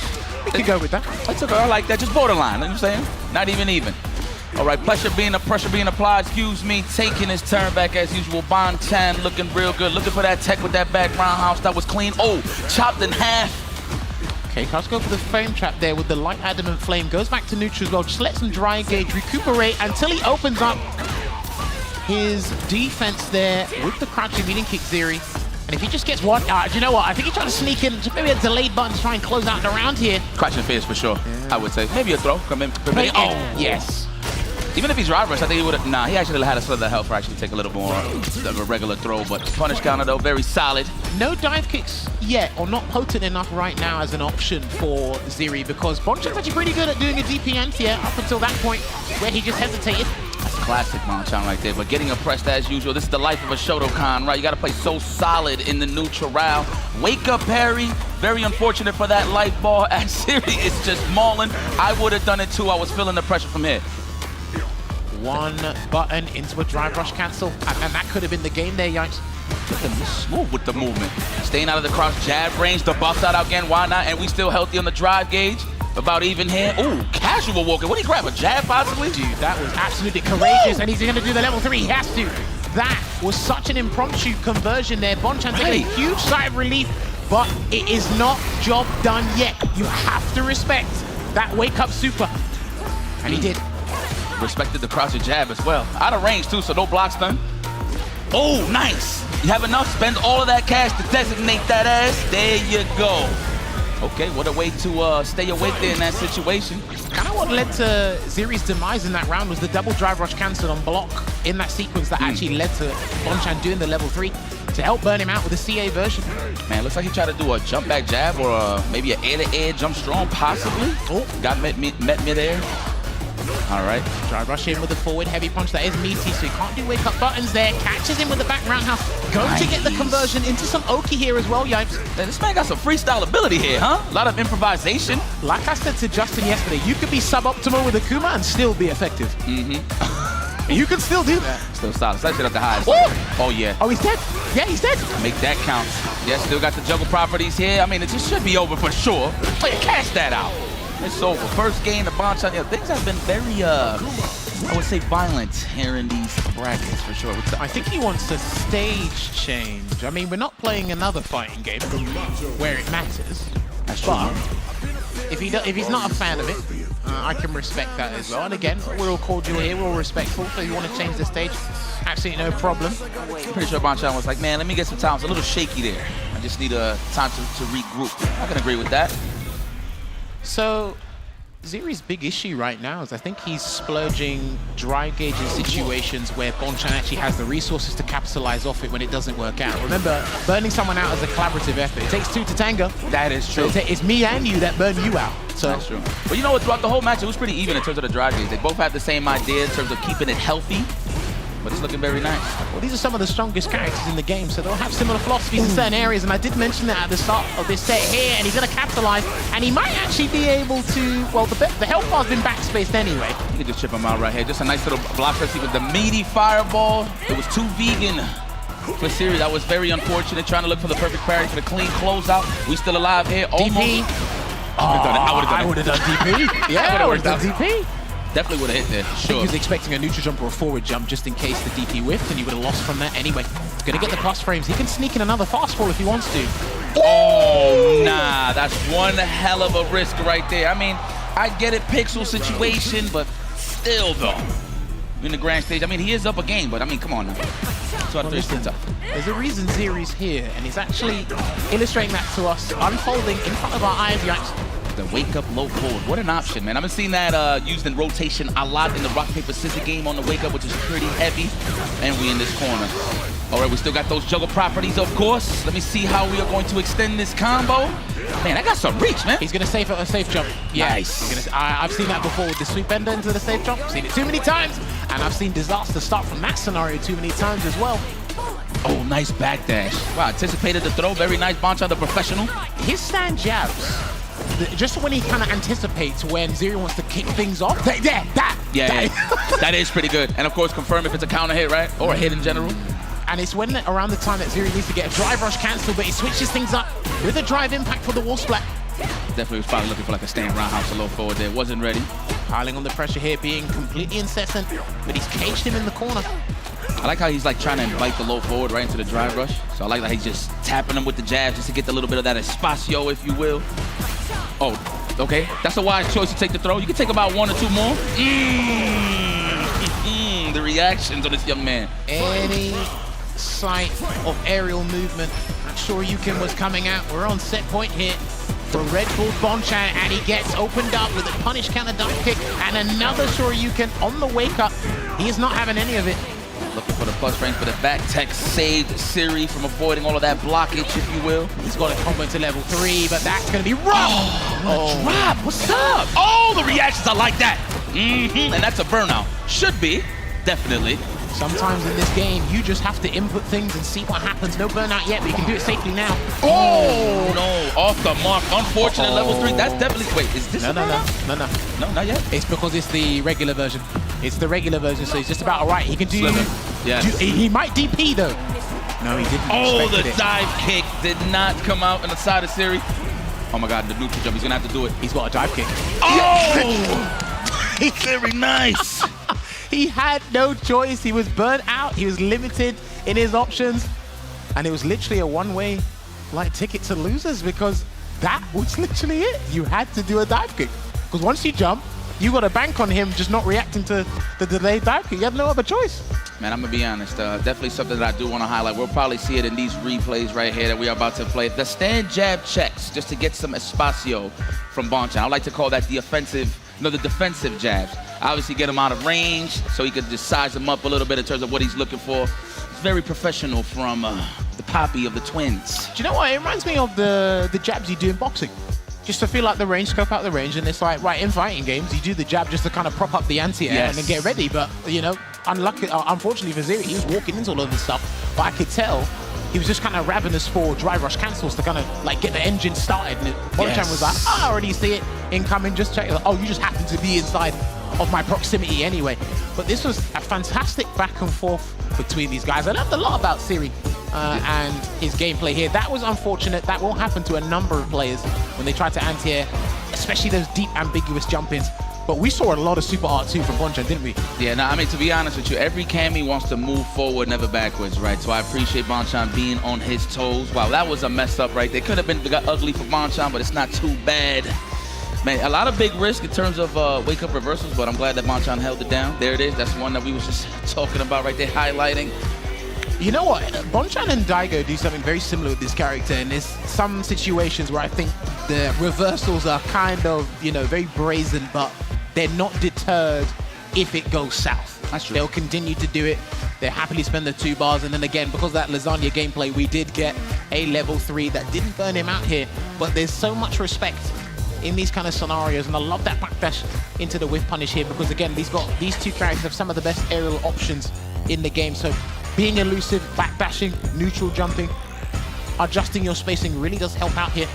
I mean, I actually thought he would have. Yeah, the thing is there, if he'd done a meaty spiral arrow, I don't know if Bonchan would have been ready because you have to commit to the DP at that point. I see. It's hard to react to a meaty spiral arrow. So I thought he would have done that, but it's those awkward situations. I was speaking about this with Logan ages ago. When you have half a drive stop left and you know you can burn someone out, but it's like, I could still DI, I could still DP. It's just this awkward scenario, and it's like, okay, we'll just let it pan out respectfully and see what happens. But Bonchan was ready, and then he was able to turn it around, so it was really good. I feel like Siri actually got his game thrown off a little bit because he just couldn't move forward and maul him with buttons. So again, Bonchan, credit to his defense. He definitely held on and moved forward. But we're moving forward here with this next game. We got Armperor, one of my personal favorites here in this tournament, versus Hot Dog. Glizzy 29 is in the building. Throw down. I wonder, I actually like the match with Ken versus Bison. Big damage, of course. The stand fierce to just sock, or the low forward to sock the attempt with a scissor kick or a stand fierce, depending on the ranges, of course. But definitely, I wouldn't mind seeing a mirror match. If I would bump into a Bison of this caliber, I play both Ken and Bison, I would go for the Bison pick myself. I would go Ken. Okay. Only because I think in recent time anyway, with all the controversy that's going around Bison, you know, the damage output. I mean, Hot Dog's clip against Duck went viral yesterday, so everyone's throwing in their 2 cents into the pond. I think it's normal. Well, the Bison players say it's normal. Everybody else...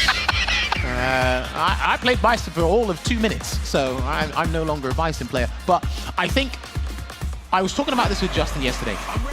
The fundamental situation you need in fighting games is spacing and spatial awareness. 100. Ken's got the good walk speed. He can actually stand outside of light scissor kick range, punish it with roundhouse. He can punish a poorly spaced one with stand light kick. So that's out of the picture. If you whiff any other of these laggy buttons that Bison needs to rely on and endanger himself in that close proximity, I think that's where Ken excels. Okay. I can agree with that. I can definitely flip a coin, for sure, depending on the pick hit. And remember, Bison's a mechanically layered character.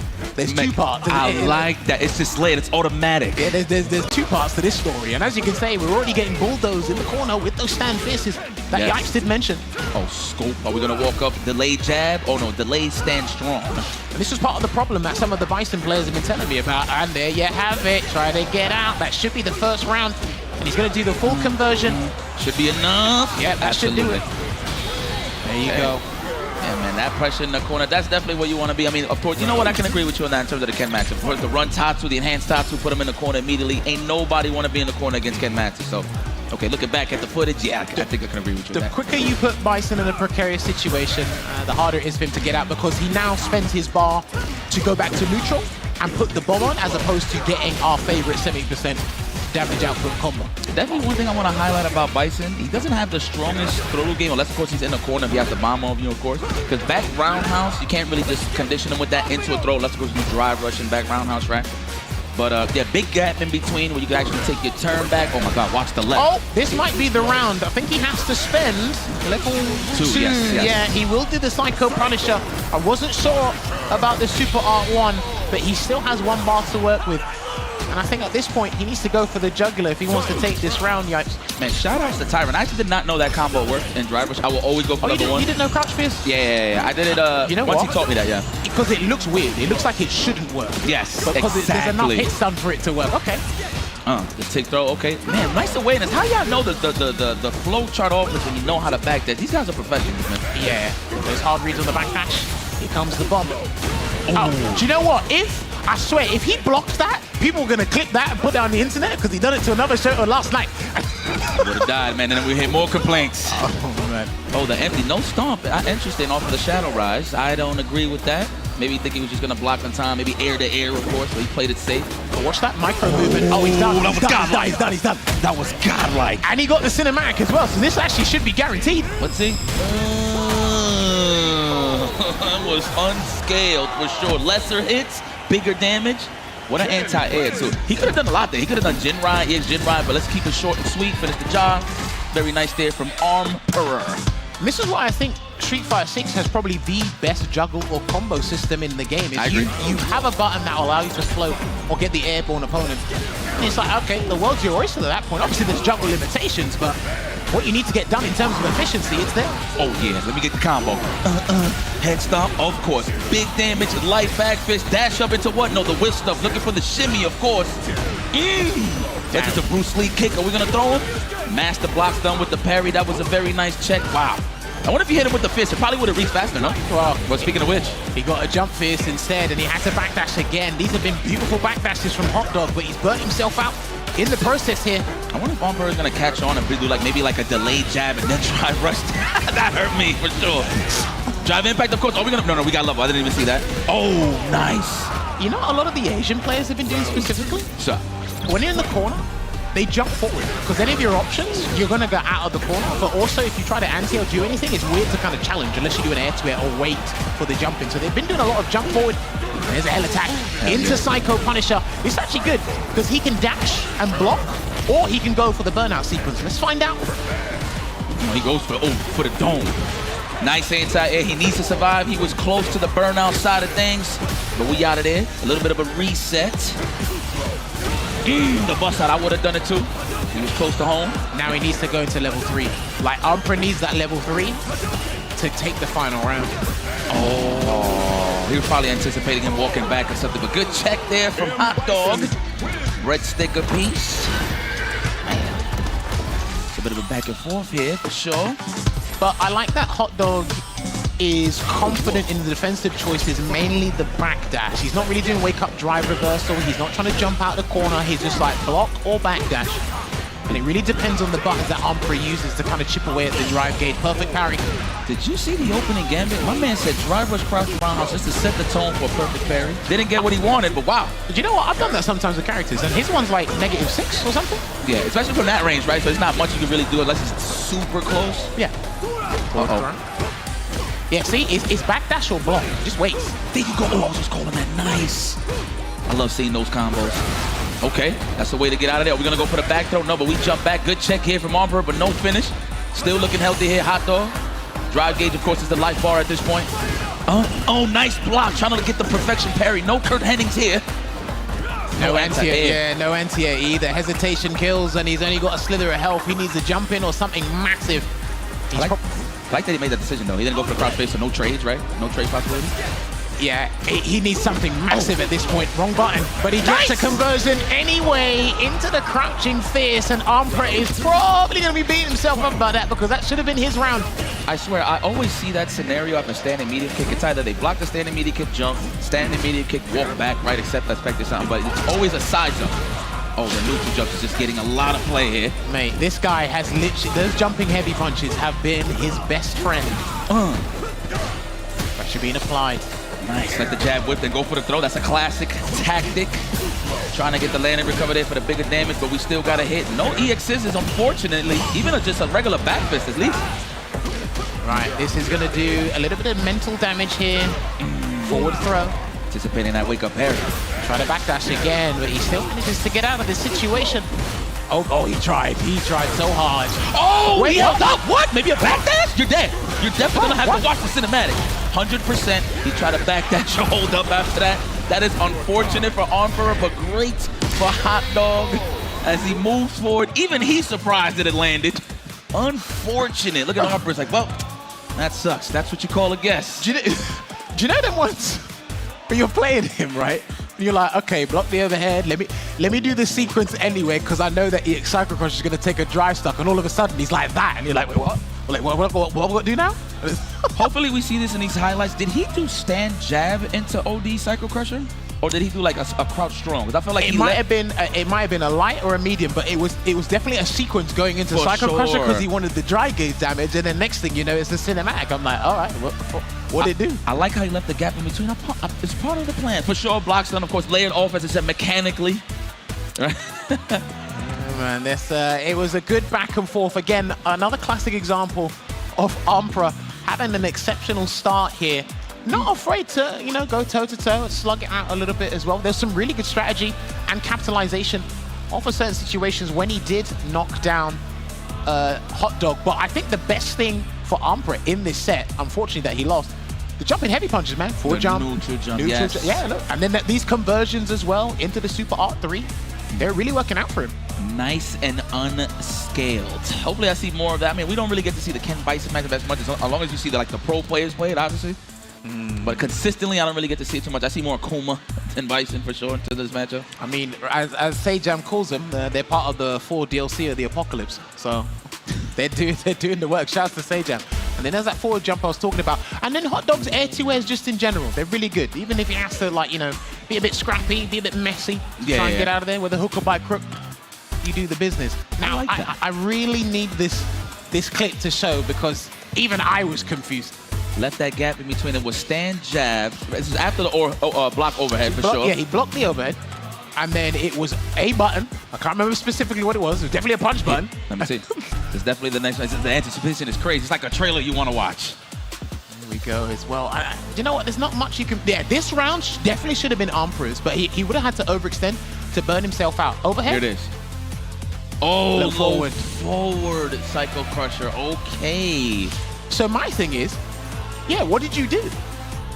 Low forward Cycle Crusher, what would you do to try and thank you for letting me know there's a gap there, first of all.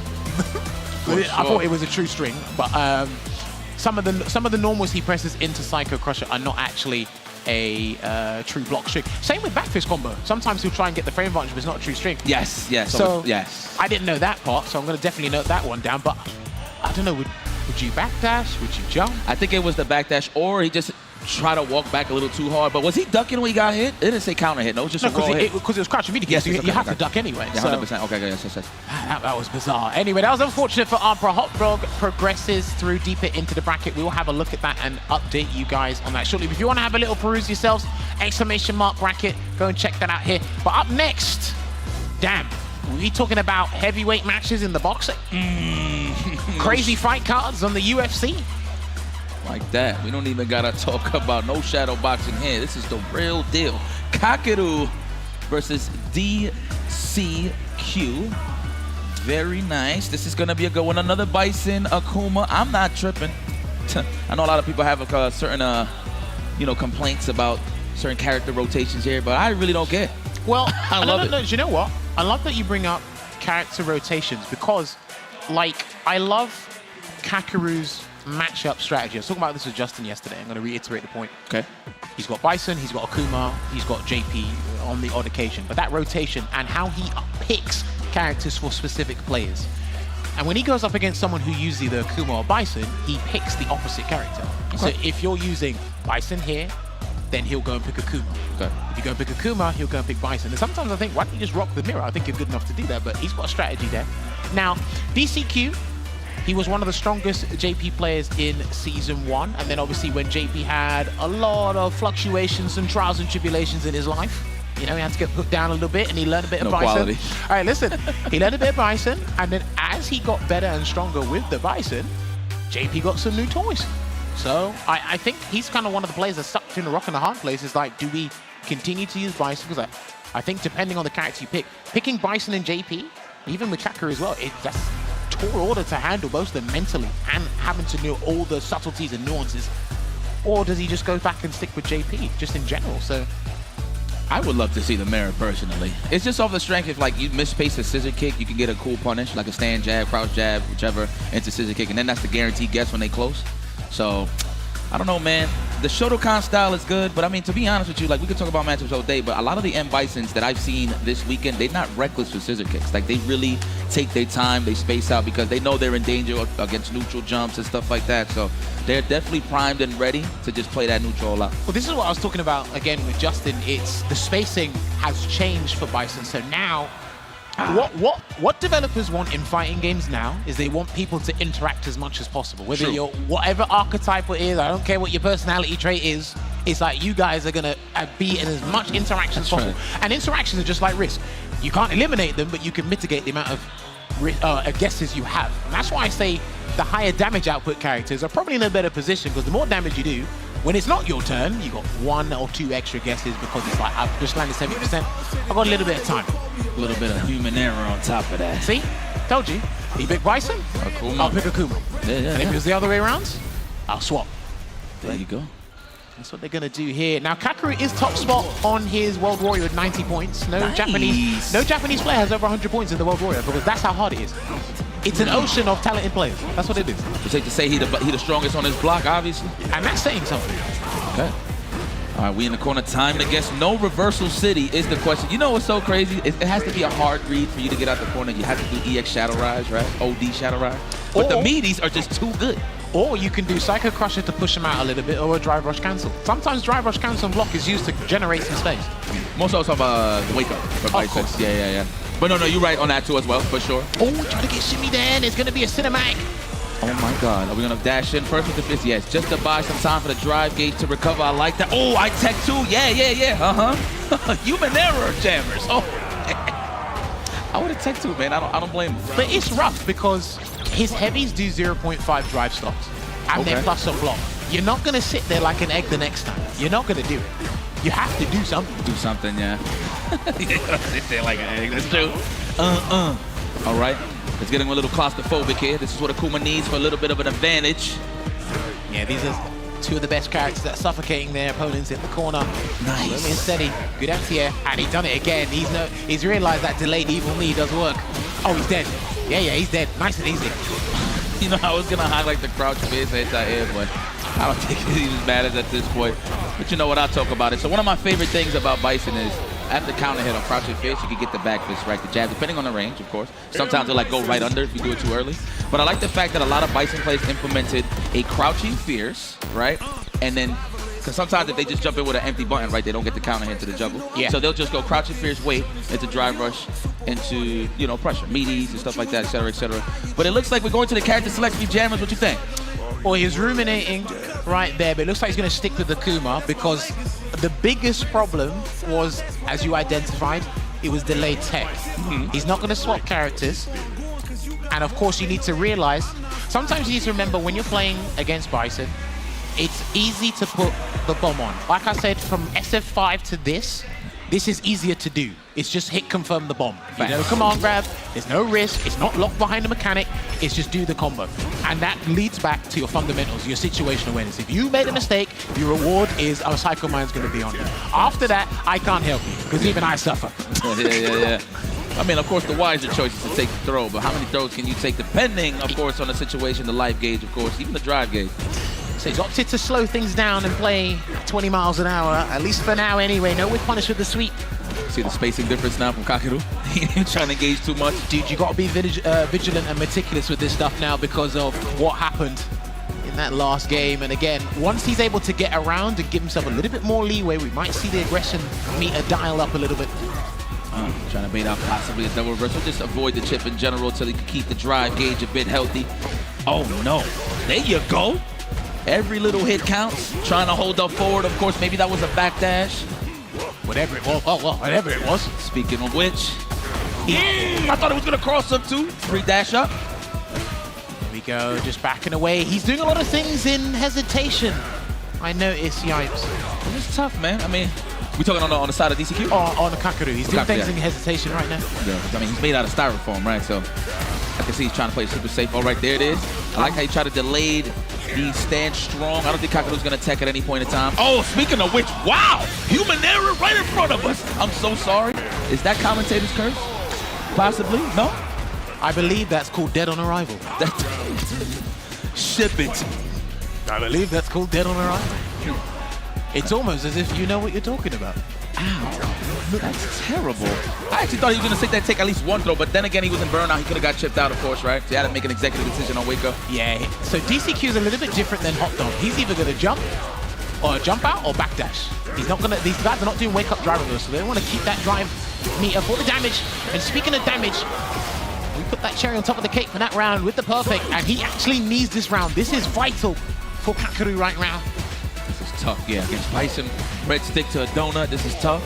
Wow, try to go for maybe a jump back jab, I believe, possibly, for the delay or late reaction anti-air. Wow, we've seen the target combo. We was ready, Kakeru. He is familiar with the character. This is one of his mains, of course. Hey, listen, he's called the perfect parry prince in SFL Japan for a reason. He tried to bait something there, but DCQ did not bite. So the reward is the Psycho Mind once again.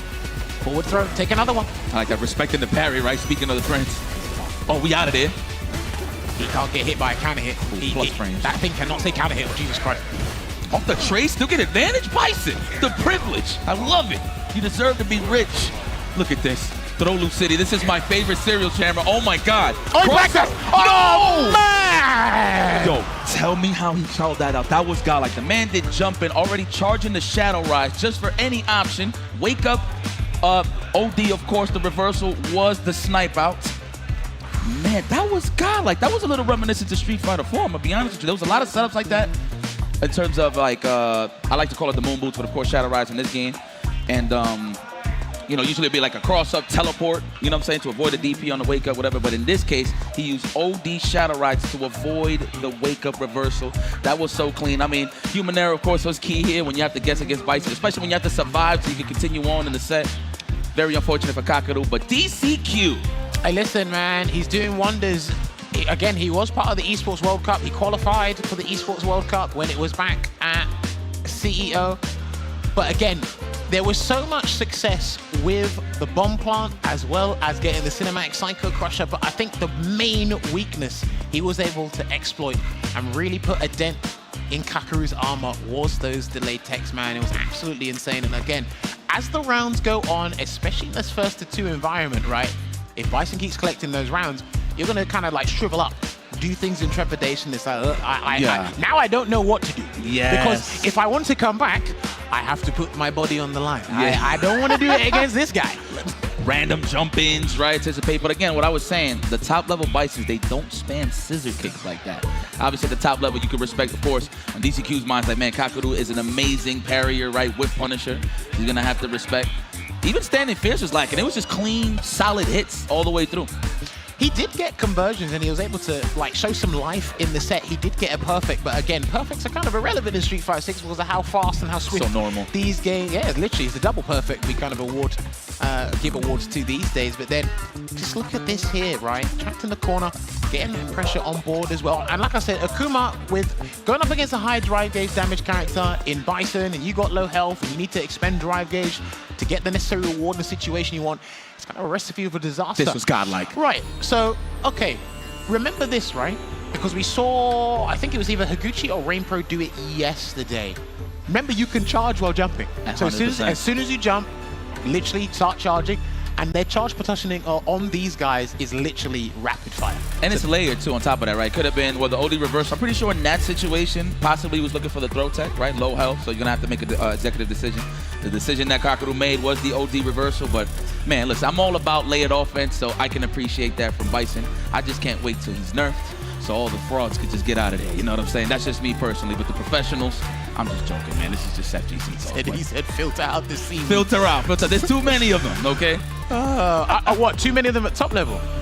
I think just too many at Jonah. So this is what it is, right? I can appreciate somebody picking it for tournament standards, but I think people just sometimes just jump ship immediately, like, oh man, this character is great, but not really like put it in the homework. They just see the easy breezy part of the side, but not the actual mechanical side, the matchup side. You know what I'm saying? They're not really putting in the proper work. They're just going by the easy route to what they've seen. But I can appreciate the ones that stay, because I'm just assuming that he's gonna get hit. You know what I mean? But it is what it.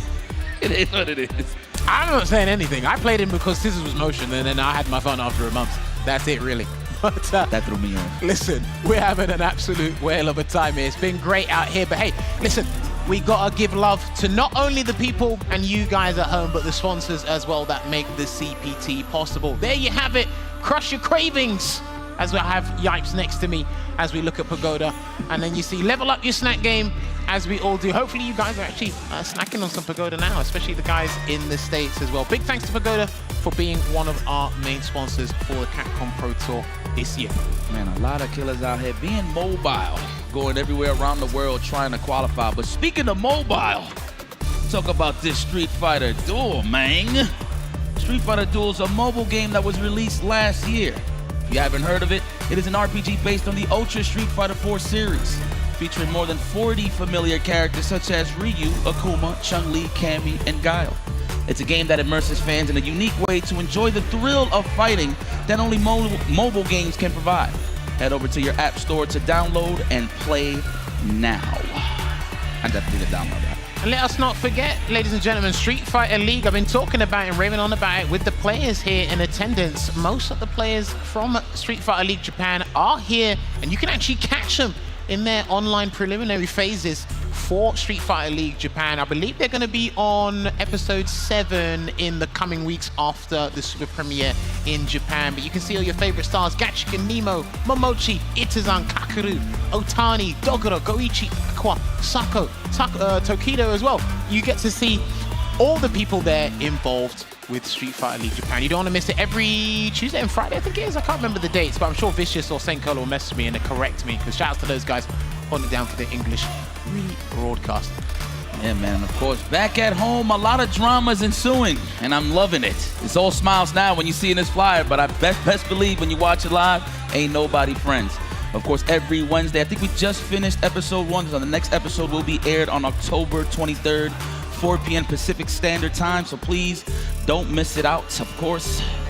And also, this year's Street Fighter US Playoff and Grand Finals will be held live. Ooh, okay. Okay, we love that stuff. Yeah, definitely tune into SFL US, because unpredictable interviews by Noah.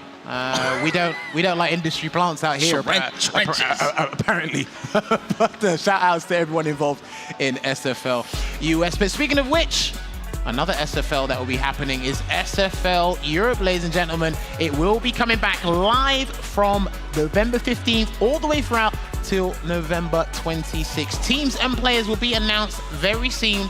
You don't want to miss this. Some of the finest talent you'll see in the European region will be happening. Tune in on twitch.tv/Capcom Fighters or on the YouTube channel. Shout outs to all our YouTube viewers watching the show right now. But yes, what we got to do is take another little break, and when we come back, I'm not going to spoil it for you. I'm trying to contain the surprises, but it's only going to get better and better. And again, heavy hitters are knocking out, but I need to knock out this dry throat and get it refreshed for more action after this break.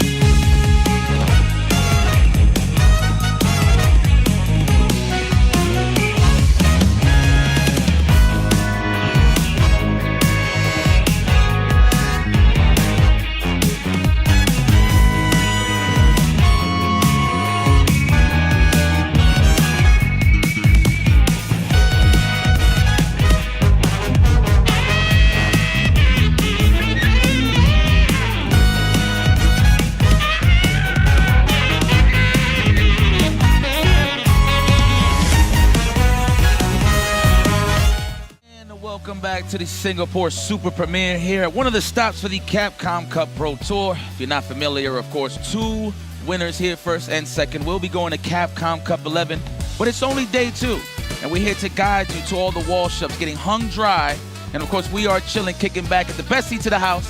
Me and Jammers, of course, as usual. What's going on, my brother? We are doing good. Really enjoying it. It's been an absolute stupendous experience, not just here in the venue for Gamescom Asia, but just in general for Singapore. First time here for me as well, just chilling out and enjoying some Street Fighter and talking to the guys, taking pictures and seeing what's going on, especially behind the scenes here as well. Right, up next, we're going to have the match loaded up for you now. We've got Liquid's own nephew up on stage, content creator, streamer, right, cosmopolitan, gallivanting the world, whatever you want to call it. He's doing it. He's doing it. Now he's going up probably against one of the craziest players in Singapore. I don't know if he is the craziest, but he's one of the craziest. I'll tell you that much. He qualified for Capcom Cup in SF5. I remember that. That's when I first saw. That's right. Yeah, same dude. Okay. I was trying to figure it out. All right. I was like talking to the homies. Like, man, I've seen this guy before, but I can't put a finger on it. No, he qualified, and he's actually doing pretty well in his World Warrior. He's actually joined 90 or 95 points with Xian in their World Warrior right now. One thing you have to remember about Bravery is he plays very similar to how he played in Street Fighter V. It's just that the system facilitates his style more in Street Fighter 6. Be a little more aggressive, aggro. I mean, naturally, Cammys want to be aggro, right? Aggressive, so definitely equipped with a drive gauge for sure. And there's kind of hints or shades of Noah in there. He'll burn himself out and he just won't care. Like, literally, he'll keep playing. Every time you knock down Bravery, he has to do something. The wheel of bravery on wake up, yes. Literally, wake up button, dive, it's something. And it's like, damn, this guy does not want to stop. He plays with no hesitation, no remorse. I respect it because I can't do that. I can't live life like that. I can't do it. Got to play the wheel of bravery, brave soul. I mean, right? It's true to the name. Of course, El Sobrino. You say nephew in Spanish. You say it's Sobrino. Just throw that out there. But yes, one of the best in the business. I would have to say one of the best in the world. Of course, looking for that big win. He's been traveling all over the world. He's getting close. Of course, consistent top 8s. I wouldn't be surprised if he makes it this time, but we'll see how it goes. Oh, here's the thing. Lovely cross cut there with the anti-air. Here's the thing. He's actually been doing well at American events. We saw it, you guys saw it at ECT last week, but the international events, not been doing as well as he wants to, but I think it's still that learning phase, that traveling phase of getting used to all the factors that come into play. The lag, the different styles of play, right? Everything. Everything, the whole 9. Nice, good snipe out on the empty hooligan. Okay, immediate spend of the level 1. I can agree with that. We're trying to keep it even. Had to do something. He was nowhere near it. He had to do something. Yo, my man Jammer's got the eye, boy. He be looking at them habits. I'm like, brother. You know what you called out earlier that I was like, man, that's true? Gotcha Guns Latex. He does those a lot. Yeah, for sure. So good call. A good call there from Bravery. What a finish. And this is the thing, I don't know if Nephew's watched him, studied him, even thought about him, because remember, out of sight, out of mind, if you didn't even realize he's going to be in your bracket path, or you're in for a rude awakening, buddy.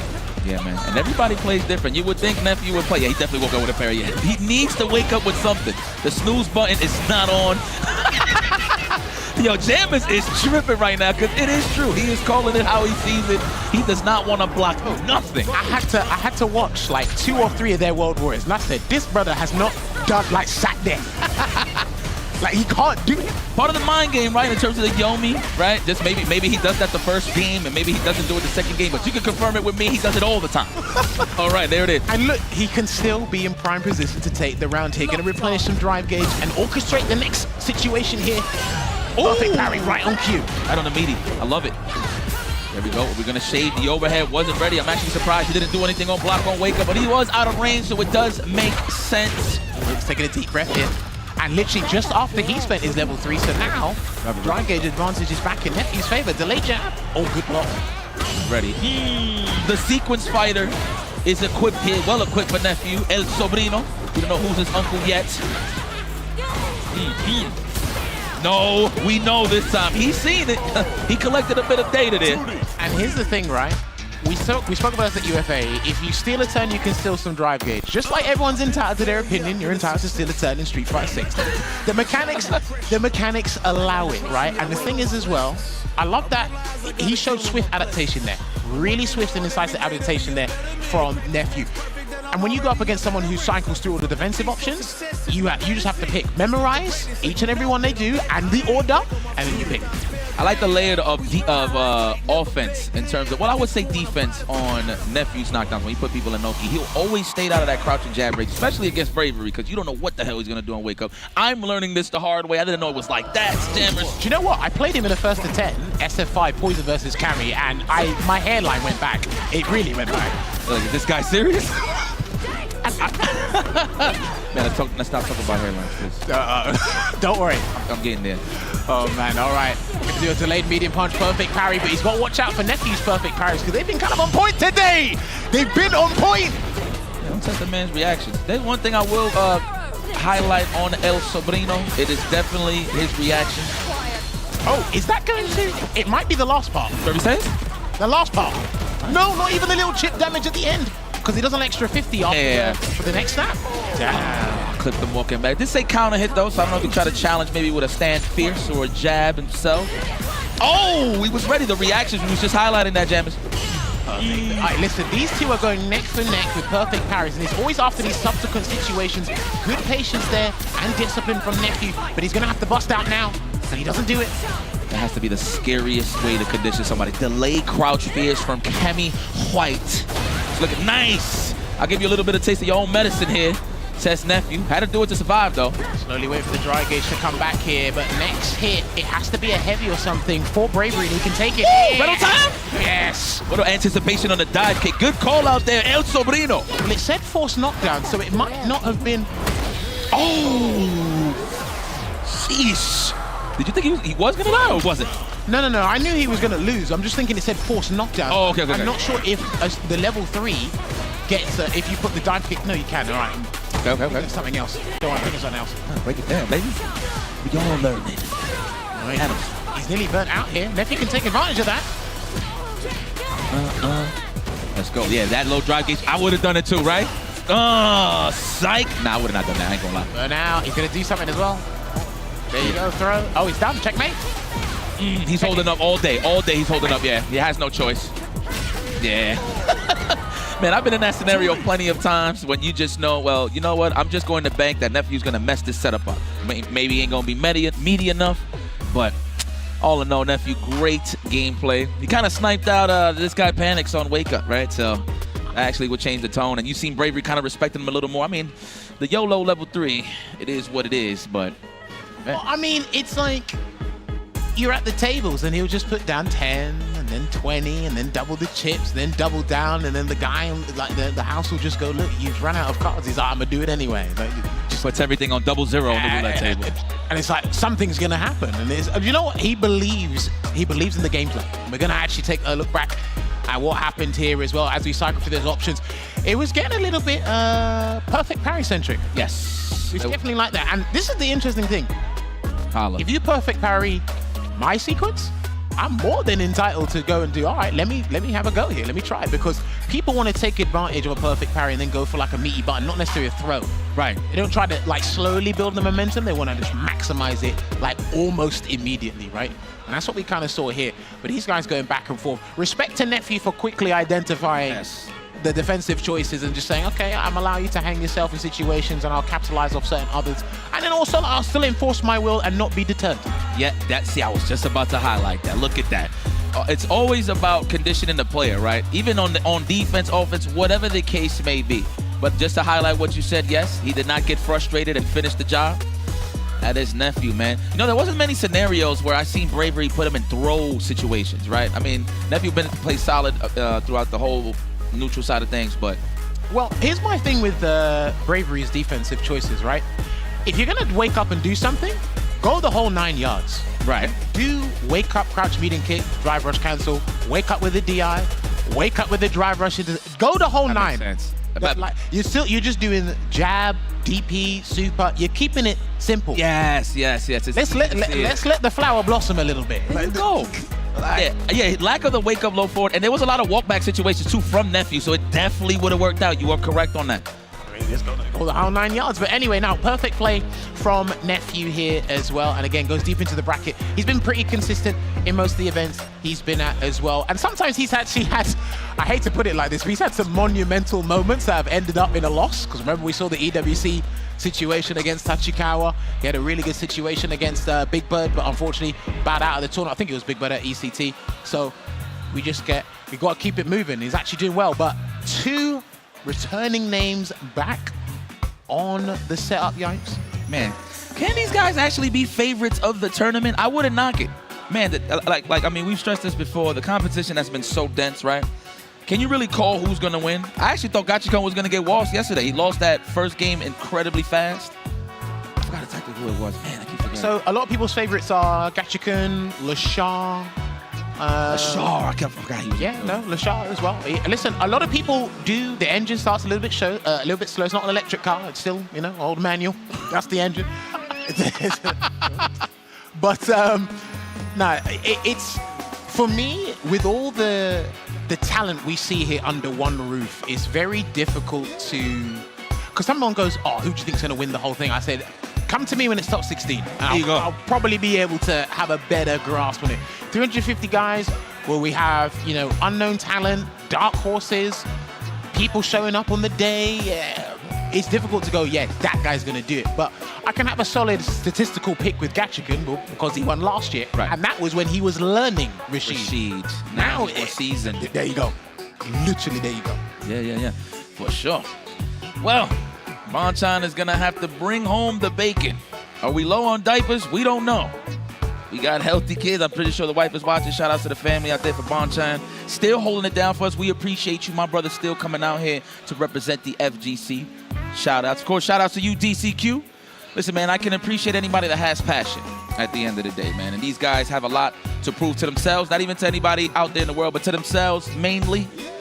Well, man. As far as I'm aware, DCQ has only really been involved in Chinese events, special invitationals, World Warrior outside of Esports World Cup. He was at EVO as well. Yeah, we're looking at some of the stats right now. So he did qualify for the Cup last year, but now he's got additional firepower in the Bison with the JP. That's right. Yeah. He did get second place. Yeah, second place. Yeah, CEO. That's how he qualified for the EWC.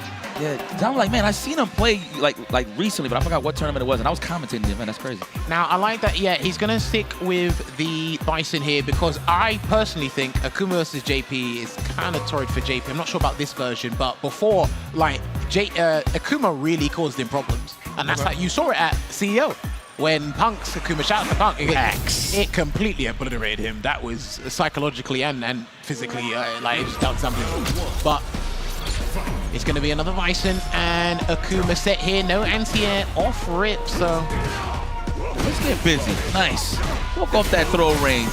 That was definitely the fearsome of fiercest back fist. That's when you get the most potent drive rush, the most frame advantage of knockdown. Okay, out of range with that drive rush jab. Ooh, we seen the charge firebomb between. We seen the gaps. Well, he's confident, man. He beat Kakadu earlier, so what's another Akuman in his way? That's a fact.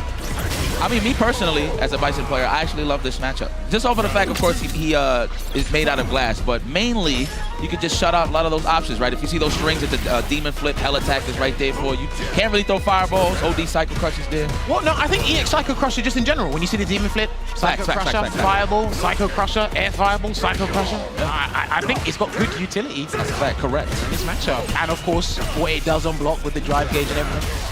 Caught him walking back. DCQ had the right idea, but was a little bit close range, close proximity there from that low forward. No technical, was ready for the anti-air. I love it. Oh! Rodillas, the ACL, the meniscus, it hurts. What's the guess gonna be though? That's the question. And he goes for the bait, and this one is a wrap. Game 1 is done. Kick back and have a sip of something. There you go.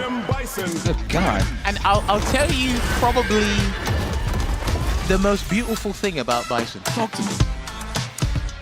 You have to do something here. Okay, so here's the thing. All right, right?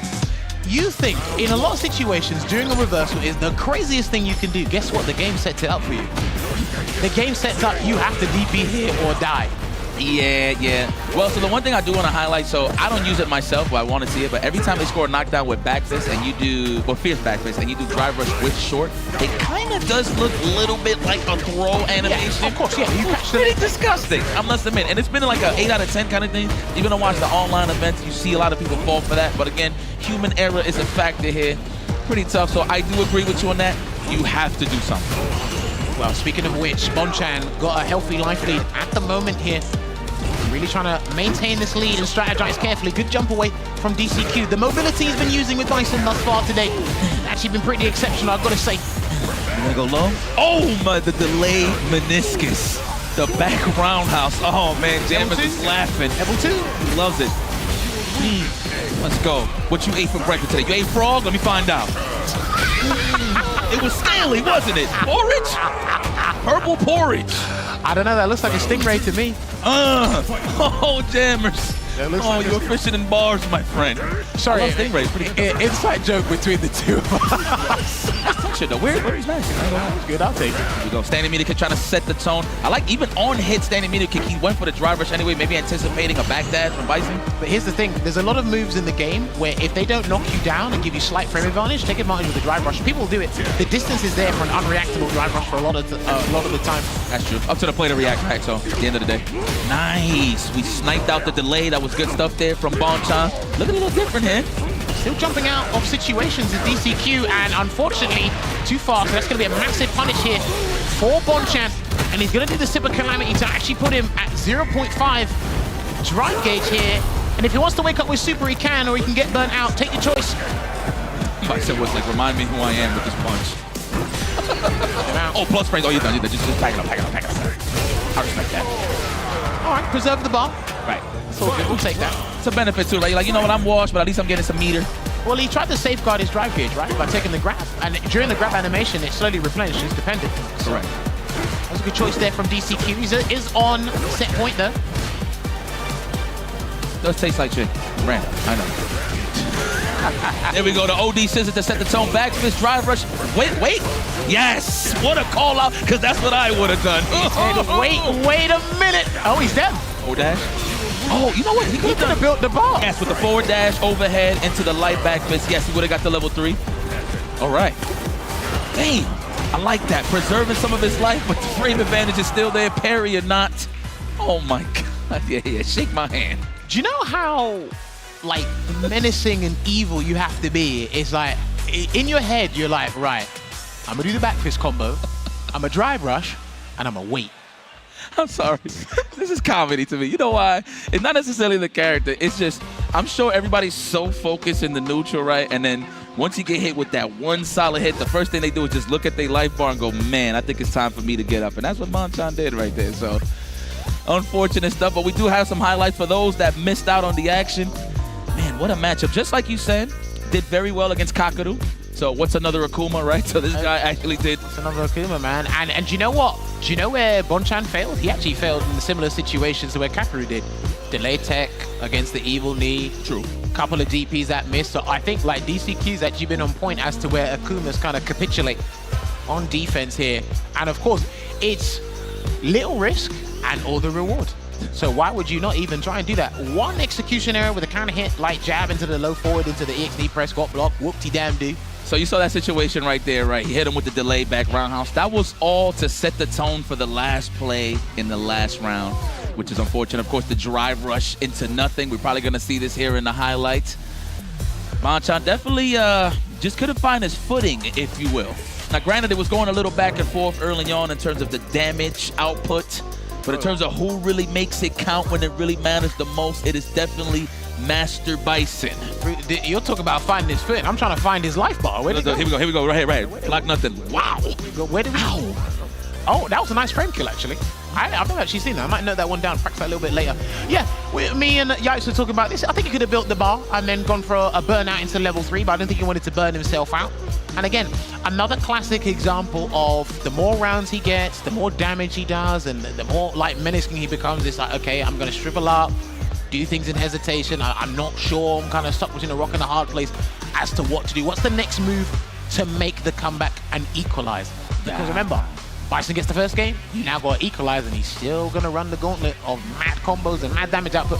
I'm pretty sure the people at home, they're going to be clipping it, and it's like, damn, do something, get rid of Bison, you know, I mean, I'm with you guys, but... We good in our hood. I'm with you too, Jammers. You know what, I could play devil's advocate here.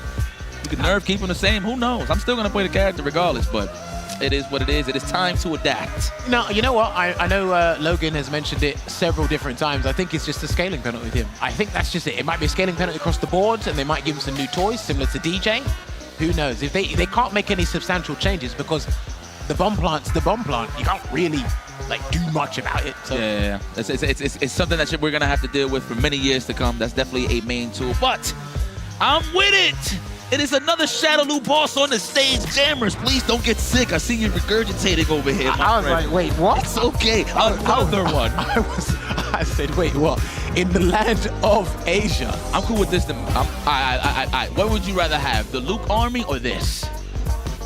See? No, hang on, because do you know why? Because Vicious will know this. I had to commentate a Luke mirror for almost 6 hours. SFL World Championships. Oh, Bonchan, Mena, all the other Luke players that were there, we had to keep going back and forth, first to threes as well. Still didn't answer my question. Collecting points, don't worry. What would you rather? Come on. I know you like this. Nah, I'll stick with this probably. There you go. I'll stick with this. Man of class. I see you. And look at this. Yo, I love this little pregame thing that Hot Dog does, like all jokes aside. He's just trying to be one with himself. I am the oppressor. Well, remember, Hot Dog got top 8 last year at CPT Singapore. I'm pretty sure he got top 8 last year. Wow, Shuto plays Akuma as well? Yeah, yes! That's why I pulled a face! Oh my god. I thought it was fun. No, I didn't notice the player. I'm so sorry. You know what? I swear, Yipes trolls me all the time. No, because I'm so used to seeing him with Marissa, right? But I'm like, no, okay, pardon me. I apologize. I'm so sorry. I was like, wow. Hot Dog, of course. Granted. You thought they were trolling? I was trolling. I wasn't. I was. Oh, man. All right. I wasn't. Okay, looking for the tech there. Good defense from Hot Dog. Pretty sure he wanted to bite with the crack fist, but he prioritized defense a little more. You want to know what's funny as well? What's up, brother? Shuto and Bonchan are part of the same team in SFL. Crazy record. And it was back-to-back. You got to love it. And he's made another mistake. Oh, my God. Damn, everybody want to just Dragon Punch, huh? You want to take the throw? At least you can do that one more time. They said, do you want the original or do you want the remastered version? Which one do you want? They said I've upgraded the quality. I'll take both, the digital copy. And you know what? People will pay. There we go. Got to make something happen here. Man, so much conditioning you got to do here to open up. Never mind, he opened them up. Well, here's the thing. Shuto's actually been doing a lot of stuff recently. There you go. Your feet on the ground, says Shuto. Very nice drive reversal punish. I think he might have been a bit laser focused or identified how Hot Dog likes to try and get out of situations on wake up there. So he's either going to keep him force standing or he's just going to try and read it. Maybe force him to try and do a wake up drive reversal, which he countered, or a perfect parry. He's going to make him change his defensive choices to kind of build in the long run. There's longevity in this game plan here. Yes. Like that. Write that down, baby. All right, trying to connect that standing medium kick. That should be a sign for Shuto to just really take his time and space out. Wow, recovered in time for a perfect parry. Still on landing recovery frames. Even bigger, he recovered in time. Okay, trying to go for the lay, and he caught him. Can he get the clip? Yes, he can. This is looking good here for Shuto, and he's able to close out the round. He has to cash everything out. What? Oh my God, not like this. Not like this. Wow, and you went for that? Oh, dome. Oh, hard read. Nah, he blocked those. Wow. Yo, you should have seen Jammers. My man was doing sign language just now. I was landing a plane, sorry. My man was... I was landing a plane. He was. My man was landing a plane. Yo, he was throwing hands in the air like, how you messed that up? What the hell is wrong? Bro, oh man. Do you know what it is? Because you playing in borrowed time, now he's one round up, he's one game up, he's allowed to scare you even more. Yeah. And Halloween's coming up anyway, so boo. Oh man, now we're back into this situation. The executive decision is to sit there and block. What are we gonna do here? Take another throw? Oh, you took the risk. I would say that's a reaction. Well, I'll tell you what, that was a heavyweight decision because it managed to worm his way out. Now that situation there, yikes. All right, still got time here. Throw Loop City. Wow, no, psych. I like that. Get the little bit of that meter gain as well. Good stuff there. You got to be careful with that though, because when you get a punish counter throw, you actually build them a little bit of meter as well. That's a fact. That is very careful how you build the meter for the other guy. Not bad. At least he was on 0, right? A donut. Yeah. Now, if it was on a level 2 situation, slid it to the level 3, then yes. Hell yeah. But I do agree with you. Shuto's been very good at clamping Hot Dog in that corner by making sure he doesn't backdash or escape. That should be the game though. Kill him. Yes. Optimal. That's what see, that's what I was looking for last game. That one right there. That's what you wanted, Jammers. He's talking to you. He heard you. Let's go. The perfect KO. I love it, man. That is a perfect dish, perfect picture. We ain't go over the line in the coloring book.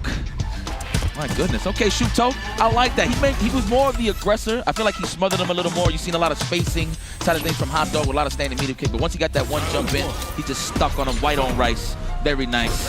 Shuto ties it up. Red stick apiece. Always seen the gap in between from the drive rush. Okay. Well, the $1 million question is here. When Hot Dog gets knocked down, what's the defensive choice going to be? Let's find out here. And then he does an air-to-air with a jump medium kick, so he's trying to catch him doing the delayed tech or something, but Hot Dog is a firm believer in escaping, not challenging. I like how he reacted midair and pressed it early, right? He's trying to go for the cross-up, of course. Plus, on block. He's still waiting. I don't know what he's waiting for, Hot Dog. Yeah, don't even overextend at this point. Shuto's very well aware. Of course, the slither of health, of course, makes the drive impact a little more potent. Parry's the only option, of course. And that's why I really ask players to train, because of that situation there. And he does a round start, drive rush knee press to prevent the drive rush check there from Shuto.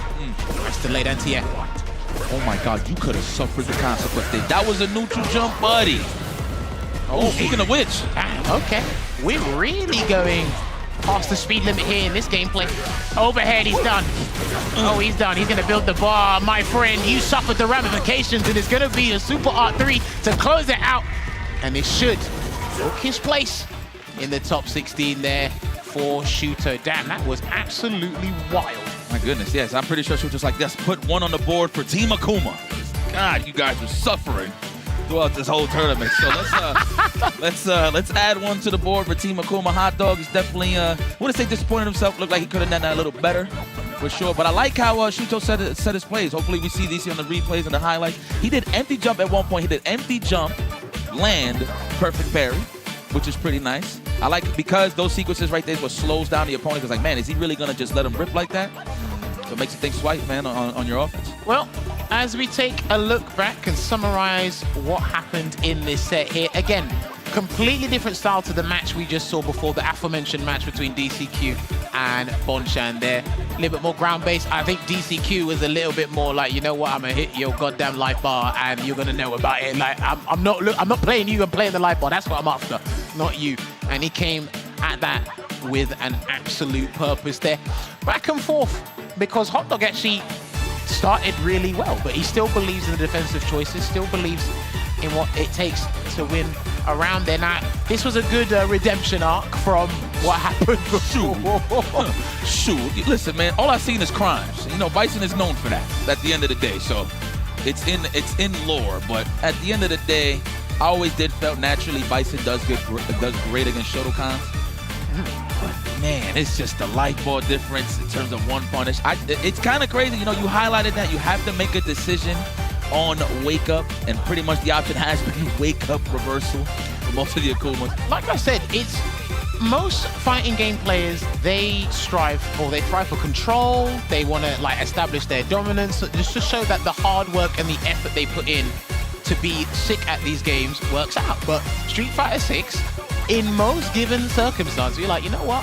I'm gonna just not do anything here. The game's like, you are gonna do something here, and I'm gonna tell you you're gonna do something. I'm gonna tell you you're gonna do something here. So it's like, that's just what you gotta kind of deal with. This is a game of 2 life bars, guys. I know the drive gauge is the option to use your offense and your defense, but I promise you it's a life bar as well. So you gotta give credit to that for everybody being so aware on defense. The professionals are here, ladies and gentlemen. But I do believe we are going to take a quick break. So please go and grab some snacks. If you gotta use the bathroom, please tell your neighbors, your family, that we got some CPT action going on here in Singapore. Me and Jam is on the scene. Please lock in. We'll be right back.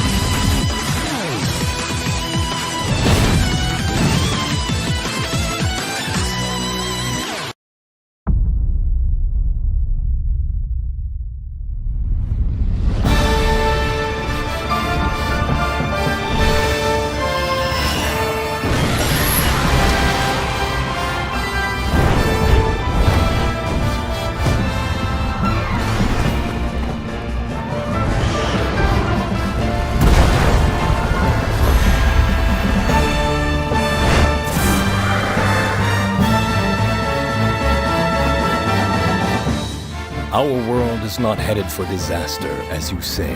The Exalted One's awakening is simply the first step towards the birth of a brand new world.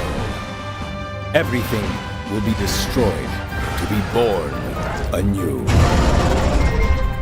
We're going to finish the work that Red started. We won't let you awaken it. I get it that you want to protect Ratha. But all you're doing is making him suffer. Ratha here is the one paying the price for your selfish obsession with the Nergigante. Let's go, Rathy! Fire! It may be impossible to save the world without Ratha's help. Bonds of friendship between riders and hunters. Looks like the children really are our future. Sukino! Understood! I won't miss!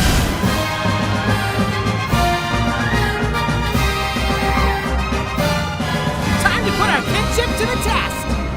This is where it all ends.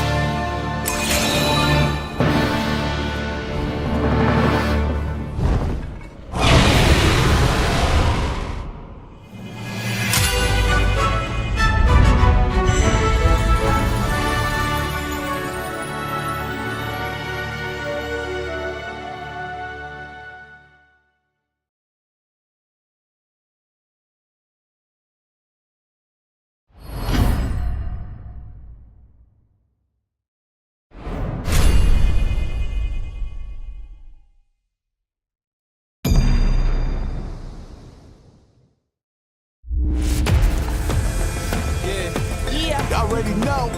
You know what time it is. I belong in the top spot, #1. Hope you ready for the fight. Reign supreme.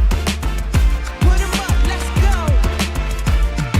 #1, yeah. I've been laying locked, training for this moment my whole life. Cold nights, in the rainy days, hope I get mine. Spend mine for the accolades in the empire. I need that title in my possession. Once There ain't again, no it's weapons. on, it's my time to shine bright. And if you try to stop me, then you're gon' pay the price. All them late nights finally paid nights. Awaken my dreams, but you could call me the greatest of all time. Yeah, I'm focused. You know how bad I want this. I'm giving it my all. Never before this moment is golden. I control it. All eyes on me. I see I'm watching. Once I'm locked in, ain't no way that I'm stopping. Clocked in. It's time to put in work. Go berserk. I'm in my zone until I'm first. Believe me when I say nobody can see me. This a product of hustle. I just make it look easy. Non-stop. You ready or not? When it's all said and done, I'ma be on the top. 3, 2, 1. I'm ahead of the game. They'll remember my name. Non-stop. You ready or not? When it's all said and done, I'ma be on the top. 3, 2, 1. Let's go. Yeah, I belong in the #1 spot. I always keep the business, nothing personal. When you always see nothing, I just barely scratch the surface. Throw me in the rain, let me do my thing. That they hit me down, fight through the pain when I'm in the zone. I ain't never say much, but you see me up top. You see my numbers healthy, the pressure don't stop. Until I'm in the top, see the bottom seeds watch. They almost see me flop, but I'm stepping on them, watch, let them watch. Born ready to fight, this is my moment. Coming for it all, just show me my opponent. Wanna be great, I'm a legend in the making. And this is mine for the taking. Cause I got what it takes to be on top. I'm #1 cause I don't stop. Hard gas, no brakes, high stakes. I don't act tough till the tussle let them fold ya. Non-stop, you ready or not? When it's all said and done, I'ma be on the top. 3, 2, 1. Hello everyone from Singapore. We are back at the Super Premiere at Singapore, and we're here for Street Fighter 6. My name is Justin Wong, and I'm here with Miss Sherry Jennings. How are you doing? You actually have been cooking today. The leg work, this is your third block of the day. How are you feeling? First of all, I would be in the crowd watching regardless, so I'm just glad I get to commentate 3 of these blocks because these Street Fighter matches have been nuts, and there's no way I would have missed this anyways. It feels like every match is like a top 8 match, like a top 4 grand finals, winter finals, whatever match, it's always going to be top notch. That's what it comes down to. Yeah, easily. Like all these names and the people that have been eliminated already, none of this makes sense. But the talent here, that just shows you that the talent here in Asia is so strong that we're not even in the top 16 yet. We're still trying to make it into top 16, and we're seeing like grand finals matches. Yeah, it's the beautiful part. And, you know, because we are 2 players and also 2 commentators from NA, one of the players that we're going to have next coming on stage is our own nephew, Liquid's own nephew, versus Goichi. Man, he is amazing. This is going to be a hard match. What do you think about Jury versus Chun-Li here? So I feel like these are 2 characters that have a lot of, they rely on their normal so much, right? But Jury is, and they both kind of do the same thing where they do the fireball and they do the follow-up, but it's a little different because Jury's movement is different. I feel like she's faster. Obviously, she's known for her drive rush game, right?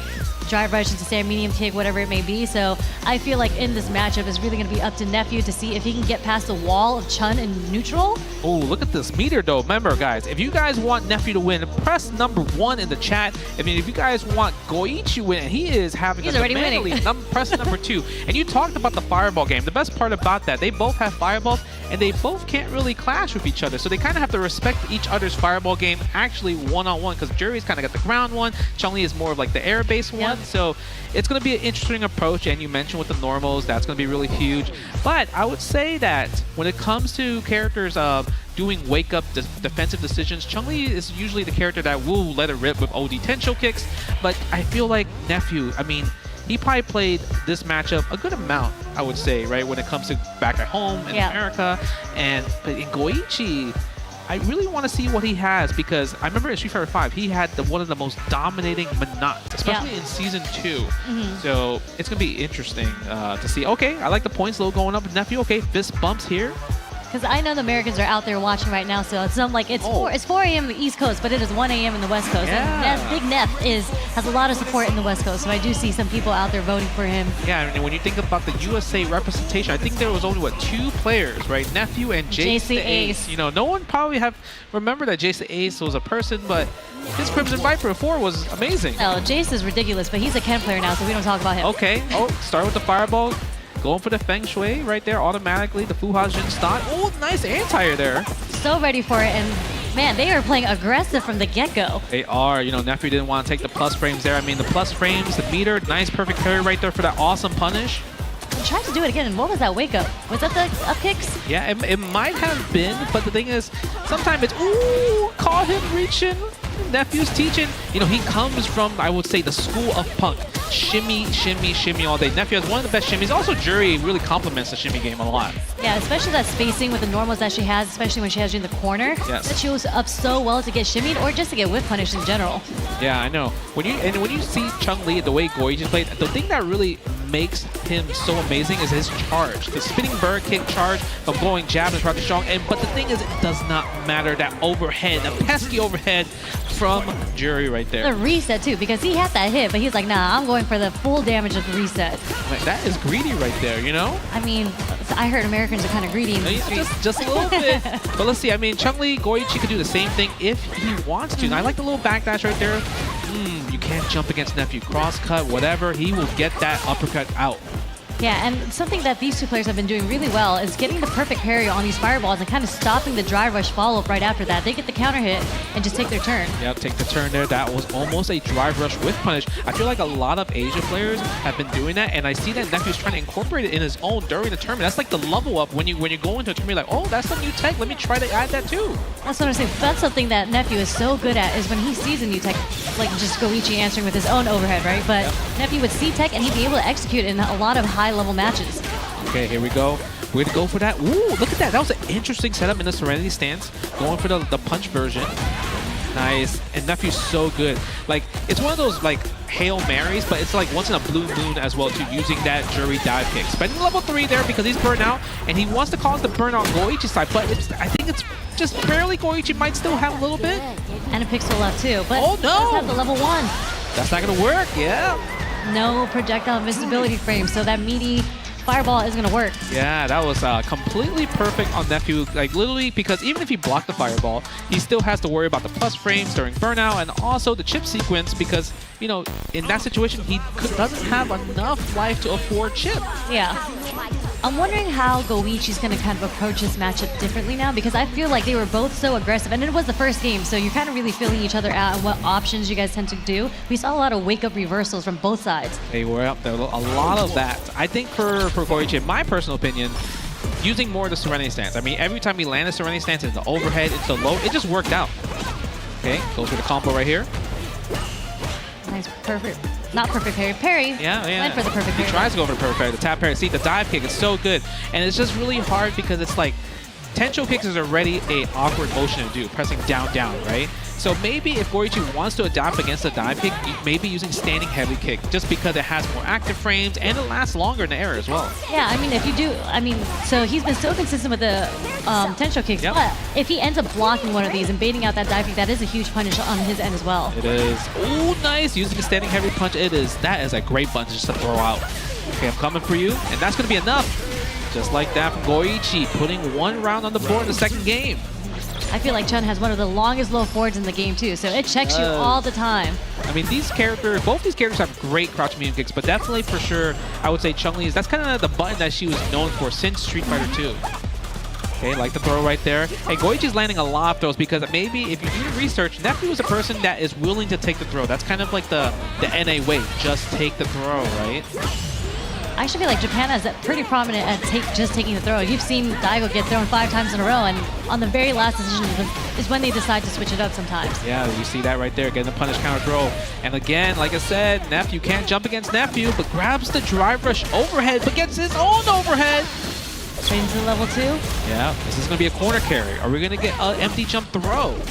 What are we going to get? Oh, Serenity stance. A little bit too far for the third standing jab, though.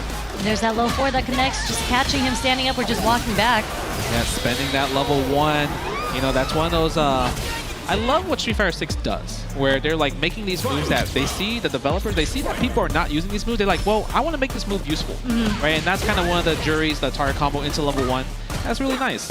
Yeah, it was like a small change, but it became very, very useful. Same thing for other characters like Marissa and whatnot. Yeah. Just more use of target combos between characters. Even DJ too. It's so good.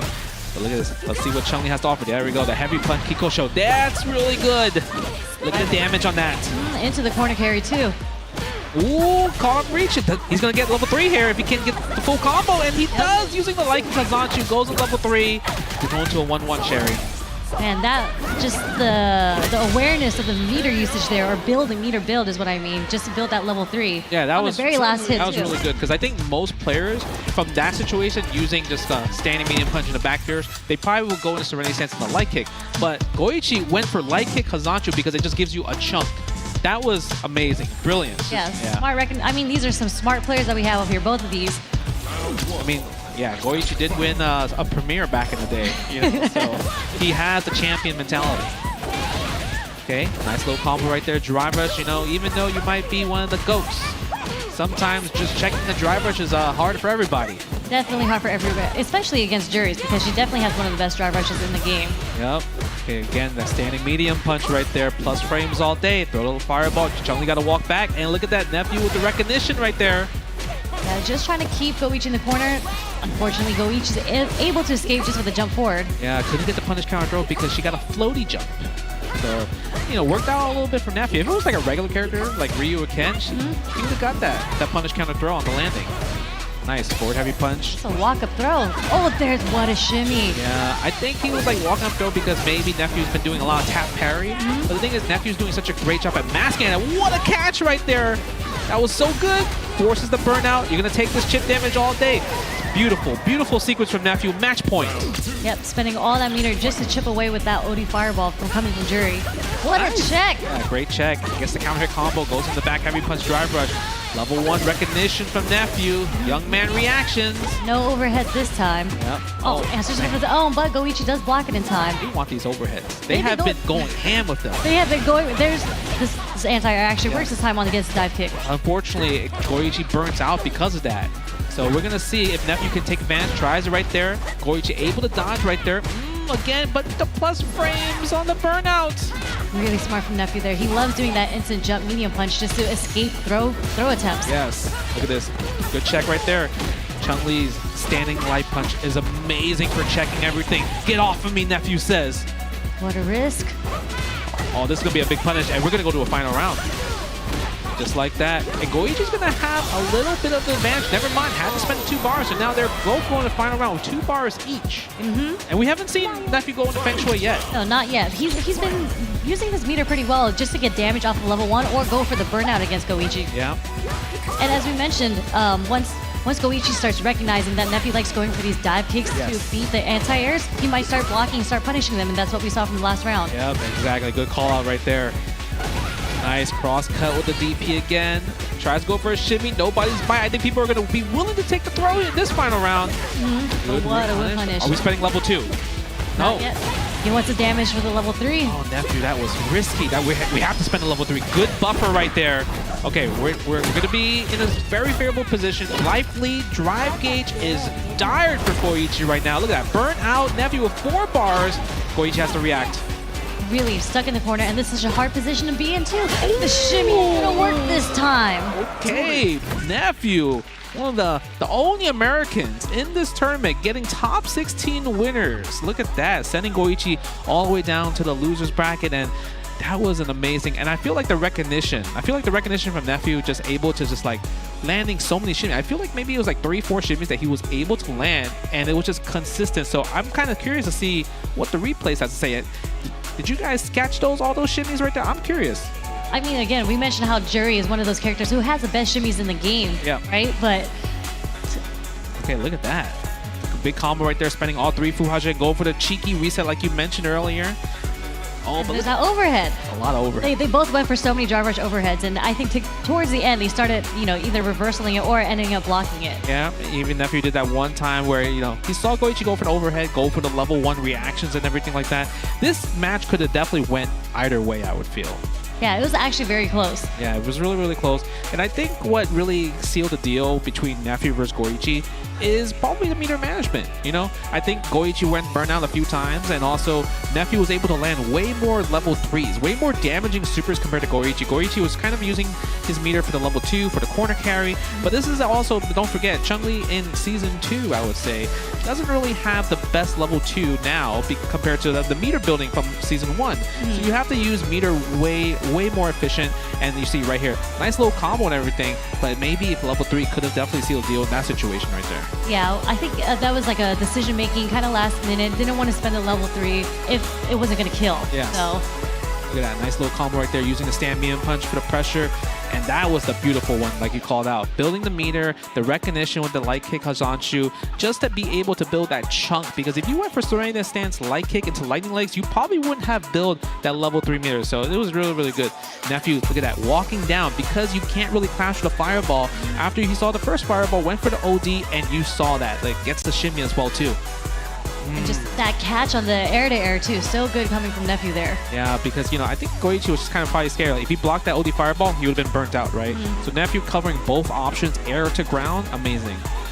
Nice little combo. That was an interesting decision right there. Didn't want to spend the level 3 right there. Which actually would have put Goichi in a very good position, but luckily enough, he was able to catch this round anyways without having to spend the level 3. I would say that was definitely luckily enough for sure. Okay, spending that level 3 right there. And that was the buffer from the crouching medium punch. The crouch medium punch buffer, I felt like, just Nephew did such an amazing job because, it's one of those buttons where it's just so active where if you just kind of buffer and it hits anything, then the special move comes out. If he's inputting the specials, and if you don't see the special come out, that means nothing is hitting the crouching medium punch, right?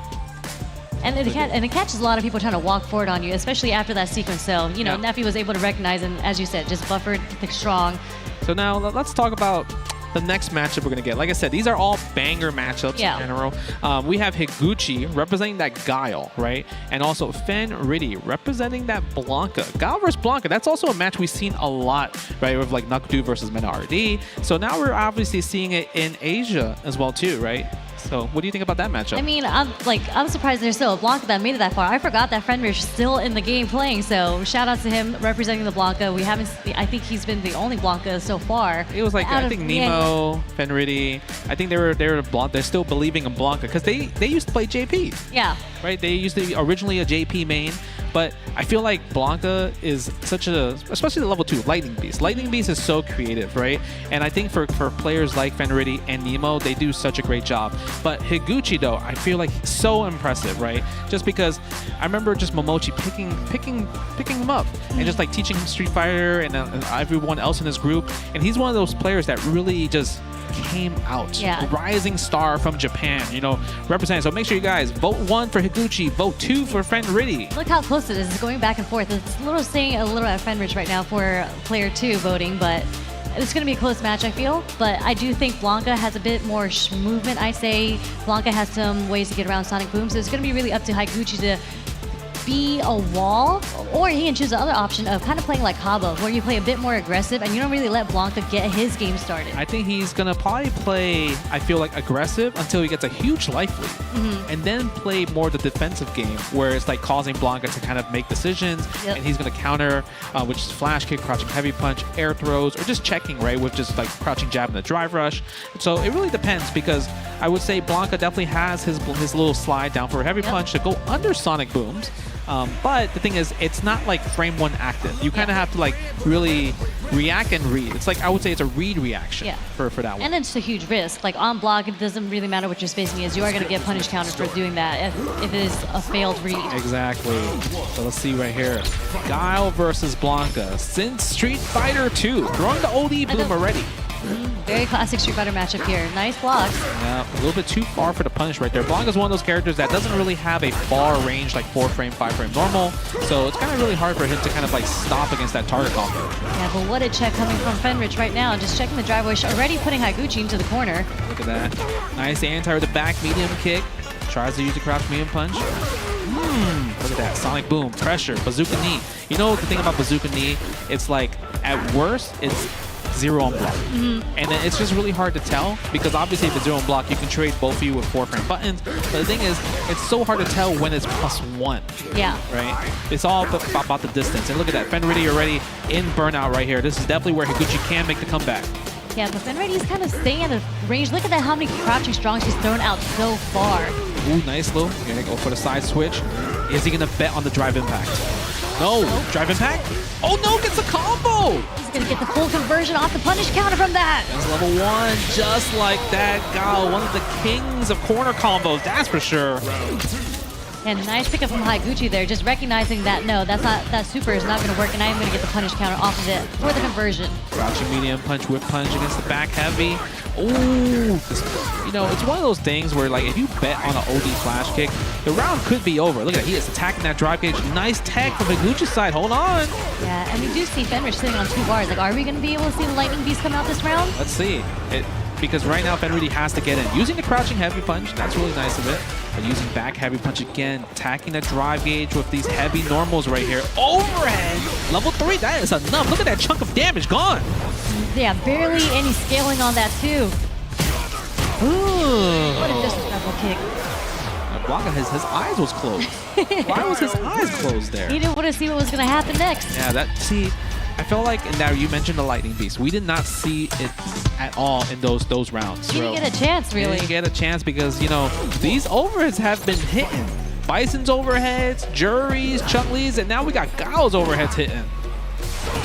Well, so that's what I was saying, like the way that you have to play in this matchup, like Higuchi can choose to play aggressive, and that aggressiveness is working out to his favor. He didn't give Fenrich a chance to activate Lightning Beast at all. Yeah, and it's also interesting because Fenritti is really using crouch heavy punch. I feel like I don't normally see Blanca's using crouch heavy punch as much, right? Because it's like, once you press it, you know it's not your turn anymore, right? You can obviously do tap parry if you want to, but it's just like, you can kind of see that there's like, your turn is completely over. Yeah, and it's a very slow button, so if you know, when the pattern starts getting recognized, you could get jumped in on, but... Oh yeah, this is going to seal the deal with the level 1 right here, possibly. Yep, just like that. And Higuchi, match point already. You know, me and Jams are talking about, like, some of these matches could be speed runs, even though these are, like, matches that could be in top 8 and everything. We're going to see if Fenritti can get Lightning Beast out. He's obviously going to do this nice little combo with 35%. Yeah, I think he might want to chip away at the drive meter a little bit more just before he starts activating Lightning Beast, because that's, you know, that's what you want to do. Lightning Beast is so good at burning a lot of players burning the out. drive gauge, you know, making you make these weird decisions as well too. Okay, the trades. Trades are happening right now. Nice, stand light kick into electricity. Get the plus frames going. Higuchi has been doing such a good job at throwing in where these OD Sonic Booms come from. Yes. Because Fenrich has been trying to steal some turns with these normals, but these OD Sonic Booms have been stopping him from doing so. Ooh, not enough. He's burned out though. Nice wake up drive reversal. Even if Fenrich blocked it, he couldn't punish the drive reversal. Overhead's coming. He almost got that level 3 right here. If he can just defend, even get one combo, he could possibly really take the life down to the wire right here. Yeah, he's not giving Fenrich a chance to even chip him out, just in case he got his bar back already. Yeah, nice tech on the throw, stand jab, Fenrich really needs to close it out. And this is the thing about so interesting about Street Fighter 6. Chip damage is not on the table until you're burnt out. So even with a pixel health, you can really make a comeback. It's really nice. Again, with these OD booms, like you mentioned, man, they're just doing such a great job at just throwing it out and not even getting countered. And the one thing, I want to see a jump in. Let me see. Here we go. Lightning Beast, let's go. Let's see what you got. No, the tech, knowledge. Yep, using the drive reversal, but he is in the orange now. But again, perfect parry. Okay. Let's see what's the setup. We're going to throw a Blanca doll right here. Yep. Set up a Chan. Goes for that. That's going to combo. Ooh. Okay. Ooh. Another setup. Not yet. Fenrich fighting his way out. Higuchi fighting his way out. Yep, I like the check right there because if he did not check there, he definitely would still be taking that mix right now. Okay, go for the electricity, using OD into the regular. Flash kick. Jump, but Higuchi was ready this time with the flash kick. Yep. And that back throw was so brilliant because I feel like in that situation, you're probably thinking it's going to be overhead or low. So he went for the back throw, right? To get the real estate right here. Look at this. Look at all this real estate that Gao has to walk back. But he calls the burnout, but we're gonna attack the drive gauge. Ooh. Okay. Yep, burns himself out on his own terms. Yeah, this is great. Nice. There's the slide that we were talking about. Good check again right away. Sometimes you have to make an executive decision. Oh, chip damage. Is it enough? Chip. Oh, and that's so good because, man, you know, even though Blanca had 2 meters, he cannot wake up super, right? Level 1 would lose to it. Level 2 is an install. So the only way he could escape was obviously if he had his drive gauge or if he had level 3. That was genius from Higuchi. Yeah, there's no, and the awareness that he had for that trade to just recognize that because of the trade and the distance that he put him at, there was really nothing for Fenrich to do in that. And the super was like a checkmate. You really couldn't do anything about the super at that point. That was so good. I want to see the replays. Let's go to the replays and check out this Gao vs Blanco because I never would have thought this match from Street Fighter 2 would still be here 30 years later down the road. And it's still kind of being played the same way, right? Like you're looking for a way to get in through the Sonic Booms, through slide, or maybe through a jump in, and you can try to force the Sonic flash kick. Sonic Boom, flash kicks, and everything like that. And then, man, that was a really good match. I would say, I mentioned before all the sequence happened, like, I wish Fenrich really kind of did more jump-ins, right? Yeah. Blanca definitely has one of those characters that has a good jump-in, and it's like one of those things like you have to kind of sometimes make the read against Gao. Gao is a character where it's like you need to find the pattern of the Sonic Booms, right? You need a perfect parry into jump. I feel like a lot of the new strategies now is that if you perfect parry a boom and then you jump forward, like it's really hard for the Gao player to see that you perfect parry and not throw a boom, right? Because it's kind of like I would say you're flow charting just boom boom because you know how good the projectile is in general. Exactly, and that is kind of how matchups are played against Guile in general. Like you are looking to read that pattern of the Sonic Boom so you can get the jump in. Yes, look at that. And the thing about Higuchi is that he just recognized when to challenge. Every time he was put in the position, he saw that the walk forward was happening. He's like crouching light punch, crouching light punch, and it just stopped every Blanca-chan attempt at all, right? It's beautiful. Yeah, he did not give Fenrich not even a chance to advance. So really, really good stuff from Higuchi. And I think that means Higuchi does qualify for top 16 through winners. Fenrich drops down into the losers. We're gonna go into the losers bracket now, right? And we got some killer matches right here. And I feel like the next match, Goichi versus John Takeuchi, Chun-Li versus Rashid. And I believe that even though with Chun-Li with the little bit of nerfs that she has from season 1 to season 2, a lot of Rashid players still think like, oh man, Chun-Li is a hard character to fight. Yeah, I think it's because her neutral is still strong. And Rashid's neutral, like it's not like his buttons are so great. Yes. He gets a lot of mileage off of doing tornadoes and kind of sneaking his way in in with his movement. Yep. Nothing kind of stops you from doing that because of like how much of a wall she is. Crouch medium kick, forward medium punch, especially standing light punch as well Yeah, too, like right? the shake my hand, that's to Shake stop any my- sort of advance that comes towards you. Yeah, I think the best part about that standing light punch is that anytime you see the word counter hit or punish counter, it's a guaranteed crouching medium kick, even if it's a mile away. Yeah. I think that's what really changes the deal, just because now with her new, I would say, obviously she got nerfed a little bit, but she also got buffs because after from crouching medium kick, drive rush from anywhere, she can get back heavy punch drive rush, right? And then that goes into Serenity Stance launcher, and then all the way stomp, fierce, corner carry. So it's a really nice combo extender as well too. Yeah, so I'm definitely excited to see that. I think we're still waiting a bit. It doesn't look like the players have hopped into the stage yet, but look at all these other matches. Like, so we have Fenrich versus Kakeru. Ooh, Blanca versus Akuma. Blanca, and we've seen a lot of Akumas lately, but I feel like when you think about Akuma, Kakeru is one of the Akumas that really do stand out compared to the other Akumas. Just the way, he used to play Ryu. Before, everyone knew him as JP, it was the famous clip of him versus Cabo with the, I would say, the hardest read of a Shoryuken I have ever seen in my life to get through the tournament. Oh my god, that was so good. What did he do? I think he was like wake up, dash forward into the deep, right? Because he knew Cabo was going to try to escape the chip damage. Yes. And he's like, nah, I got you. I'm chasing you down on my wake up. That was a decision making, right? And then, going to more matches, we have Red Bull's own Bonchan versus Ending Walker. Ending, I mean, I feel like that one's is such a good one because Ending Walker is one of those guys that's he's been stepping it up a lot, right? He's been doing so well since like the Street Fighter 5 era. Yeah, right? So good. Obviously, he's going to be representing the Ed. Bonchan's going to represent the Akuma. So that's going to be another amazing match as well. But the fourth match, this is the killer one. This is the interesting one because we have Hot Dog, obviously, representing the M Bison, representing that Hong Kong. But we got Koji Cog. Look at that. Is that the Lily? That is the Lily player. We still have a Lily in the bracket.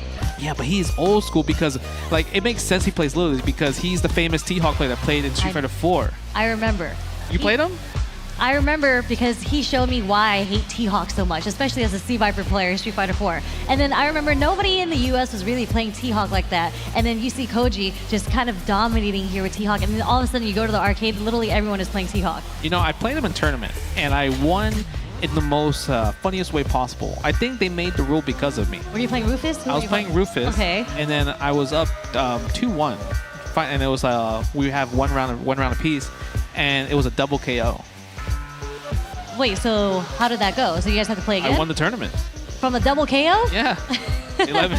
The tournament let me rock. Okay, we take those. Yeah, we take those. So it's going to be really interesting to see these type of matches. I think that's the match I'm probably looking forward to the most just because I like seeing Lily. I like seeing the character being represented because she's a character that I think a lot of people kind of like sleep on. Yeah. Because no matter what, I always tell people this, you can't be comfortable fighting against Lily in general. If she has wind, right? If she has wind and you block a wind spire, you have to guess. Yep. No matter what, you cannot guess right every single time. And if you don't want to guess, you have to spend drive reversal. So you're already spending 2 bars versus me not possibly spending a bar at all, right? I'm just spending my wind stop. And you put me full screen away. So what's to say if I'm not going to do wind again? Well, look at that. We have the players stepping up. John Taiki, Goichi. Chat, if you guys want Goichi to win, or you think he's going to win, press number 1. If you think Takeuchi's going to win, press number 2. Chun-Li versus Rashid. Let me see those votes come in. Yeah, look at this. We have some on Goichi's side. Okay, slowly building into Takeuchi's side. Rashid. All right. I mean, they believe in the Rashid. Everyone talks about how top tier Rashid is, right? Oh my God, how fast did that skyrocket right there? I mean, this is also a player. I remember seeing, he just came out of nowhere, John Takeuchi. I think his first breakout tournament was first attack in Puerto Rico, and he came out of nowhere on this pad, and he won the tournament. Yeah. Yeah, so it was a beautiful thing right there. But, we talked about it earlier. Chun-Li gives Rashid problems, even though people are saying Rashid is possibly top 3 in the game. Even number 1 possibly, right? Yeah, based on the super. But just like that, just with a whiff punish, off of a whiff fierce, which isn't a typical button you throw as Rashid in neutral as well. So yeah, that's true. I mean, surprised we did a fierce there. That's a very Street Fighter 5 thing to do. Yeah, throwing out the heaviest. Yep. Goes with Fireball. And, and I think the one thing that John Takeuchi is going to do, he's down to gamble. So we might see some jumps, especially if Goichi throws some, more predictable Fireballs. If Takeuchi can read the Fireball pattern, it really depends on him. Look at that. Yeah. Tried to jump right there. Like, we've seen how consistent Goichi is with the anti-airs, but I do think playing Rashid versus Chun, you do have to risk it getting those jump-ins sometimes because it's going to be so hard to fight her in the neutral with your own type of buttons. Yeah, I mean, he's not trying to out-footsie you. He's trying to get in. Yeah. Okay, using the crouch heavy punch. I mean, like you said, it's a rare button to see Rashid. Normally, I feel like Rashid uses standing heavy punch or standing medium kick. So him using crouch heavy punch, maybe it's more of a range thing. Oh, 2 throws in a row. I mean, like, we talk about throw loops in this game, right? And Chun is one of the few characters that don't have throw loops, but you can kind of fake your way because people are so scared of getting hit by the counter hit. Look at that. Yep, spend the drive reversal on this one right here. Against the enhanced mixer. Forward medium punch. Okay, we get an anti-air. Nice. Oh, but drops it though. But good recognition on Goichi's part to not do the up kicks there. We're going to go for the air-to-air instead because John Takeuchi's decided to do the double jump. Okay, yep. A full charge right in front of her. I mean, sometimes if you ain't ready to react, you can't do it. Chun-Li is not one of the she's not one of the best characters that can react to projectiles. You know. Yeah. Because she has a Zanshu, it's kind of slow. Here we go. What are we gonna do against Yasar? Let's see. Japan has been defending against Yasar so well. Like, they know the tech. They've been in the lab against this. Yeah, but unfortunately, Goichi gets hit, and that was such a tight combo right there. That's a very hard combo to get that landing spike right there, just to get the heavy punch mixer right there. Oh, wow. Tried to go for the shimmy, but actually gets back thrown into the corner. Yeah. Nice. Again, the recognition. Air-to-air. Perfect parry. Love it. Beautiful recognition on John Takeuchi's part. Instead of doing a back throw, we do a DI back to burn her out and still get the side switch. Ooh. Okay. Wow. Run? The run into the overhead? Okay. Not typical, because we've seen so many drive rushes to overhead so far. I wonder if it's because he knows you're burnt out, so it's not punishable. Right? Yeah. So I can go for stuff like that during burnout. Rashid was running across the screen. Sometimes you gotta let it rip. Goichi lets it rip. Oh, wow. Again, that 2 punches is so active from Chun. People actually get caught a lot counter hit on the second hit. That's expensive, though. Causing the burnout. Goichi spending level 2. All right, let's see. Can we defend before John Takeuchi can fight? He does have 2 bars, right? Okay. Yeah, I mean, maybe Goichi is just so confident that he can just out-neutral him that it's okay that he's burnt out. Gets his drive gauge back. Gets hit, though. We spend level 2. Dude, we have to take the throw here, right?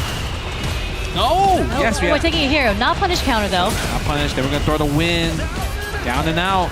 No, not too bad. Just taking damage of 2 throws. That's going to do it. Just the back throw is enough. Yeah. You know, I was watching the Rashid players in this tournament, and they have a really interesting way of using level 2 now. Okay. You know, you mentioned how Japan does such a great job at defending as level 2. So I think maybe that's why the Rashid players had to step it up. So you know how you have like that little win there, and you can use enhanced mixer to get the plus frames there? They don't do that anymore as often. Because if you do that, the opponent is going to drive reversal you. Yep. So they're going to just let it rock, let it linger, making you scared of it. And if it hits, if I hit you, then I'll go to the combo. Yeah. If I'm blocked, I'm going to go for more of the mix-ups, the throws, the strike throw game. So it's really interesting to see. Yeah, I've seen, as you mentioned, when Yasar is out, a lot of people try to go for more shimmy throw setups more than anything at this point. Yep. Just like that. We get the stun. Goichi really couldn't do anything at that point. No super to answer to that. Yeah, nice combo right here. Yep. High-low, goes into throw. Guess one more time. Oh, he tried to bait out. Yeah. Yeah, maybe if he did stand jab, it definitely would have blocked in time. Okay. Nice block on the overhead. I gotta act quick sometimes. And the drive rush standing jab. Rashid definitely stand jab, crouching jab, even though it looks like it has no range. It's definitely one of the best lights in the game. Really? Okay. Yeah, definitely not one of the characters I thought had the best stand lights, but it did move him far. Yeah, no, it's very far. It's like a little, yeah, it's definitely very, very good. It doesn't look as long as Chun-Li, but it goes pretty far. Nice, perfect parry. Okay. Punish corner, pushing her into the corner. Oh, no reaction to a throw there. No, he's committed to the strong already. Yeah. And from there, even with the drive rush crouch light kick, you have to do crouching medium kick right there, but he went for the stand medium punch. Didn't think Goichi was going to get hit. Look at that crouching jab right there. Gets the counter hit. Again, the standing jab. What a conversion. We're going to go into the level 3. It's close. That's a lot of hits. Yeah, I don't think she's done. 3, 2. But we have one more guest after this. Picture perfect. What are you going to wake up with? No wake up. We're attacking the drive gauge. Yeah. Really smart from Takeuchi there. Even if she was to spend the level 3, it would still be a terrible situation because she only had a pixel of health left anyways and no more resources. Yeah, that's true. But the thing is, it could maybe a little bit shift the momentum, just a little bit, because it's CA, it's guaranteed takes away 2 bars, so it's not like Rashid could just spend his bars, because if he spent his bars, it would put him in burnout situation as well too, right? So it was just a tough decision because you had to react right away. Yeah. It was a decision that you had to make now versus later. Okay, nice block in the overhead, using the standing medium punch, go for the spike. Oh, no anti-air. No, and it's funny because I feel like he did that backdash to build that spacing to get the correct anti-air. To bait it, right? Yeah, to bait the anti-air. Maybe he didn't believe. He's like, you know what, I think so. It was a slight delay jump. A little slight delay. There's a standing medium kick right there. John Takuchi is doing a great job walking Goichi down right here. But look at this. Goichi is slowly walking forward, able to kind of go back closer to mid-screen a little bit. Let's see if John Takuchi can prevent that. Oh, what? There's the whiff punish off the low forward. Something that you don't see often coming against Chun-Li. Yeah. Because I feel like you mentioned, Rashid doesn't have the farthest crouching medium kick. Usually, Rashid players would love to whiff punish with crouching heavy kick instead. Using the enhanced dash. Yasar is out. Time to guess. You can't really just throw it. Ooh. Nice block on the overhead. Beautiful, yeah. Just completely blocked it. Nice drive reversal. That is the time to do it. Yeah, spend the drive reversal right there. I think he did it because he's like, you know what, Goichi? Oh, no. That's just... Oh, no, not this. I don't like seeing this at all. Didn't get the recovery frames on the whiff fierce. I got PTSD on that one. Okay. Not a good situation. Nice. Okay, we got the juggles to the whiff punish. Nice. Doesn't bite on the shimmy, the crouching medium kick. John Takuchi spelling blood. One more sequence, possibly. Goichi had to let it rip. Okay, I'm coming for you. Back throw. Okay, respect on both sides. But look at the bar on John Takuchi's side. Almost 2 bars. Very dangerous. So Goichi needs to be careful to not give him that bar. He has to think about that because Yasara is a factor here. Yeah, and just look at the way that Takuchi is advancing forward. He's actually walking to a lot of these fireballs. Oh, here it is. OD can do it. Boom. No, I'm surprised. I'm actually surprised he didn't Yasar right here. They don't want to close the deal yet, but trying to find another way to activate it. Oh. Okay, yep, keep it safe and enhance Eagle Spike right there. Look at this, they're playing the neutral. Oh, you gotta act quick sometimes, and that's what Goichi did. Going to a final round here. Yep, that's that Chun-Li neutral right there. That was a really great whip punish, actually. Okay, let's see. No commitment on the crouching medium kick. Spending the mixer, gets the dash. That was a full screen run. Full screen run into throw, but we are going to get Yasar here. How is Goichi going to defend against this? Yeah, takes the throw, that's one. Tries to go for a second one, doesn't bite. I love that jump. Look at this combo right here. What do you think, high, low, or throw? Throw. Oh no! I would have got body. I would have got body. You would have lost. You would have been eliminated from the tournament. Just like this. The 4th option, shimmy. The backdash. We didn't even think about that. We were thinking about high, low, or the throw, and I was like, you know what? I would go for throw too, and he went for the shimmy. Oh, that was. I would have got cooked. I got cooked. I forgot that 4th option. Shimmy, right? We forgot about the shimmy as an option. I forgot that was a 4th option right there, and I want to see that shimmy again. Can we go to the replays? Let's go. Look at this. That was a great match because it was it really showed that even Chun-Li had the advantage in terms of neutral, able to whiff punish, but John Takuchi did such a great job of just closing the gap slowly and surely. And Yasara obviously played a factor because everything, it just leads into that high-low grab, and now shimmy mix-up, right? Yeah, and Yasara also helps Rashid. Even if he wasn't able to get the hit off Yasara, you close that distance, and you don't have to worry about Chun's neutral anymore keeping you out. Right now, it is your turn to play, and you close the gap, and you leave the next following sequences up to you. Yes. Look at that. And look at that. Spending the throw right there, going for that. And the best part about that was Goichi recognized that was a shimmy attempt, but John Takuchi went for a crouch block to not get hit by the crouching medium kick. That was actually amazing. Pretty sick there. Really fast-paced decision-making on both sides, keeping things in barely the drive impact. Didn't touch the wall for the stun right here. Yeah, and so good on John Takeuchi's end because we talk about Chun-Li's neutral, right? Yes. Let's talk about John Takeuchi's neutral because he closed the distance with dry rush jab so many times, but even towards the end, he started with punishing Goichi. He did. You definitely called that one. The crouching medium kick. You don't really, like you said, you don't really see Rashid able to whiff punish against Chun-Li, but John Takeuchi was definitely getting that. Right there, just in time. Shout outs to the replay guy. Oh, man. No, why'd you, replay guy, come on, man. I just gave you props. Why would you show this clip? You didn't have to show that. He was trying to go for, the punish on the recovery button. That's what I read the situation as. It was a very hard call out with the super. Yeah, it was, unless maybe he tried to press a button, but the button didn't come out or register in Exactly. time. And then this raw super came out instead. But look at that. Ooh, look at that. Look how much life he lost here, too. Look at into the level 1, into super Rashid kick. Boom! John Takuchi eliminates Goichi from the tournament and getting into the top 16. That was a beautiful match right there. That was super clean. There wasn't really too many scrambles. There was a lot of really good neutral decision making and just offensive reads on John Takuchi's end. Yeah, you know what? That shimmy hit me. That hit me in my soul. It hit everybody. I feel like the shimmies in general, but you know what's really hitting right now? Oh man, I am hungry. Can we get this pagoda? Let's see. It's time to crush these craving with pagoda snacks. Put the egg rolls in. They got you said you had the chicken egg roll? The chicken egg rolls. Right? I love me some chicken egg roll right there is amazing. They got snacks, egg rolls, whatever you want. So shout outs to Pagoda for that. Crushing the cravings. Level up the snack game, because when it comes down to it, I know it's late there in the USA, but that's why the late night snack come into play. But you know what's also really good? What about that duel? You've been playing that duel? I mean, you talk about leveling up snacks. Let's talk about your mobile game, right? We got Street Fighter Duels. And if you don't know what it is, it was released last year. It is an RPG based on the Ultra Street Fighter 4 series, featuring more than 40 familiar characters such as Ryu, Akuma, Chun-Li, Cammy, and Guile.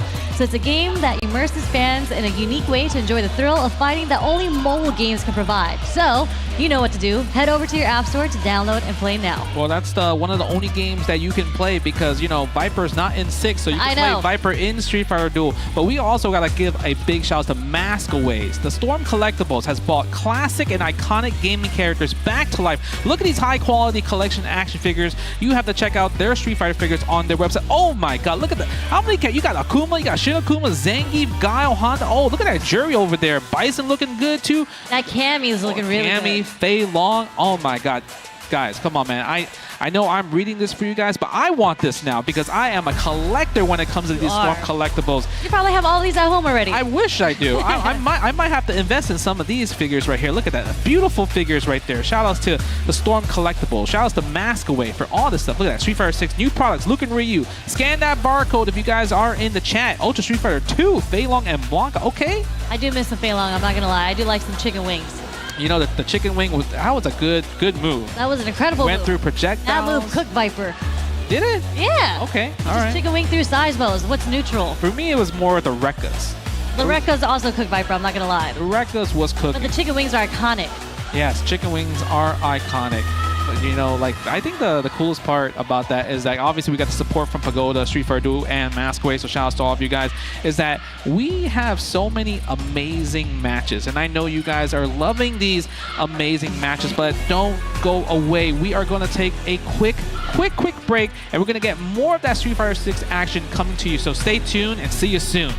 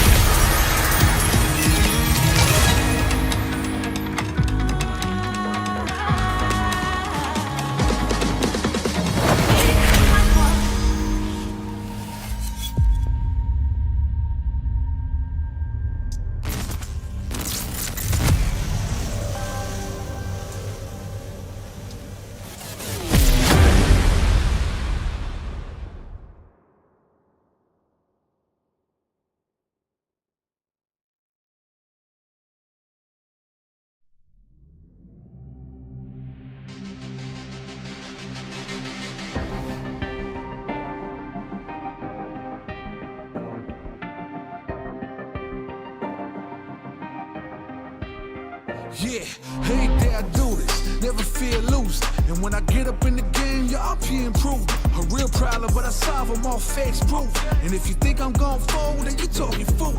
Yeah, y'all wanna win, let me spin, boy. Or done society, I'm super fly like I'm hanging off the rim, boy. I've been winning for my kinfolk, and I put on for my city from the intro. Let's go. I put that time in, my pride is out the roof, I get that grind in. So I'ma tell the truth, I get my grind on. You know the pressure make all of these diamonds. I tell them get back, step back, fast track, big lap, big facts. I'm past that, yeah. I'm trying to get ahead, get out the way. Now move forward, stand back, now break away. I'm about to bring it on. I ain't never backing down. Come and step up to the plate. For my city, for my town. I do whatever it takes. I'ma go and get this round. Oh, I'ma go all of the round. I ain't never backing down. Come and step up to the plate. For my city, for my town. I do whatever it takes. I'ma go and get this round. Oh, to the top, see the sights, see the sights, see the sights, yeah.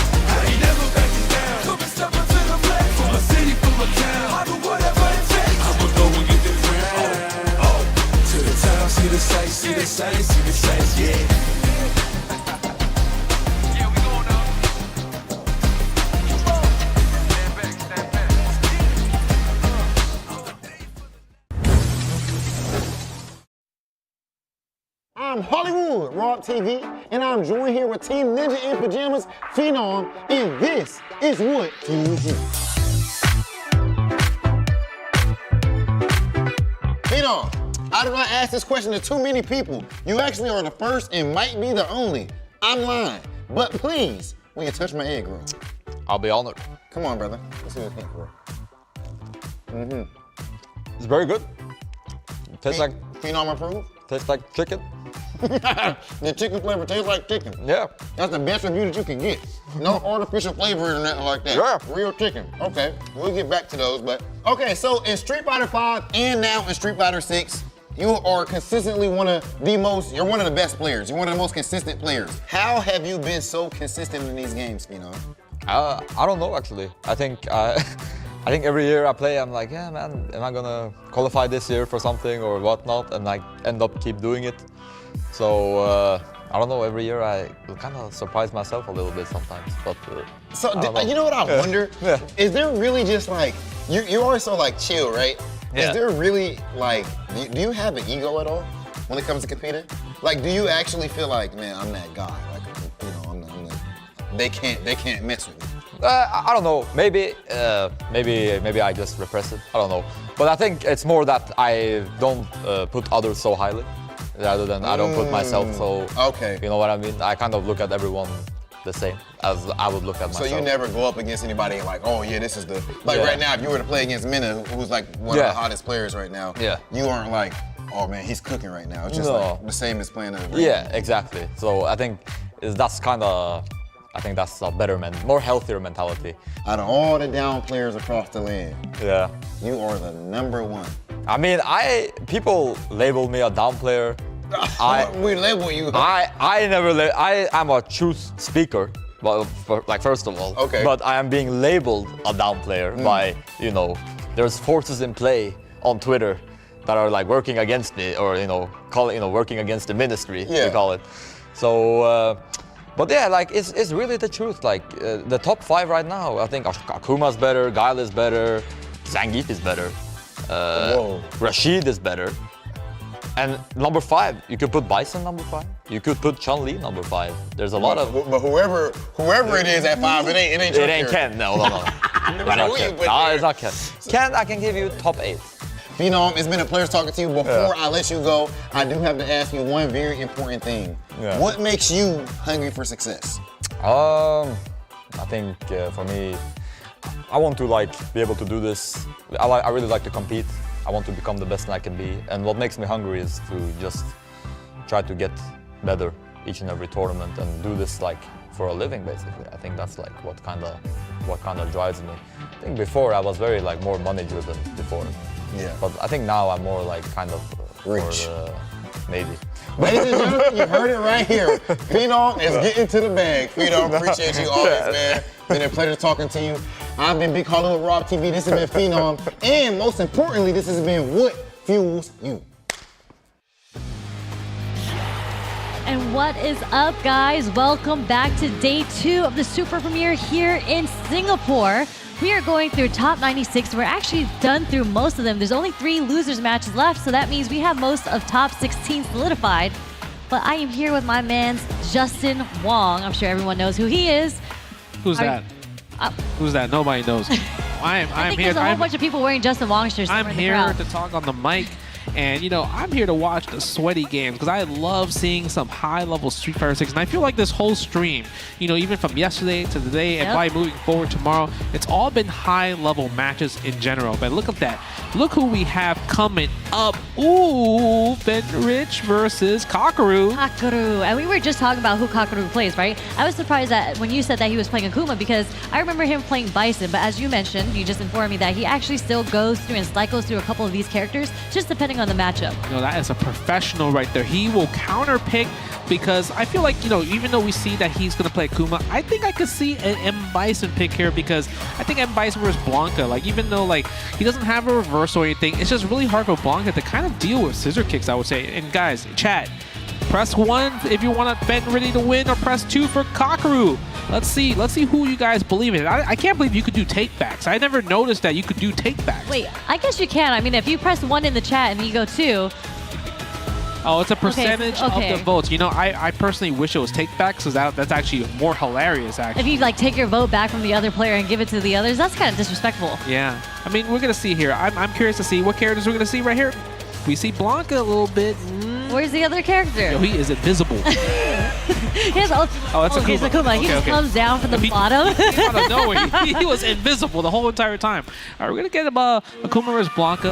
And obviously Akuma with the wake up. Obviously he has OD Shoryuken and everything like that. But the fireball, his fireball comes out so fast. And I guess maybe that's why he wanted to play this match, because it's hard for Blanca to slide against a fireball that fast. At that point, you're guessing. Yeah, and not only that, I feel like you get a bit more offensive pressure because of the way that you can switch your trajectory with the demon flips or just a regular jump in. Yep. You can't just normally anti-air Akuma. And look at him closing the distance with that command dash. Yeah, the command dash, the teleport, nice. Gold. And that's so good. He didn't have to spend driver. He just spends a regular normal dash, tries to bait the OD Blanca ball, but Fenrich does not bite against that. Tried to check it, but Fenrich actually canceled his drive rush early with that stand short, and it worked. Yeah, stand short. And I think that's also another thing that people like to do. This is when they play a good amount, maybe in ranked match or in other World Warrior tournaments, right? Because when you do drive rush light, that's when you're like, I believe that you will check my drive rush medium, so I'm gonna go for light instead. Yep, it's just like layers on layers, right? And that's how they've played each other so much. They've been trying to bait out the shimmy attack. Oh, just barely. It was a good read because that does work. It was just a little bit too late there. Yeah, a lot of people do, drive impact is actually a very slow move, so you really have to do it preemptively if you want to punish something. Yep, okay, again, using the teleport to close the distance right there. We're going to get that lightning beast, though. What's the knowledge check? Okay, and he's in the orange already, so he's slowly burning at the drive gauge, or just getting that damage from the counter hit. Yeah, look at that. Spending the Blanca-chan right there. Baits it out. That's gonna hurt. Oh no! If it was a little bit too shy from the corner to get that juggle with the OD Rainbow Ball, but we still get the burnout here. Still not enough though. Not even with the level 1. Yeah. Or actually, am I wrong? Hold on. No, Okay, yeah, yeah, it's not enough. Not enough right there. It's just one more mix-up, right? One more mix-up. Spending the Blanca-chan. Nice block on the overhead. Get off of me, he says. If he gets one throw, he could get Raging Demon possibly and take the round. Yeah. Uh-oh. That is kill territory. That is kill territory. What are we going to do here? And Fenrich still recognizing that the demon might come out. He's been holding up back this whole time. Danger zone is definitely for sure. And he's still burned out. So he can get hit by Drive Him. I think he tried. The demon didn't come out. No level 3? I'm surprised. No, cancels the level 3, but the sweep is going to counter hit, not even a punish. 3 jabs. Okay, that was a bit of a scramble, I would say. Okay, we saw that the Rage Demon attempt happened. We did see that Kaku did anti-with Light Punch DP, but didn't cancel level 3. That was kind of a little nerve-wracking situation right there. Yeah. Oh. Yeah, it was definitely a lot of scrambles, and he recognized that Fenrich is trying to hold up back, so instead of doing the demon, he actually did more light just to catch him if he was holding up back, but he didn't bite. He did not bite. Okay, go for more of the fireball. The fireball is so fast, and it's I was talking to Jammer. He said, yeah, he wants to see more perfect parries against the Akuma fireball and then you perfect parry cancel the drive rush. Because when you think about it, that's kind of an option select. If you get regular parry, drive rush won't come out. Yeah. Perfect parry, the drive rush will come out. So that's definitely something I would like to see more often. Yeah, definitely. But as you mentioned, Akuma has one of the his range of fireballs are so different. It's kind of hard to perfect parry, especially from such a close range. It is. Okay, waking up with that. Go for the side switch right there, and that's going to hurt. Causing the burnout right here. It's not going to kill, but do we gamble? Do we gamble the DI? Are we going to see the super come out? No. This is going to combo, though. It is a nice switch. Yes, I like the little side switch right there. Because I think at that point, when the back medium kick hit into the drive impact, Fenrich is like, oh, man, I can't believe that happened. Comboed, right? Because he was trying to go for the wall splat, but unfortunately, yeah, as Kakaru, he got hit by it, so actually comboed instead. Okay, he said your mind again using the drive rush lights because he believes in Kakaru's reactions right there. Oh, that was a great one. This might be for the burnout right here. Oh yeah, he worked. Oh no, that was a little delayed, but it still worked out. There's the shimmy. That's gonna hurt. Set up, Blanca-chan. Okay, we're out of Lightning Beast now. Goes for the overhead. Are we gonna do OD electricity? Yes, we are. Goes low this time. But Kakaru is defending in this corner right now, but he has to worry one more second. The overhead finally connects. Yes, and we're going to definitely close out right here. Doesn't even need level 1 right there. The combo wasn't even finished. Yeah, and it was actually a counter hit, so that means that Kakaru did a slight delay in the button and actually got counter hit by the overhead instead. Yeah, usually I feel like delayed throw is a very popular thing, so maybe that's why these overheads have been hitting, because the overheads are not faster than regular buttons. Yeah. Right? And he's blocked so many of those overheads, so he has been standing, so yeah. Yo, shout out to Fenrich for using stick.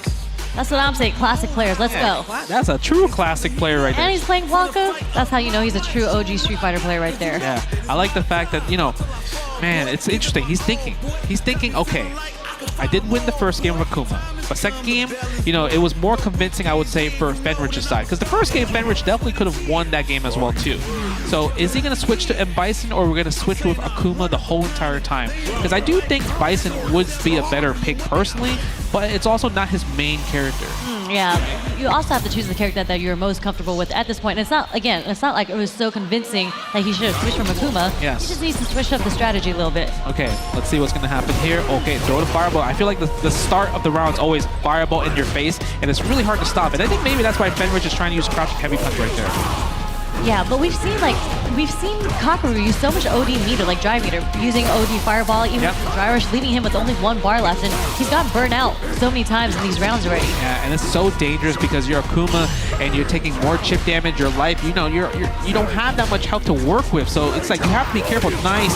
And then speaking of that, he didn't want to burn himself out in that situation. That's why he did crouch me much into Adamant Flame.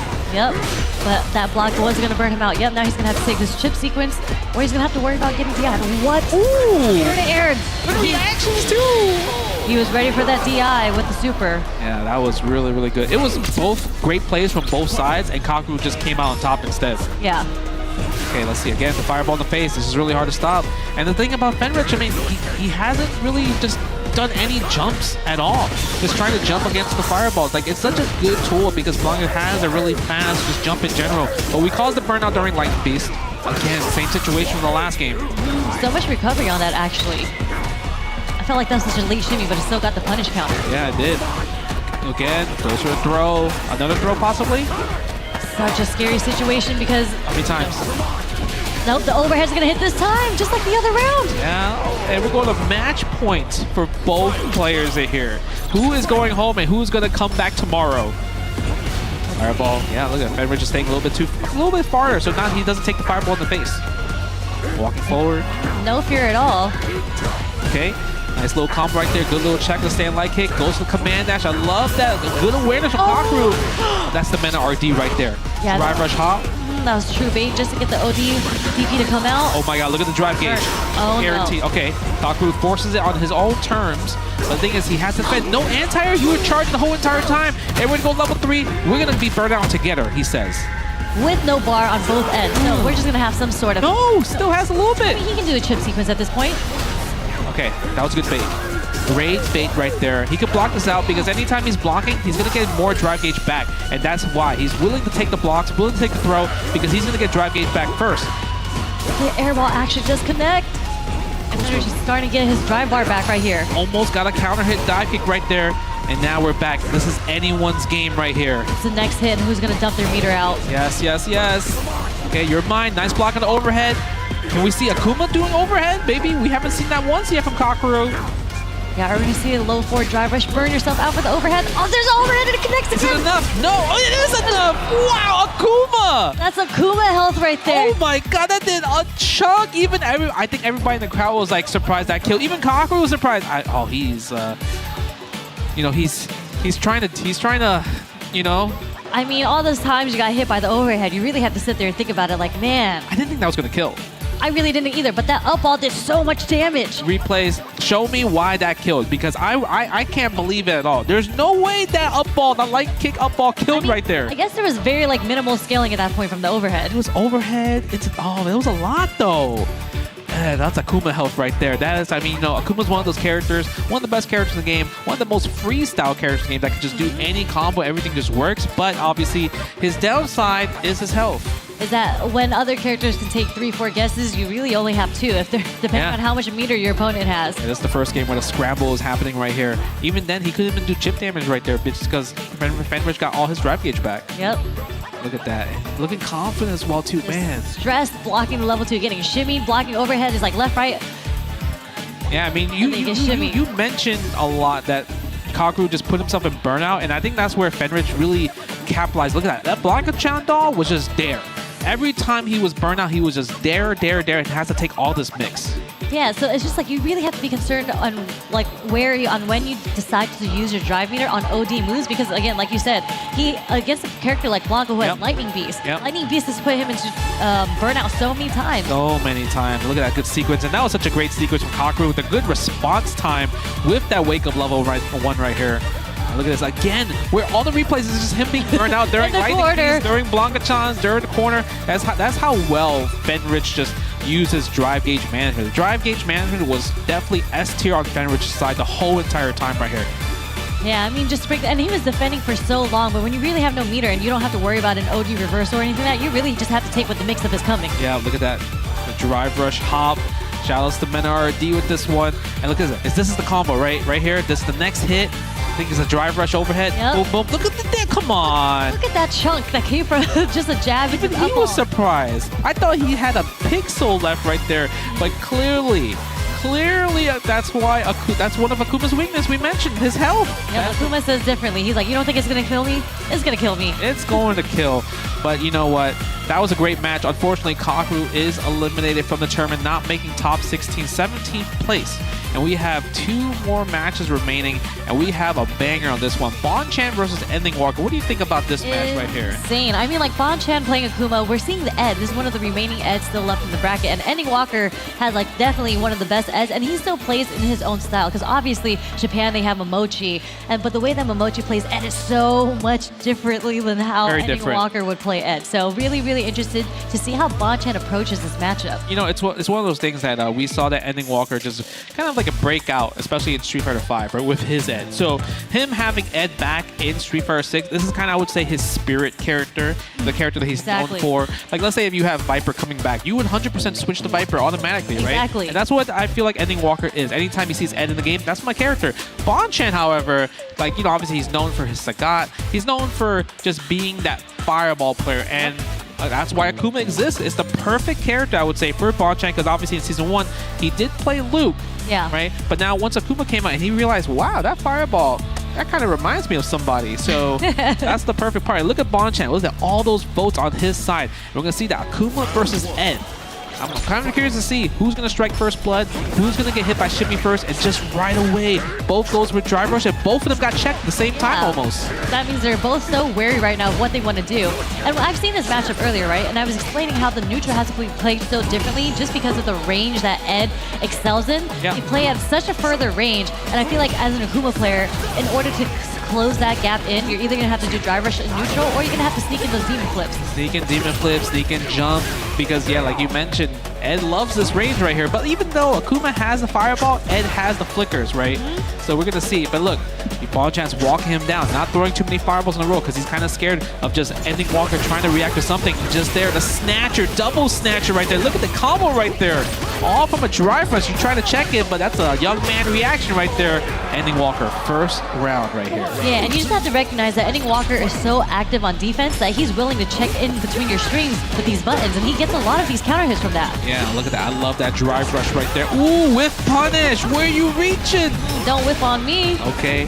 Spending that wake-up drive reversal. Bonchan, he didn't want to take any of those flickers. The flicker guess, because a lot of Ed players, they just kind of just stare there, holding the flicker, making you hold the parry, spending your own drive parry meter in general. So it's really nice to see. I want to see one time if Ed players would just hold it for like 5 seconds. I think I've seen that on ranked a couple times. Okay.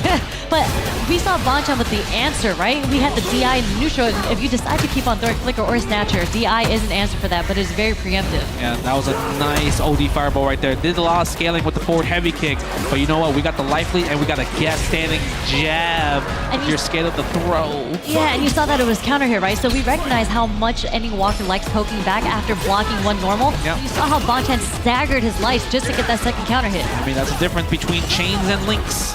I love that. Perfect parry jump. Amazing awareness. Crouching jab ×2.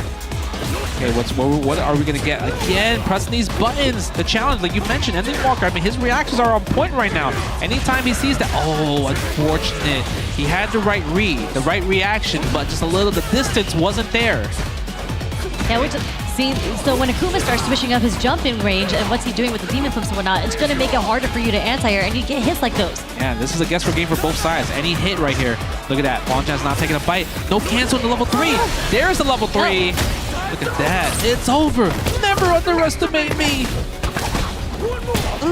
Beautiful check on Ending Walker's end there. Didn't get the level 3 off the first hit, but was able to get it in the second hit when Bonchan tried to dry rush on him. Yeah, I think Bonchan kind of smelled blood there. He's like, oh, I didn't die. Let me go in right now. But Ending Walker was like, I'm gonna just run it back. I'm just gonna try strong again. Yeah, why not? See, you can't do stuff like that. I feel like I'm just kind of curious. Does Bonchan think he's holding the up one? Right? That's because I feel like that's the only reason why. It is a guess, but I think we did see some, like, the way that I saw, I forgot who he was playing against, but there was another Kuma he was playing against. So I was sneaking in these drive rushes, and you can't sneak it on Ending Walker in neutral. He's checked it every single time. You really have to switch up the timing of your drive rush. Yeah, it really is. I feel like Bonchan's strategy with just like when you see them charging, just throw OD Fireball. Because OD Fireball will just beat that every single time because of OD just clashes with regular, right? They don't clash with each other. They just automatically beat it. That's right. And you really do have to switch out the timing of your drive rushes because you're getting red that hard. All right, he said, get off of me. Ending Walker and Bonchan taking risk in that last sequence right there. Okay, get ready. Nice jump out, standing heavy, anti-air. Doesn't get the kill rush side switch though, but I think he's willing because now he's going to build enough bar if he gets the hit for 3 bars right here. Literally guess for game for Bonchan in this neutral position. Really, really scary. Yeah, Bonchan needs to make a comeback, spending the OD Fireball, spending 2 bars right there.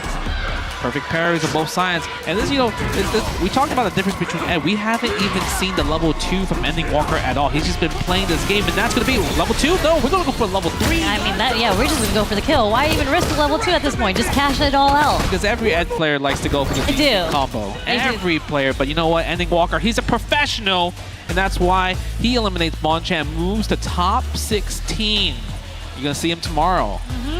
I'm honestly surprised by how many drive rushes that Bonchan tried to do in the neutral. I really think he tried to guess. Yeah, it is a guess, but so I just feel like, I don't know, you don't want to be in a guessing situation, right? The way that I've seen the other Akumas have approached it is where you whiff a flicker or something. But, you know, Ending Walker really didn't do too much poking, like counter-poking in the neutral. He got a lot of damage off blocking something that Bonchan did and then deciding to poke right after that. Yeah, the reactions and everything. And let's check out the replay. Let's check how many times Bonchan got just snatched up by Ending Walker right here. He got snatched multiple times. Look at that. There you go. That's the first clip. Yeah. The first clip we get was a snatcher. Off the drive rush. Off of that. I truly think that Bonchan maybe thought he was just holding the up one, but it's just kind of like, it's just so risky. See, I felt like that's the sequence you should do more. OD fireball, drive rush behind it, into the forward heavy kick, and get something off of it. Even though it is expensive, it's kind of like, almost 3 bars right there. But the thing is, you mentioned earlier in the beginning, Ed controls this space right here. This is where Akuma likes to play, and Ed's like, well, I'm a big fan of that place too. Yeah, and I'm surprised, you know, we see the demon flips. It actually worked out really well for Bonchan, so I'm surprised we didn't see more of that. Yeah, okay, spending level 3, that was a little scramble situation that could have been literally Bonchan's, you know, just way to get the first game right there. Ooh, the check, Ending Walker with the reactions are just so good. I just like kind of seeing, because I think, remember when Ed first came out, a lot of people were kind of like turned off against Ed. They're like, oh, you know, he doesn't seem to be good. But now people are saying, number 1? Yeah. Number 2? He just shot up the ranks, and this skyrocketed. That's just kind of how it is for new characters, right? When people play the new characters, such as Terry, they're just like, you know what, he's like a good character, but he's not the best. But when you put these characters in specialist hands, and people that want to lab these characters out, you start figuring out the meta of these characters and what range they want to play, what sequences they want to do, and then you're like, wait a second, this character is actually pretty cheap. I know, it's a beautiful thing to see, and then I just give big shout outs to FGC for just kind of like anytime. You got some geniuses in the community. Anytime the new character comes out, you know how the server goes offline, but you could download the character. You already know the hashtags are going to be like, oh, I'm gonna learn how to play this character real fast because all the scientists out there, they're gonna do it for me, right? And speaking of 2 more players coming up on the stage, Hot Dog 29 and Bison. You know, he's been playing Bisons since Street Fighter V. This is his character. He's been waiting for this character, and we have Koji Cog with that Lily. It's not T-Hawk, but it's kind of another version of T-Hawk, right? Yeah. So I love the fact that they both kind of have the characters that they're known for, and they're representing that in Street Fighter 6. Yeah, and it's really cool to see. I mean, like, this is Hot Dog's character. Like, he is an M. Bison player, but just to see representation, just to see a Lily make it this far, you know. It's rare. It's rare. For sure. It's rare. Obviously, when we think about Lily, right? Obviously, when we're thinking about Lily, we're thinking about like El Chicote, we're thinking about Hibiki the Beast. But the fact that Koji Cog just, you know, he said, hey man, I got top 8 the last World Warrior Japan. Maybe I can go to the Super Premiere. Why not?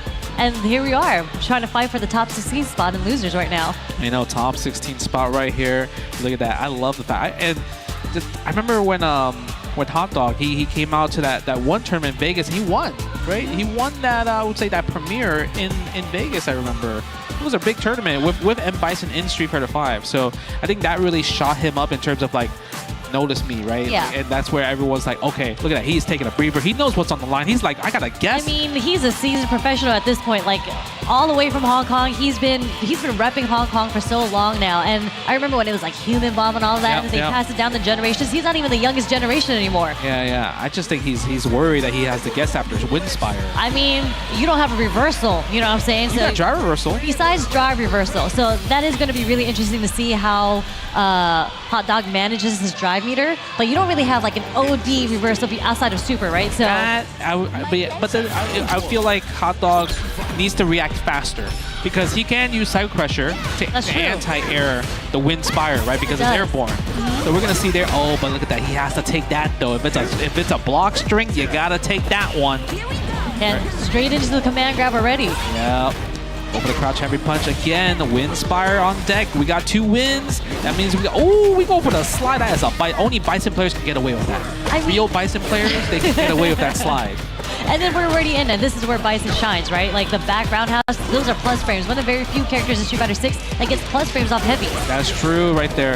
And then the thing is, love the empty jump throw. Heavy punch version of the Mexican Typhoon right here. Nice. Drive reversal. And the drive reversal right there. Good recognition with the drive rush. Again, that was a bait because if he did drive impact, Koji Cog would have reacted with his drive impact right here. Oh no, he could have caught a confirm right there, but went for it. Spend the level. Okay, spends the drive reversal because he's going to be -2 Oni here. Plus frames. Is this chip enough for chip? Yep. Yes, it is. He definitely could have done super there, though. Yep, he had to have mashed that super in order to get out of that situation. That was the only option he had there. And Koji Cog kind of a little bit greedy because he definitely could have canceled to level 1. Oh, okay, yes. Right, cancel level 1 just like that for the combo. And we're going to get that little combo right there. And we might get another win here. Yes, we are. But the Olympic dash right there, that is so good for M. Bison. So fast. And it was a counter hit off the sweep. Okay. Yep. That means Koji Cog was pressing something there. Yeah, or maybe just holding a little bit too long. Good confirm. Spend another level 1 right here. Good damage. That level 1 is amazing damage right there. There's drive reversal, but this scary. is expensive. Yeah, because they're both in the orange out. Perfect parry. Okay, we're gonna get the heavy bomb going. Yeah, heavy punch. Oh, he takes the hit.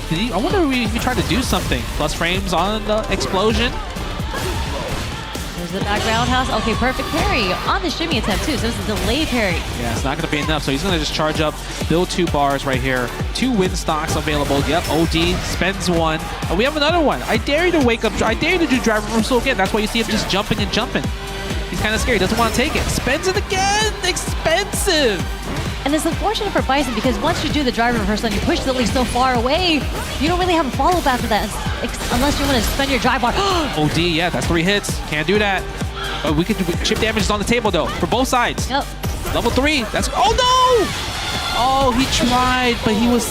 I think he could. The cancel window was completely on there. It was a little too far, so he could, as you mentioned, he couldn't get the cancel window into the level 3, and unfortunately, that is a fat punish. Yeah, that was so unfortunate. He had the right idea, but it was just kind of like the side crusher just wasn't there. Yeah, it was just a little too far. Unfortunately, right read. Yeah, Koji Cog. I mean, he's down for gambling. This is what he's known for. He loves to gamble with the Mexican Typhoon. Goes for the 50. This is a perfect character for him. Even though T-Hawk's not here, this is the spirit of T-Hawk. Yeah, and it's funny with command grab characters, a lot of people don't like doing command grabs early. They kind of like being safe, doing a whole bunch of buttons, but Koji Cog has no fear. That was another command grab. Oh man, you saw how it is on 1 last weekend. That's true. That's true. A lot of command throws are happening. You got to believe in yourself. Don't be afraid. Uh-oh, we got M. Bison. Wow. What an interruption. Spending that 4-frame button and Koji Cog going to match point here. Oh my god, Lily, top 16? Hello? You might see a Lily in top 16 over a Bison also. Oh, coming in, stand me kick. That is the check button. There we go. Yep, like the Psycho Mind. What's the mix? This time we went for low. Explosion, do another Psycho Mind. Put it back on you. We're gonna dodge all this. Ooh. Oh, okay. That was nice, and I'm actually very surprised he spent level 1 right here because it's like that means you believe that you're gonna win this round. Oh, he said. He said you ain't winning this round. Walk up overhead. No, that was a punish. That was a godlike punish, actually. Clip that, please, Capcom Fighter. Show me that. Oh, the command throw whipped because he took the hit. It was too many plus frames. And we're gonna take these plus frames too. Okay, nice jump. Air to air. It's a Bison player. Yep. Always ready with the air-to-air with the medium punches. Yep. Again. We're just going to keep on stealing these plus frames as long as you have this bomb on you. I know, look at this. Plus frame again. Bison also has a throw loop in the corner right here. No air-to-air this time. No hell attack. It was a little late, but just with the drive rush into the command grab. Yeah, well, didn't do too much damage, but that was light punch. If it was heavy punch, it would have done way more. Yeah, it was a little bit because he tried to parry and he got punish counter, but... Okay. Oh, nice walk back with the low forward. Actually does catch her. Ties it up 1-1.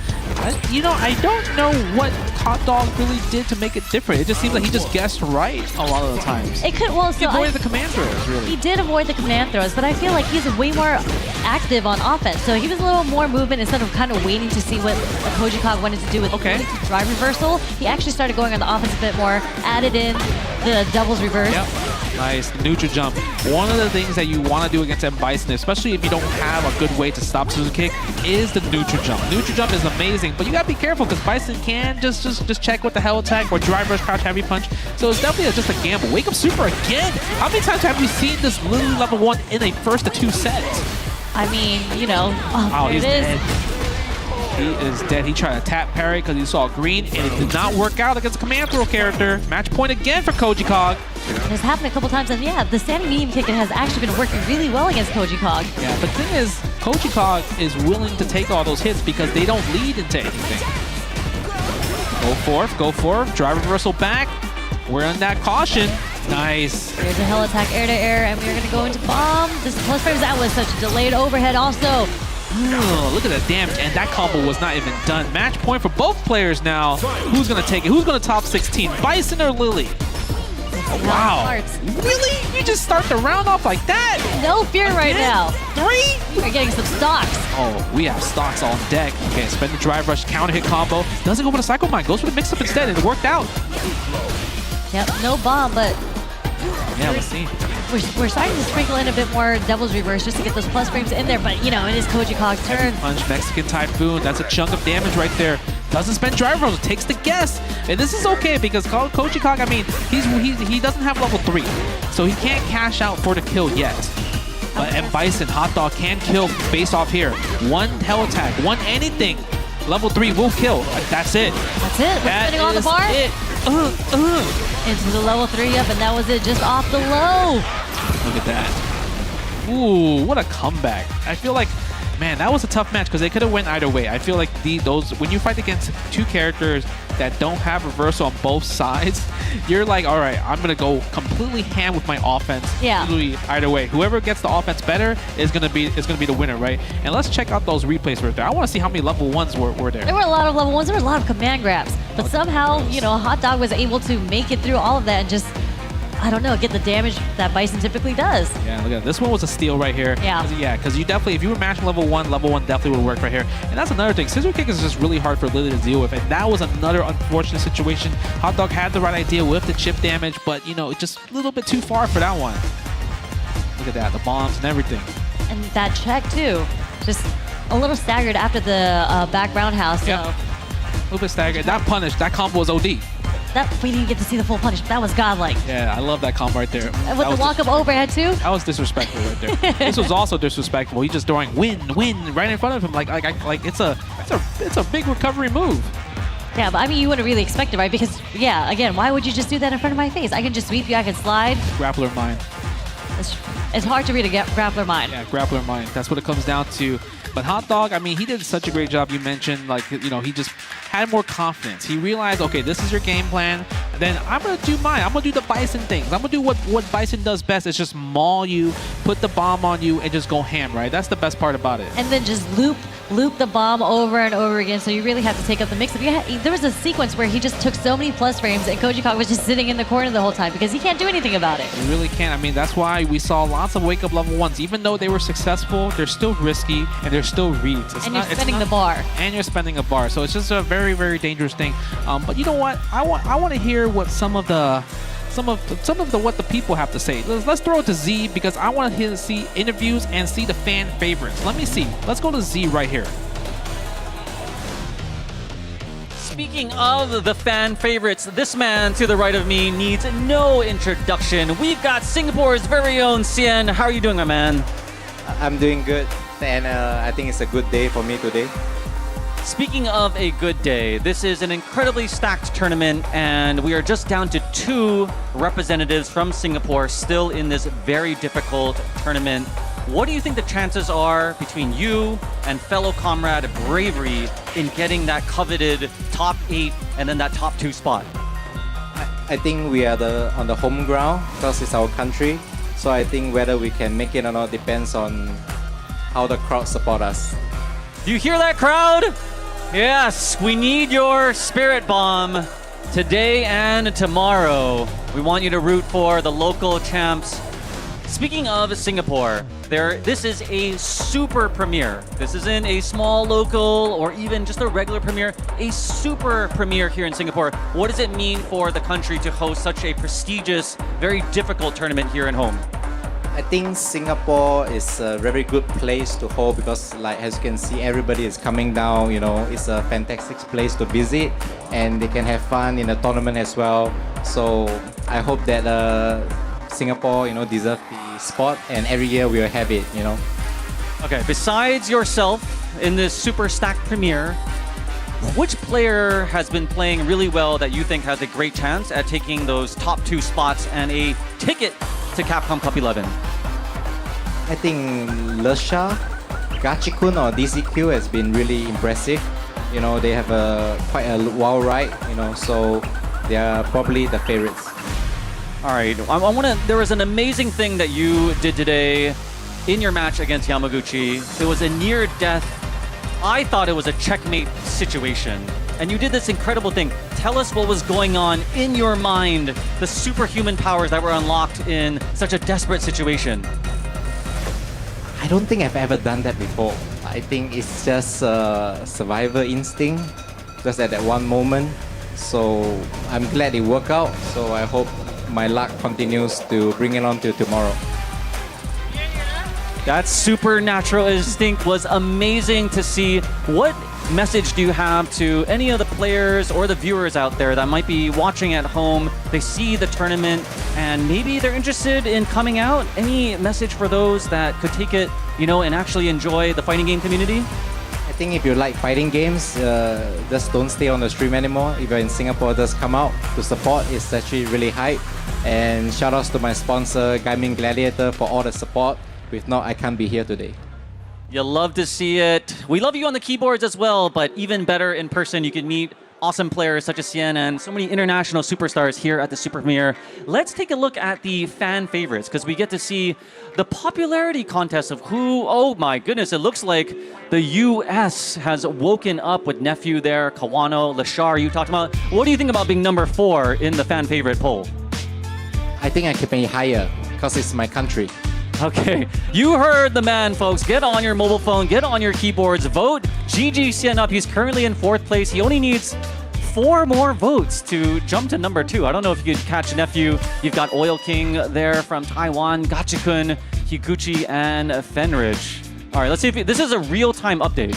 This is democracy working. Okay, whoa! This is the power of an influencer. Do you think you can catch up to Nephew? He has a 50-point lead on you. If you keep this stream going, I think it can go to 100. Because Singapore has a lot of very nice people, and I'm pretty sure they will give me a vote. Okay, and I think you can vote more than once. Oh my goodness, it looks like the US... Okay, never mind. There is only 1 vote for 1 person, so we need unique counts. It looks like a tug of war between the US and Singapore we got here. Climbing up there. Wait, you can... Oh my goodness. Come on. Spirit Bomb, get it up there. Cien, what will you do? Okay, we will check in a bit. It looks like you had a really strong momentum. We just saw Justin and Sherry there. I'm sure they're voting Nephew up. So we got to get the Singaporeans because, of course, the U.S. contingent is voting. Good luck to you, sir, at the rest of the tournament. We are looking forward to more matches tomorrow.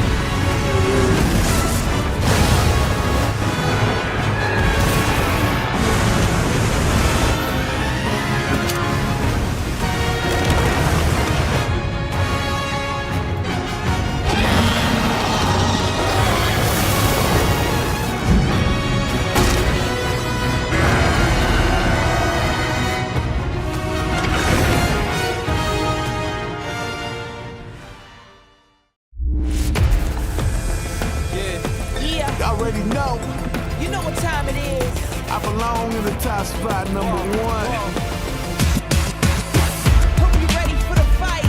Reign supreme. Put 'em up, let's go.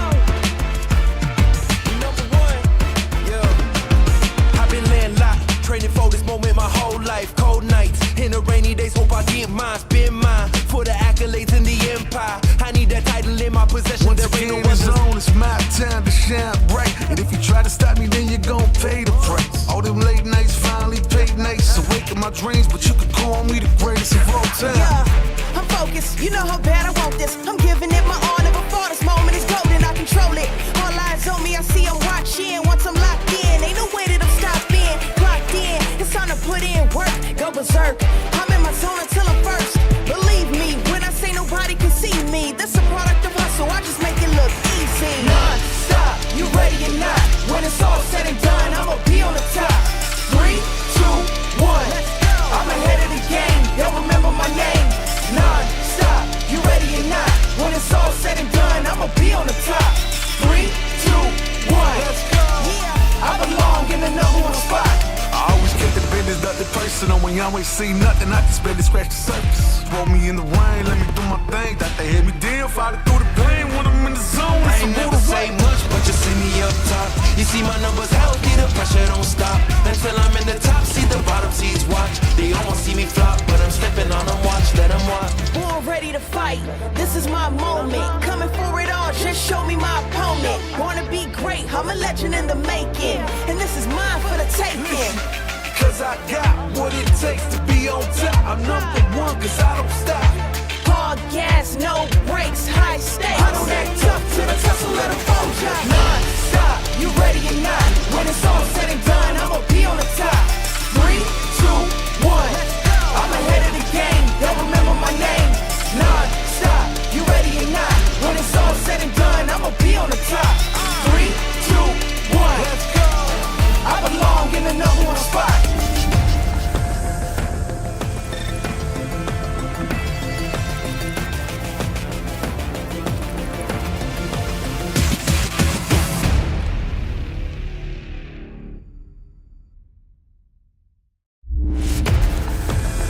Yeah, Y'all already know.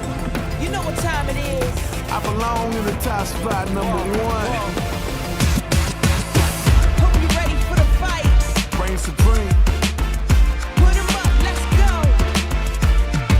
Number one, yeah. I've been laying locked, training for this moment my whole life. Cold nights, in the rainy days, hope I get mine. Spin mine for the accolades in the empire. I need that title in my possession. Once There ain't again, no it's others. on, it's my time to shine bright. And if you try to stop me, then you're gon' pay the price. All them late nights finally paid nights. Awake in my dreams, but you could call me the greatest of all time. Yeah, I'm focused. You know how bad I want this. I'm giving it my all. Never before this moment is golden. I control it.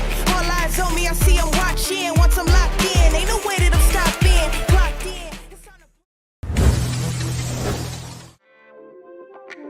And the super premiere has drawn to an end in day 2. It wouldn't be a super premiere if it wasn't a super stacked, super broken level of difficulty here in the Singapore premiere.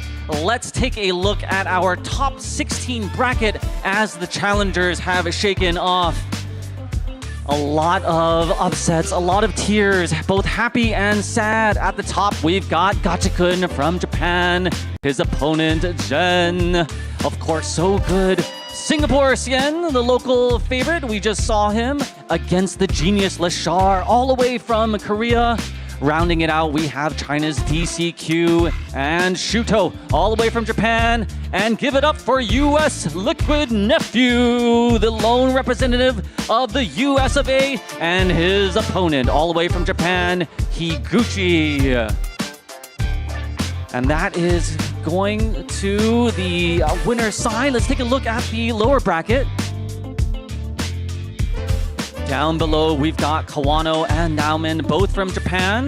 Then from Taiwan to Hong Kong, Oil King and Chris Wong, two very good friends and good rivals. From the UK, representative Ending Walker against Hong Kong's Hot Dog 29.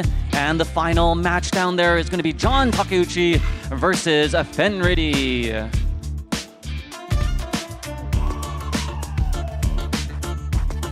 super deep tournament, still a lot of action. There's still tickets to get here. There's some seats, although it is getting pretty crowded. There's also a lot of opportunities to still vote for your fan favorites after seeing that bracket. Who do you think and who do you want to win? We still got Nephew. Xian was unable by 5 votes to catch up to the popular champ all the way from the US. We got Kawano and Lashar there still holding it down with Oil King, Gachikun, and Higuchi. Ending Walker, okay, making an appearance down there from the UK. But man, all we need is 5 more votes. This is a dynamic leaderboard, so if we could get that in real time, we can refresh that. Oh my goodness, it's going. Come on, the Spirit Bomb. It looks like they're going neck to neck. Oh, I really, okay, come on. We will take you out to Chicken Rice. If you could just get #1 and subsidize the hungry folks. There we go! Nephew activating his awesome community to stave off Xian's. And we've got a horse race. It is neck to neck, 131. Literally a tie. Oh my goodness, what time is it in the US? It looks like they're just waking up and their alarm clocks and getting their votes in. Oh my goodness, this is too much for me. We're gonna be checking in tomorrow to see if those results change. It is a literal dead tie. Of course, this voting duel is an awesome opportunity to then talk about Street Fighter Duel, a mobile game that was released last year. If you haven't heard about it, it is an RPG based on the Ultra Street Fighter 4 series, featuring more than 40 familiar characters such as Ryu, Akuma, Chun-Li, Cammy, and Guile. It's a game that immerses fans in a unique way to enjoy the thrill of fighting that only mobile games can provide. Head over to your app and download the game and play right now. Of course, this isn't the only tournament. We've got the World Warriors Series for regional players to participate. The next one is on October 27th. The 5th one, sign up at bit.ly/WWSFX@C for Southeast Asia. And that's going to culminate into the finals here at Versus Masters. Offline finals. We love offline tournaments just like this one at the Razor C headquarters. That's going to be on November 24th, live on youtube.com at Versus Vortex. Excited of that one. If you haven't gotten more Street Fighter action throughout the year. And this was a day 2. Super exhausting after watching such thrilling matches. We are not done. We need to check on that voting results. Still a lot of time to get in. Go watch the replay if you haven't seen the thrilling matches that we saw today. Get some rest. So much more action on day 3 of the finals. We'll see you tomorrow. Good night, everyone.